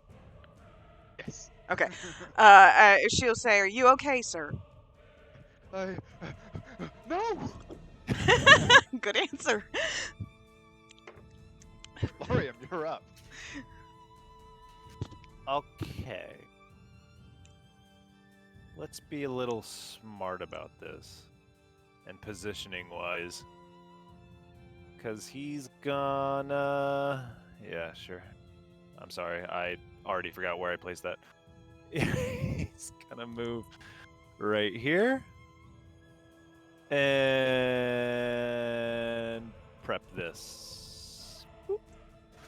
Okay. And Sunshine, with her fun as fuck movement, is gonna... Look at her go. Is that flanking? Yes, definitely. Okay.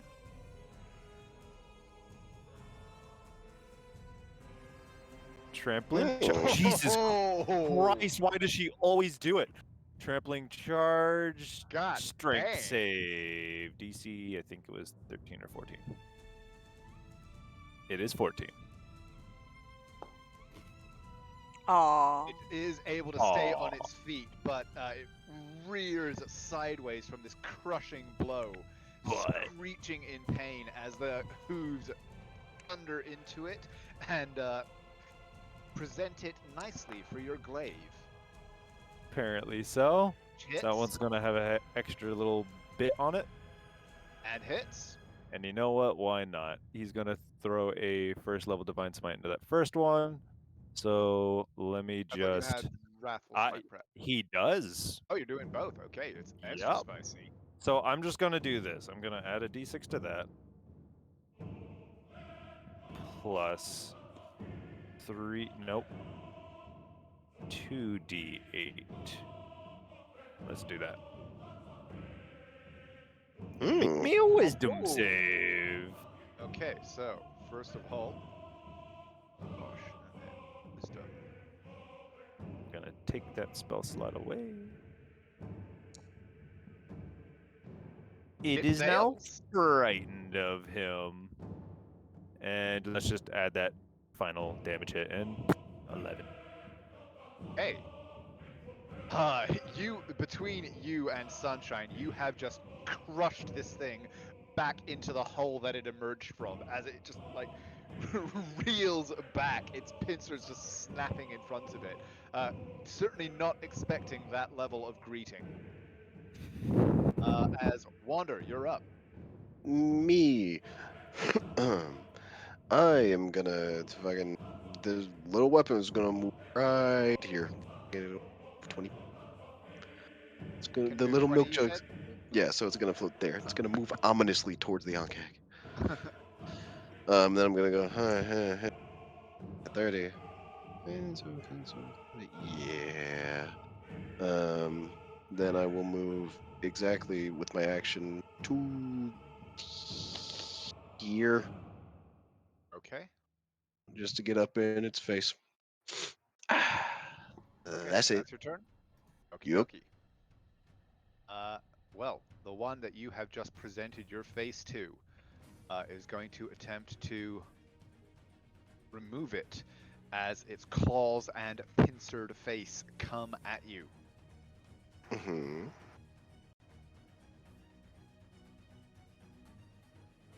That's a hit.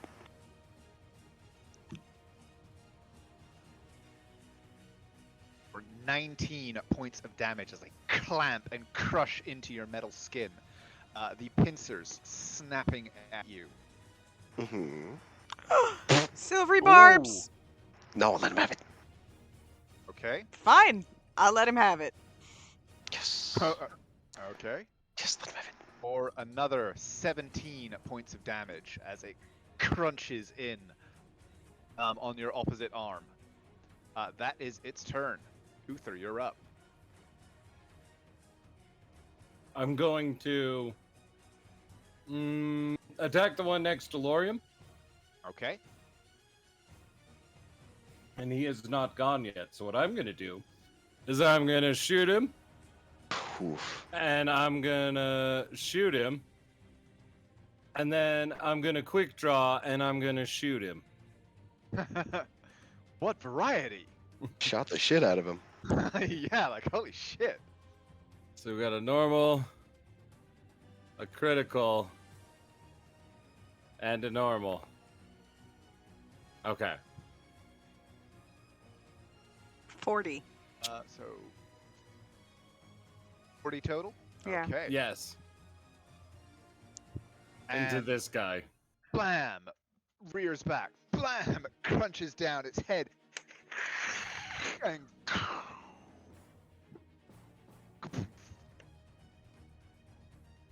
God damn. Yeah.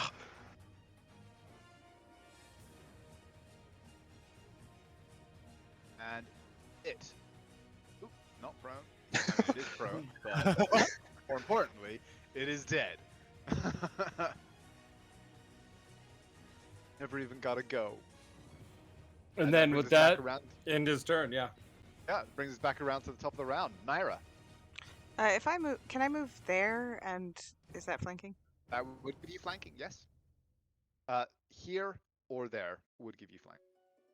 I'd go here. And then just with the rapier stabby.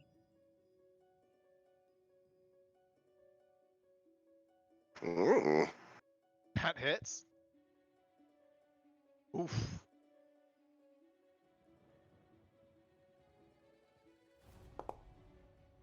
Not bad. Not bad at all. 25 total. Okay. Oh, and I get extra damage too. Hold on. Oh, because you hexed it. Yep. Ooh! Oh. I'm so mad about my sneak attack now.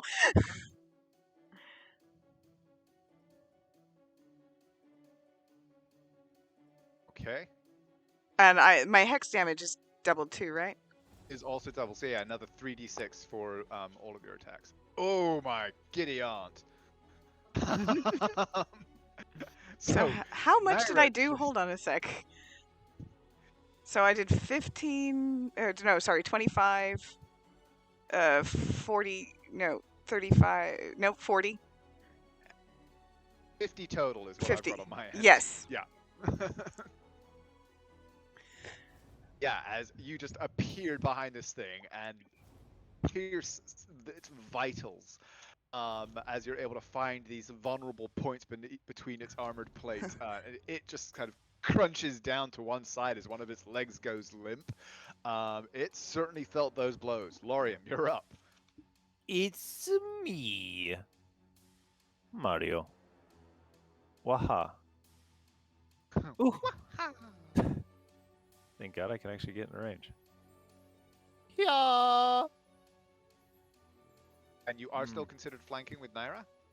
Yay.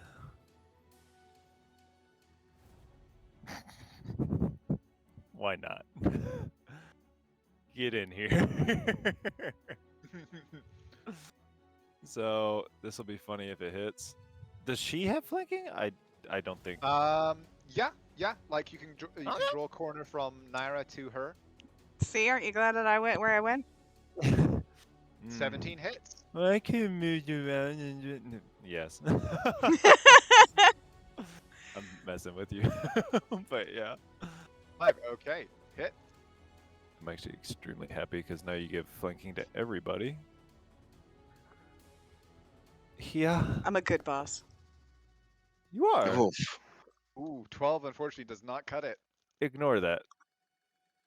16? 16 does. I accidentally did that, but screw it. We'll count it as the bonus. And 19 also. Okay, so I'll roll.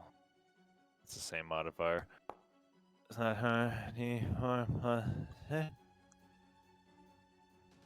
And screw it. A first level.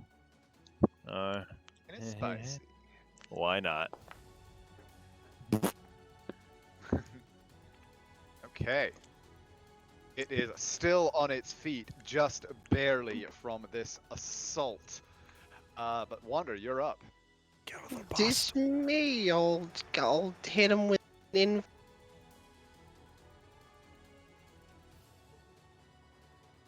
So. Boop. Nice. Oh my gosh. Jesus Christ. Boop. Anytime he uses inflict wounds, it's always overkill as shit. And Wander just goes, Fist of the North Star!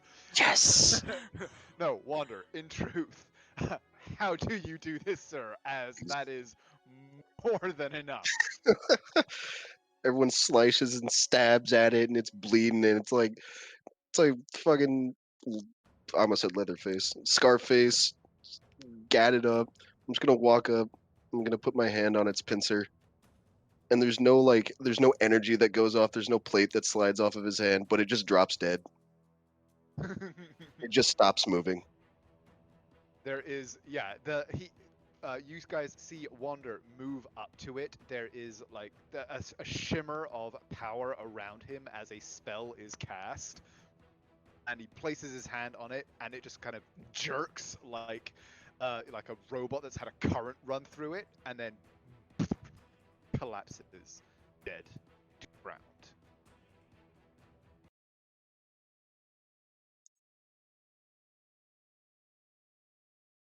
And your group is left in command of the battlefield. Probably still You- on guard for at least a little while because these things pop out of the fucking ground. This terrified human man kind of lifts himself up over the side of his wagon and goes, any more? And we all look at Wander. Do I hear any more? Give me a perception check. Hold it. Hey, No, you hear nothing. He just shakes his head no. Naira will come over here and help him the rest of the way up and then just say, "Do you need any healing, sir?" No, I think I'm more or less intact. Oh, but thank you, my lady, and you fine gentlemen all for your most well-timed assistance. They popped out and scared off me horses. And, well, I fancy they'd have made a meal of me. Wander. But sorry guys, I've just gotta go wrangle my The pup. dog's He's trying to barking start a orders. howl. Yeah. Oh Wander no. be healed For 25 points of lay on hand. Fine, Dad. It's just a scratch. You're embarrassing me in front of the stranger. And then he will heal himself for 15. As you guys are performing the healing in the background, he kind of looks at Naira and just goes, "Oh, but where were me manners? Tathan Langdon, a merchant.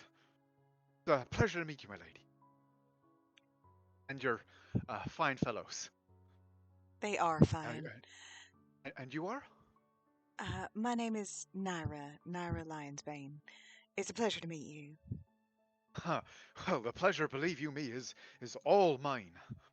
As soon as I've wrangled me horses, I'll be out of here. And well, thanks to you. Well, please, can I offer you? I've got some pretty good wine. I'd be happy to give you a barrel as thanks for your help.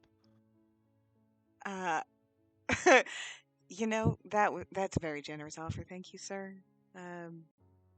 Fellas, do you want some wine? Apparently it's Yes. very fine wine. Finest from the Isles. Finest from the Isles. Well, that's quite the claim. I have enjoyed some fine wine from the Isles. It's not poisoned, is it? Well, bless me, no, sir. Okay, good, because I'll kill you if it is. I believe you. And where are you Says headed, that you're just sir? dripping in gore from the fight. Just, oh well, I was taking me load up to Vanya. Truth be told, they pay good coin for Elven wine up there. Out of curiosity, does his name ring any bells? I doubt it, but does his name ring any bells? No. Well, I'm so glad that we stumbled across your path when we did. Can I insight check him at all, just to see if Yeah, does he seem legit? Sure.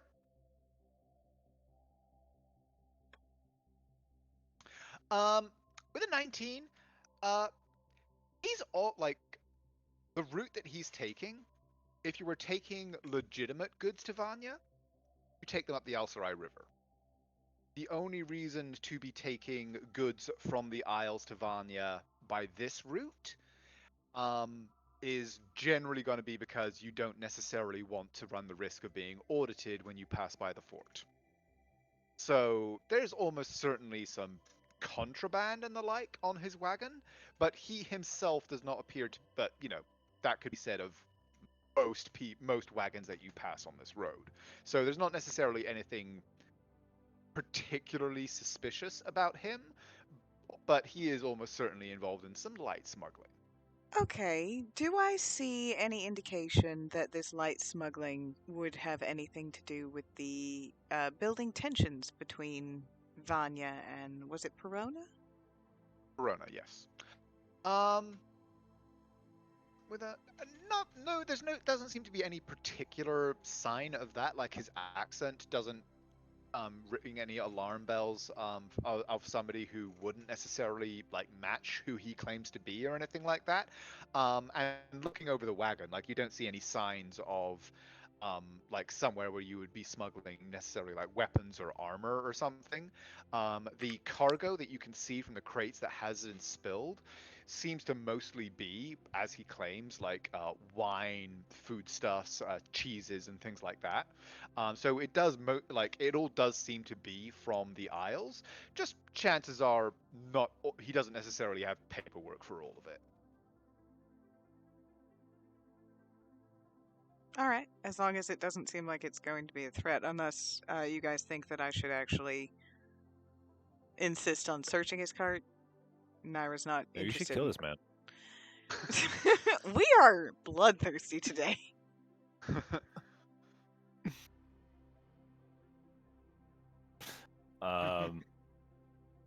No, because Lorium has no idea of this yet, and so he'll just look over while fishing in a. Like, Great. those will have some bottles in them, but if you'd like, that cask over there, and he points to this cask, is a rather fine Labellin red. Kind of just drink straight from the cask. I mean, if you are so inclined, I don't see why not. Fuck it. Naira will produce the writ, and she says, "We are traveling on direct. What is the word I'm looking for? Well, on direction from the Watchful Keep at Vanya." Oh, bless me. Well, then I am certainly lucky that you were here to aid me in my hour of need. And I'm sure you can appreciate why. Well, it's just a little bit odd that you are traveling on these dangerous roads instead of up the river. Oh, well, you know me, I don't have the best sea legs. Of I course, just of course, but prefer the land. with mounting tensions, I'm sure you can appreciate that we need to be extra careful of. Certainly, certainly. If I may ask, where are you heading? I don't suppose I'm lucky enough that you're just patrolling along the roads.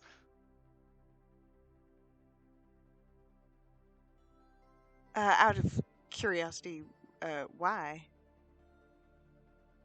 Nothing. Just idle chat. Of course I wouldn't dream of standing in the way of agents of the keep. But I don't know if I've properly expressed my gratitude for the help that you've given me. How would 2 casks sound? Do you think that would be sufficient to express my gratitude? And that giggle is no one insight check necessary. He is fully bribing. offering you a bribe. Yes, which is why Naira giggles. And like legit, she giggles and she goes, "Oh no, that's absolutely not necessary. But if you wouldn't mind standing right over here, we're just gonna have a quick look at your cart." Of course, as you say. And I'm sorry, what did you say your name was? Tathan. Tathan Langdon. Tathan. Well, Tathan, we just need to make sure that you aren't of course you're not, but it is really important that we make sure that you're not moving any weapons or dangerous substances, and that is all we are concerned about. Oh, well, no, certainly not. I would never dream of being involved in anything like that. It's, well, just good, honest trade for me. And She's look, just fucking with you. Where are your horses? well, I mean, Penelope ran off that way, and I think Heather went off a little to the left. Uh, would you be able to help me look for them, fine sir?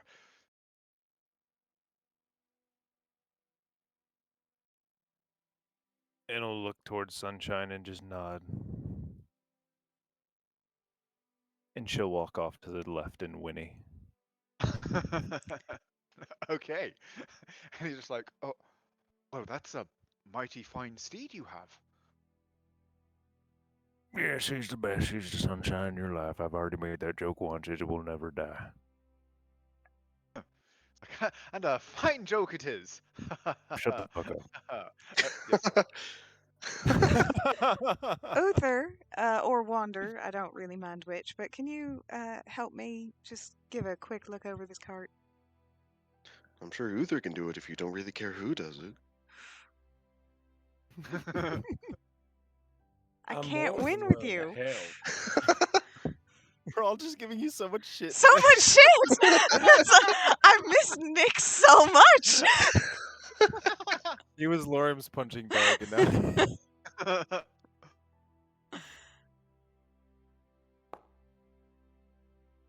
What do I Okay, find? yeah, you give the cart a once over, and I mean, yeah, it's pretty much what you expected from his general demeanor and what you could see of the cargo. It all does appear to be legitimate cargo from the Elben Isles. Again, like if you were to ask him to produce receipts and customs notes and tax dockets and stuff like that for all of it, you would highly doubt that the amounts would perfectly match up. But there doesn't appear to be anything. There's nothing dangerous. It's the kind of thing where he just slipped the dockmaster a few golds to overlook the fact that he was unloading 12 crates instead of 10. Yeah, nothing seems untoward here. Wait, And which she one am I smiles. supposed to? Like, oh well, that is good to know. Not that I expected anything different, of course. But thank you again for your most timely assistance. If ever you're looking for the finest goods from the Elben Isles, you just let Tathan know how he can help.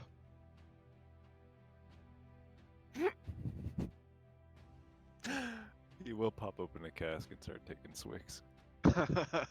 While Sunshine looks for his horse to the left.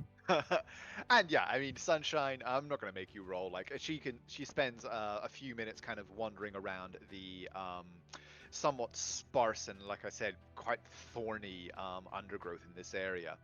And eventually she leads back to rather kind of relatively shabby looking but reasonably well cared for horses that Tathan sort of somewhat cheerfully scolds as he leads them back and starts to hitch them back up. And now that you guys have kind of you've sort of given him leave and made it obvious that you're not going to give him too much trouble or any trouble over any potential, unofficiousness among his cargo. He's very happily chattering away as he does so, talking about how, it's like, oh, well, I don't know what the road's coming to along here. 10 years ago, this was a mighty fine route to trade, but last few years, the road from Ellendale's just become, well, as you see of it here. The first time I've encountered these buggers, though. I'd be looking for a new route after this. Naira's gonna ask him, like, how long was he at the Elben Isles? What are they like? Does he have any fun stories? Like, she is genuinely interested. She's never been there, and He actually replies, he goes, oh, well, bless you, my lady. I don't actually go to the Isles myself much. As I said, I don't have my sea legs under me. But, I correspond with a number of merchants there who tell me great things, great things. Lovely weather, of course. That far, that's far south off the coast. Um, and well, the breeze is apparently something to die for. Just constant freshness and a little bit of salt off the wind, mingled with the spices and the scents of the vineyards. Well, it does make me jealous and wish I could take the voyage sometimes. And But Naira's no, looking at no. Uther like, can we? I think we've kind of got a lot of things on our plate, but yeah, that could be fun. But we've no, got I'm time. content most of the time to be on the road, me, my horses, and well, Eldenil, despite the hard times it's fallen on, is usually, well, provided you know which places to go, it's welcoming enough. And well, as for Vanya, I mean, I'm certain if you've come from the Watchful Keep, you know the attractions of that town. Always a place to be. You ever heard of Sindarin? Sindarin. He's I guide him. rolling. No, I He's don't. rolling. Is oh no, is that a vineyard? That's a person. Oh well, can't say I've met the man. A friend of yours? Nope. Oh well, pity for him then.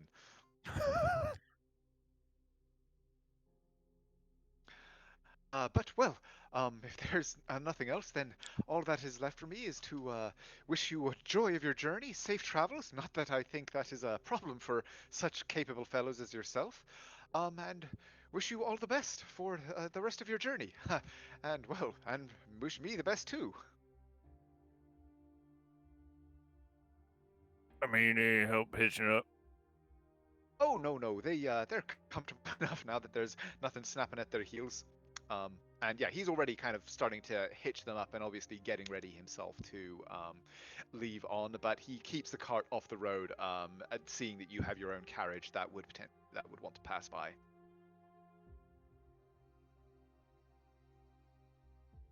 And yeah, is there any further business or discussion you wish to have with Tathan? Nope. Does anyone else want to ask me a question? Nope. We did a good Okay. deed. We helped a smuggler. Hey, that might come in handy later. That's true. That's true. That's true. Well, don't get in any trouble then, sir. I'll do my best. Thank you, Master. Not your master. That'd be weird. And well, goodbye, my lady and my lord, and sir. Yep. He looks at Wander. Wander just waves as he walks away.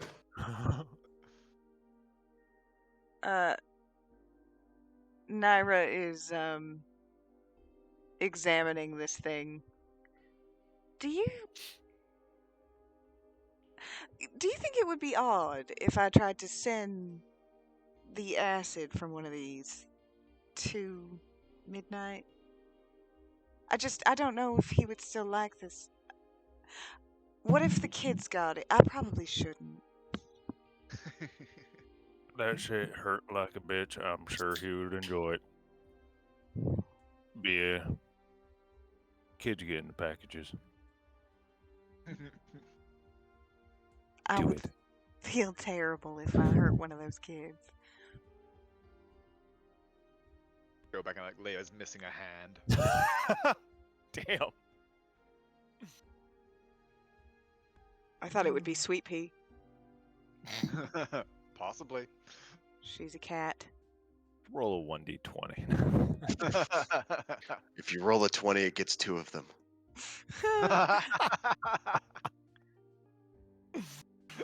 Oh, fuck.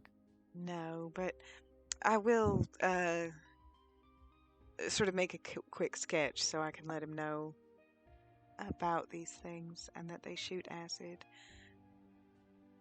Okay. I mean, send him the head back. I mean, I don't have a box that size. Make Kidding.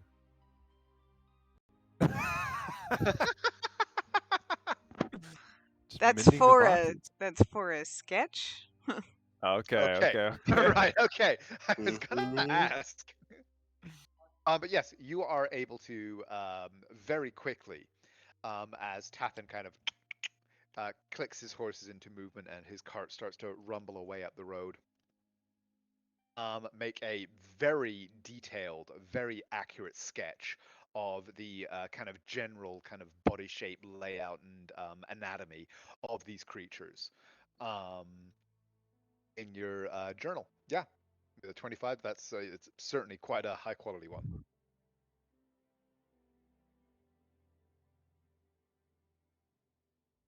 Shall we be on our way, or was there anything else? I mean, no, I'm all done. I'm ready. Shield, you okay? You need more healing? Wanders off trying to make sure the horses are still Are still calm.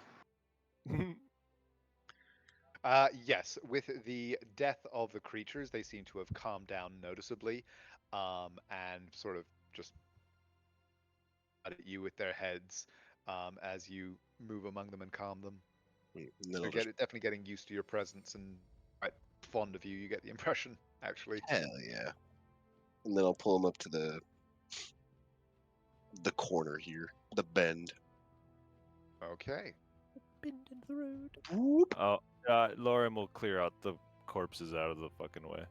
They can step on them. They can step on them.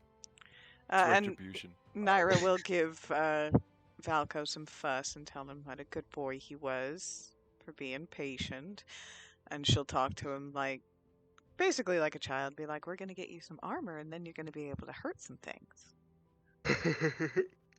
He wouldn't think the legs of these things have acid somehow in them, yes? No, from what you could see, the blood isn't like you've got certainly enough of the blood on you at this point that you're fairly certain the blood itself isn't corrosive. Sturdy stick. Valco gets a sturdy stick. Okay. And he's very happily now listening to you, Nara, as he just kind of gnaws on this giant insectoid leg. It's like a big crab leg. That's Yeah. really disturbing, but you It have a should. good. You fill your boots, man. Fill your... It's durable. Chew Tail toy. just thump, thump, thump, It's thump, natural. thump, thump, thump. All Yeah. natural. L'Oreal. And you all head back onto the road. Continuing southward on the last leg of your journey. It was late afternoon when you began your encounter with Tathan, and it concluded fairly quickly. And so twilight is still just a little ways off as you begin your approach to Eldenil itself. You didn't know much about the city, but the closer you approach, the sharper that smell that was on the wind becomes. The more chemical. We definitely should have asked him about that smell. These noxious, the kind of noxious odors increasing, and the sparsity and raggedness of the undergrowth on either side of the road growing as you approach.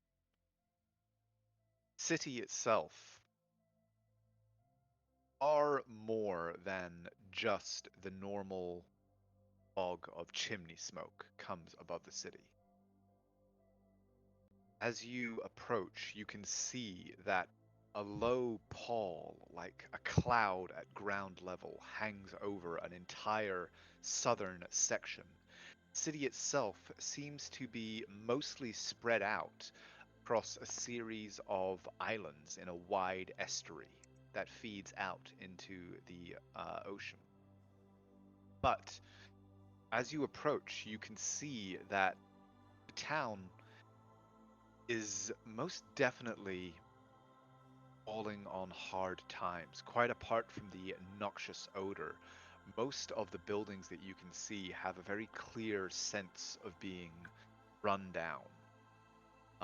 And in fact, you can see that the water flowing through the river as you approach the side is turbid and stagnant. And as you look further south under the pall of the alchemical cloud, you can actually even see that whole portions of the estuary seem to have been clogged and almost not dried, but congealed into this thick, muddy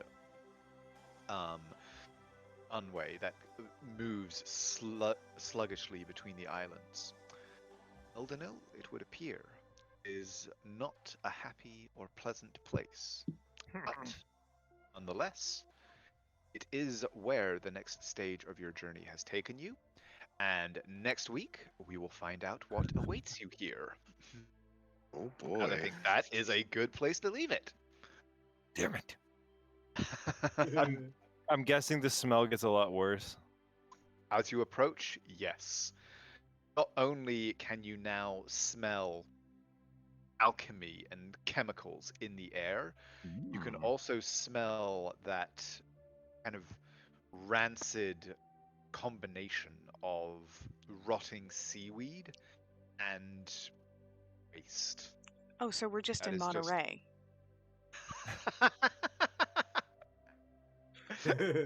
Oh no. Yes, exactly.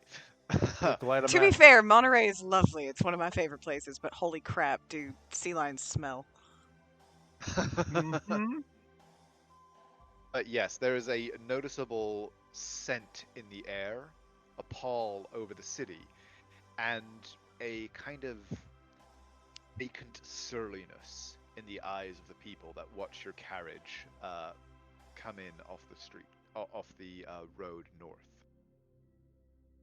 And we shall see what you find when you cross the bridge and arrive at the first isle. But As maybe you thread your way through the outskirts of Eldenil. Maybe? just one, just in case. Let's say hypothetically I were to use fabricate to shape those raw materials from Lorium into Valco armor. Would you want to check for that? I would. Could I do that and use my Critspiration?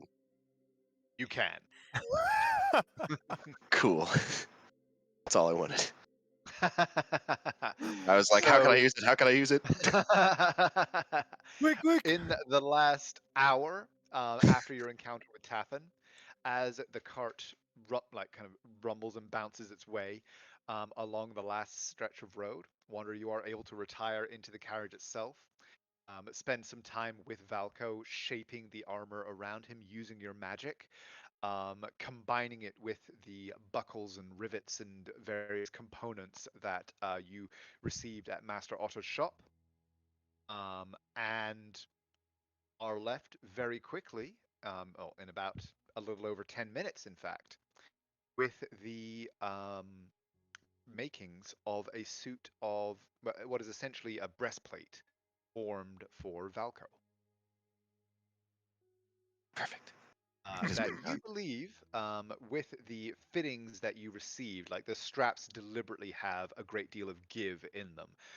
So you believe that with due care and attention and sufficient raw materials, again, you would be able to expand this armor as Valco grew. Good.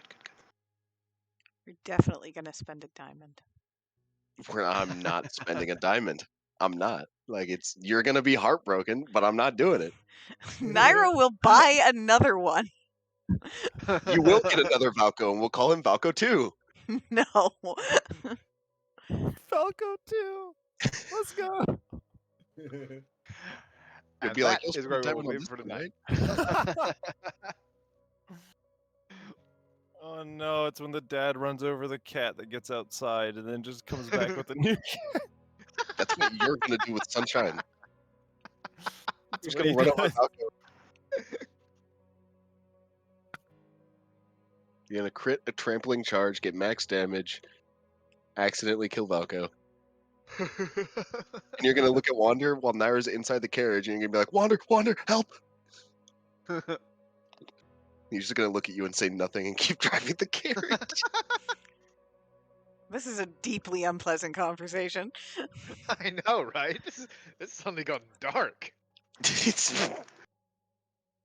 Look, man, not spending the dime. I'm the boss. Oh, I mean, can't. you guys did put her there. Like, We did, and I'm about to disobey orders if she tells me to spend 300 diamonds. Hey, he is a good dog. And you know what they say about good dogs? Cole, good help habit. me out here. Would you spend $300 saving your dog? I spent a lot more than that. There you go. there you go. But I got it all back because May was smart and got pet insurance. But what if I were to tell you that if you spent that money on your dog, you could not spend it on May? But that's not how it works. There are That is- that that No, is- no, no. He has a Respond. he raises a valid point. In which case, I would flip a coin. You know what? Kidding. I'll flip a coin. Let the dice god decide. I let the god of luck decide. Anyway, You're I'm gonna feeling stop lucky. streaming now. Everybody say goodnight. Oh, fuck, good night. Good night.